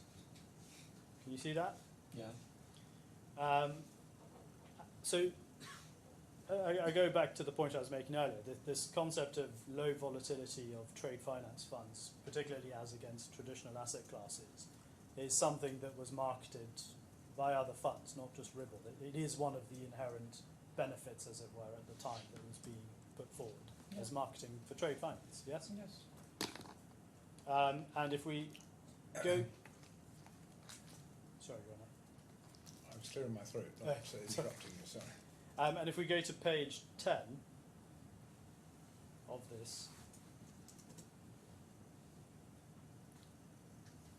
again, it's the fourth big bullet point. We can see they're talking about trade finance transactions generally have historically low default rates due to the rigorous risk management procedures and short-term self-liquidating nature of the loans. Again, this is common. The historically low rates was something that trade finance funds were advertising as one of the benefits of trade finance investments. Yes.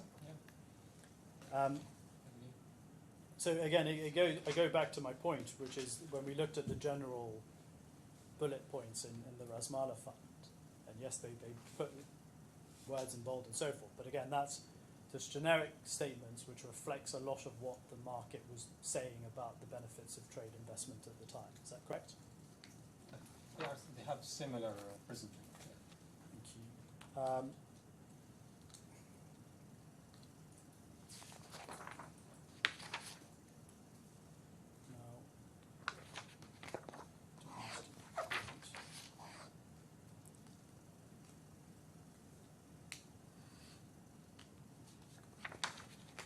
Now, I want to move on to another topic,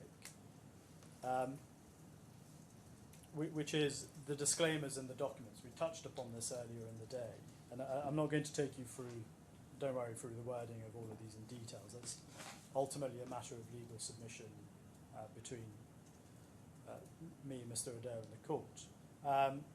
But it's fair to say, I think, given your experience with funds and presentations, that you would have expected the RFP and the PowerPoint to have had disclaimers in them, right? Yes. You wouldn't have been surprised that they were there at the back in small print, for example. Yes. And it's true that each disclaimer it'll be slightly different in terms of the terms specific to whatever that fund is using for. But would you agree with me that for the most part they generally have some of the same points? So, for example, a lot of them will say those documents are for informational purposes only. Would you agree with that? Yes. And a lot of them will say, the documents haven't been prepared with any regard to a specific investor's objectives. Do you agree? Yes.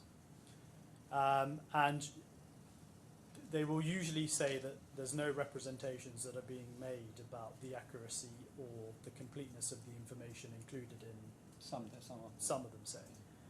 And quite often, particularly for ones aimed at sophisticated investors, they will say that they should seek independent financial advice in respect of it. Do you agree? Yes. And the last point I want to see if you and I can continue on our streak of agreement is that they will typically refer the investors back to the offering memorandum as being the document that needs to be read to understand the terms of the investment. Is that fair? Some of them, yeah, they are referring to. But you say some of them. I would say most, if not all of them. Yeah, maybe. I can't be sure that all of them. Well, the Ribble one. Depends on the transparency. Yes, yes. Well, would you agree with me the Ribble one at least did say those things? I need to Sure. review. That's fair. Well, let's look whilst we're in the document. It's still F20. Let's look at page 38. We looked at this earlier. But for example, the fourth paragraph there, you can see that's saying that potential investors in the fund must obtain and carefully read those 4 documents, yes?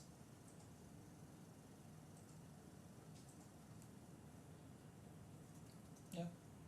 And would you agree with me generally the purpose of these disclaimers is obviously one, to limit the liability of whoever's producing them?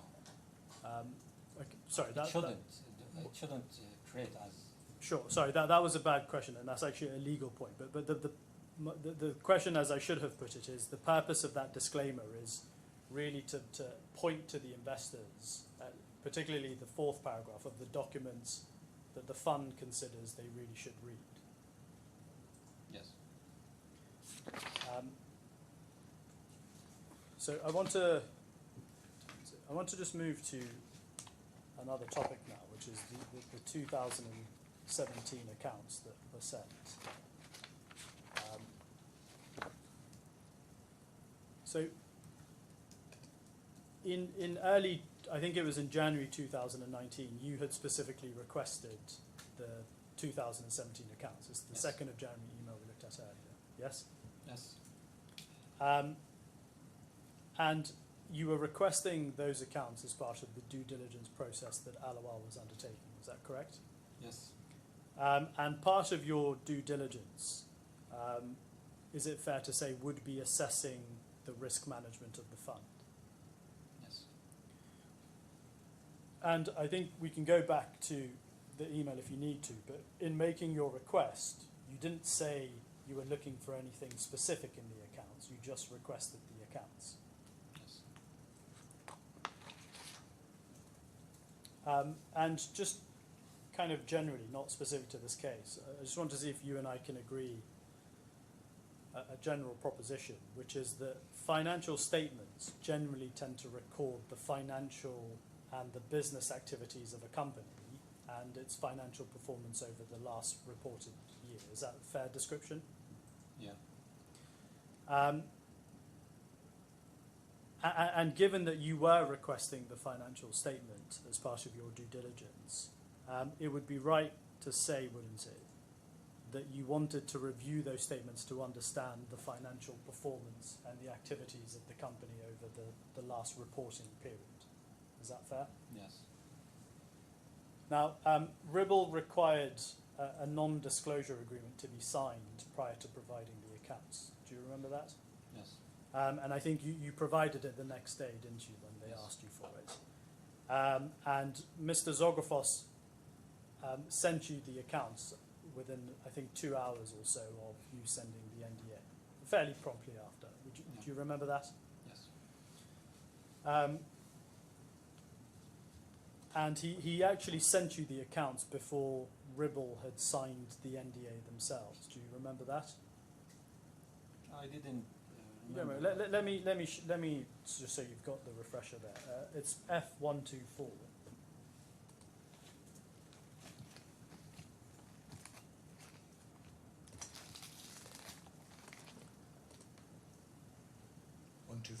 At 124, yes.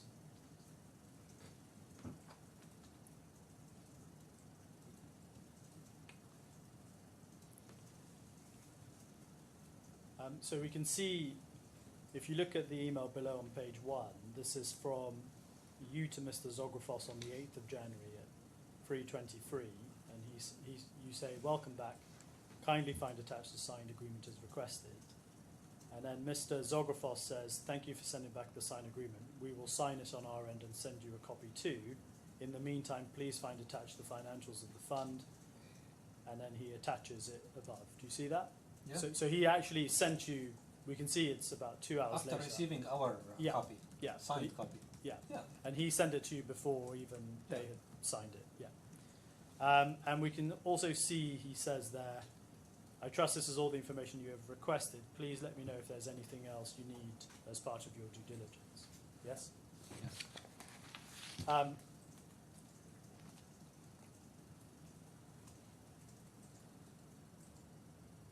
So would you agree with me that RIBL promptly provided you with the financial services, sorry, the financial statements for 2017 after you had returned them the NDA.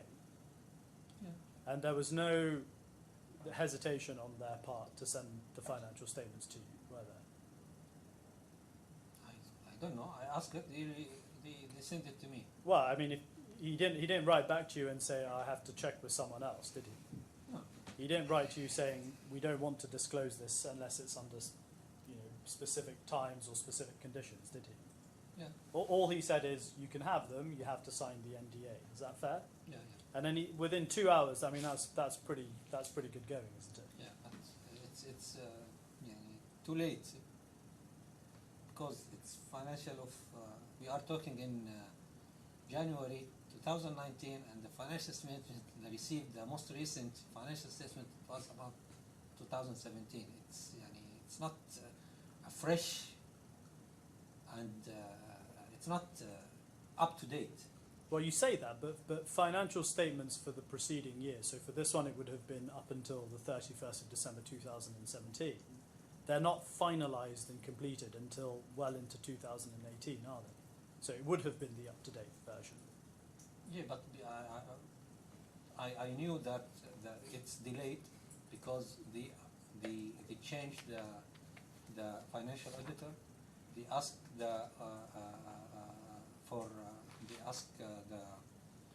they take a permission from the authority here to extend the deadline for disclosing the financial statement 3 times. 3 times they asked, so they were beyond the deadline. Well, I'm not quite sure why you're bringing this up, Mr. Ali Breen, to be perfectly honest, because what you did in your email, which is at page 3, that you sent on the 2nd of January, you asked for the latest financial statements of the fund, yes? Yeah. And at the time that they had sent you the 2017 accounts, you accept they were the latest version of the financial statements for the fund, yes? Yeah, as they said, this is the last one. This is the most recent one. Yes. Well, let's just go to it whilst we're here. If we can go to F28, page 29. Sorry, not page 29. Just give me a second. Yeah, F28, page 29, please.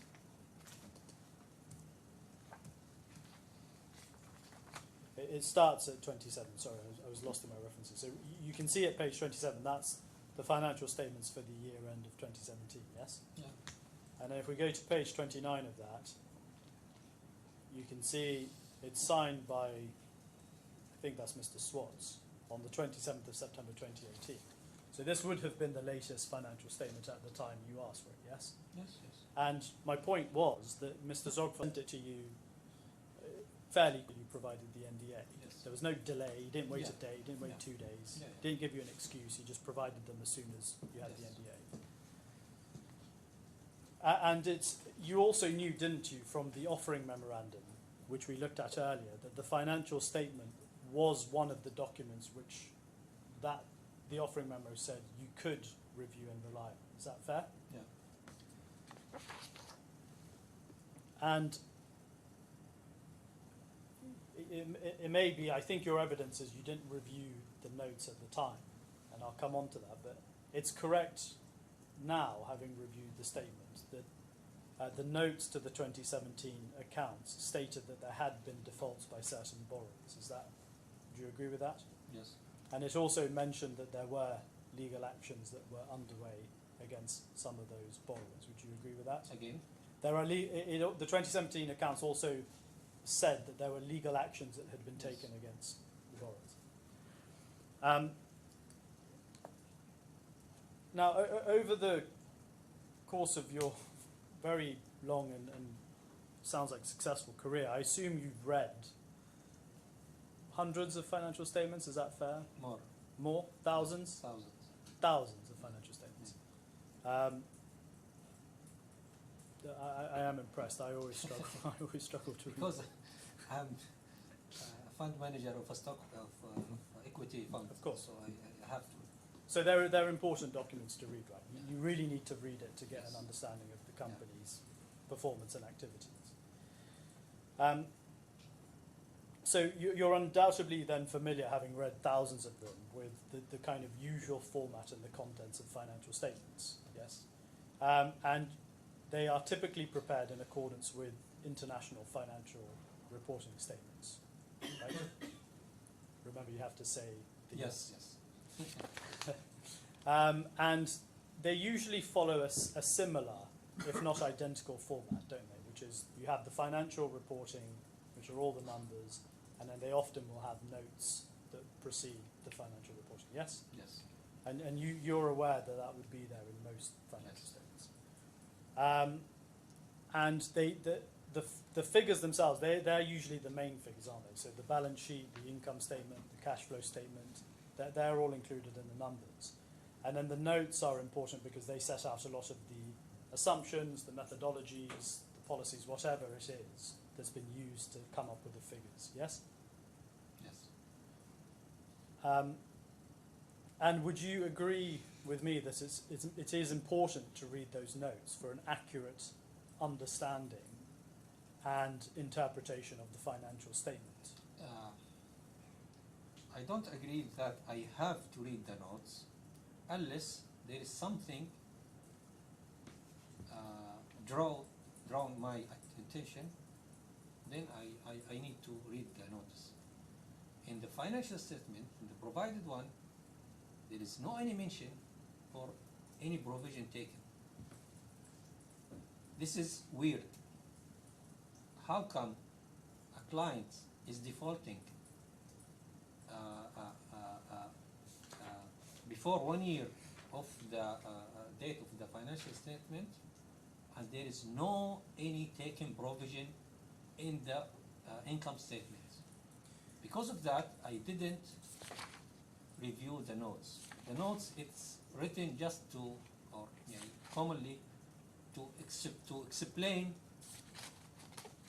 the main financial statement, and the note, it should be recognized by a number, and this numbers is referring to the explanation in the notes. Yeah. But since there is no any evidence in the income statement that there is a default or there is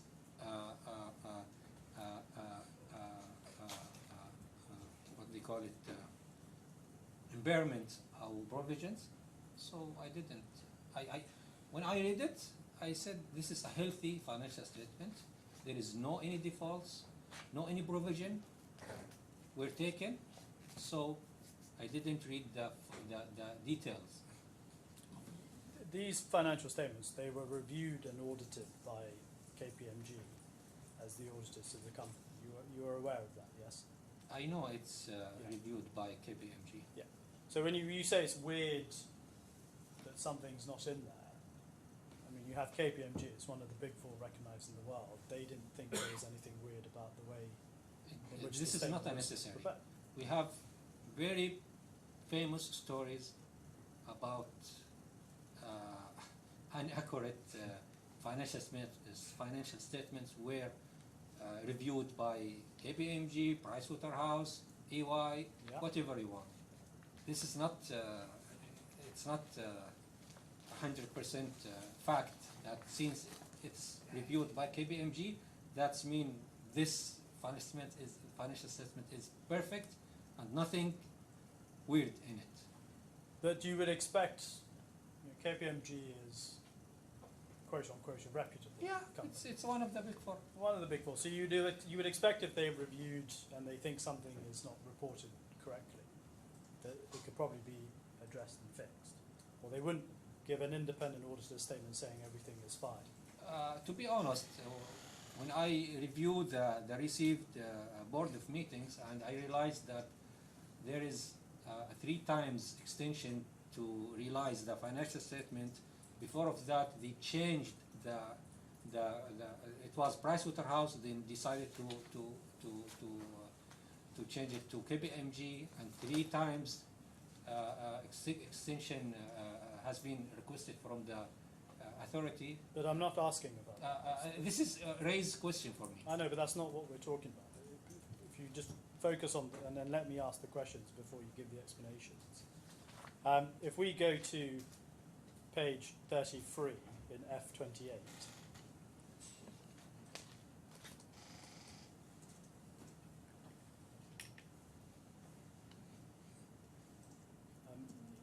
you said for you it's not important to read it, but if we look at the bottom of this, it says the notes on page 3 to 35 form an integral part of these financial statements. So Where? page 23 at the bottom is the small writing. The notes on page 9 to 35 form an integral part of these financial statements. Yeah. And you're saying that notwithstanding that statement and your own experience, you don't think it is important to read the notes of the financial statements as part of a due diligence exercise into a company that you're planning to invest in. Yeah. Your Honour, it's 4 o'clock, is that a convenient Yes, moment? it is. I'm afraid you can't discuss the case with anyone overnight, but come back tomorrow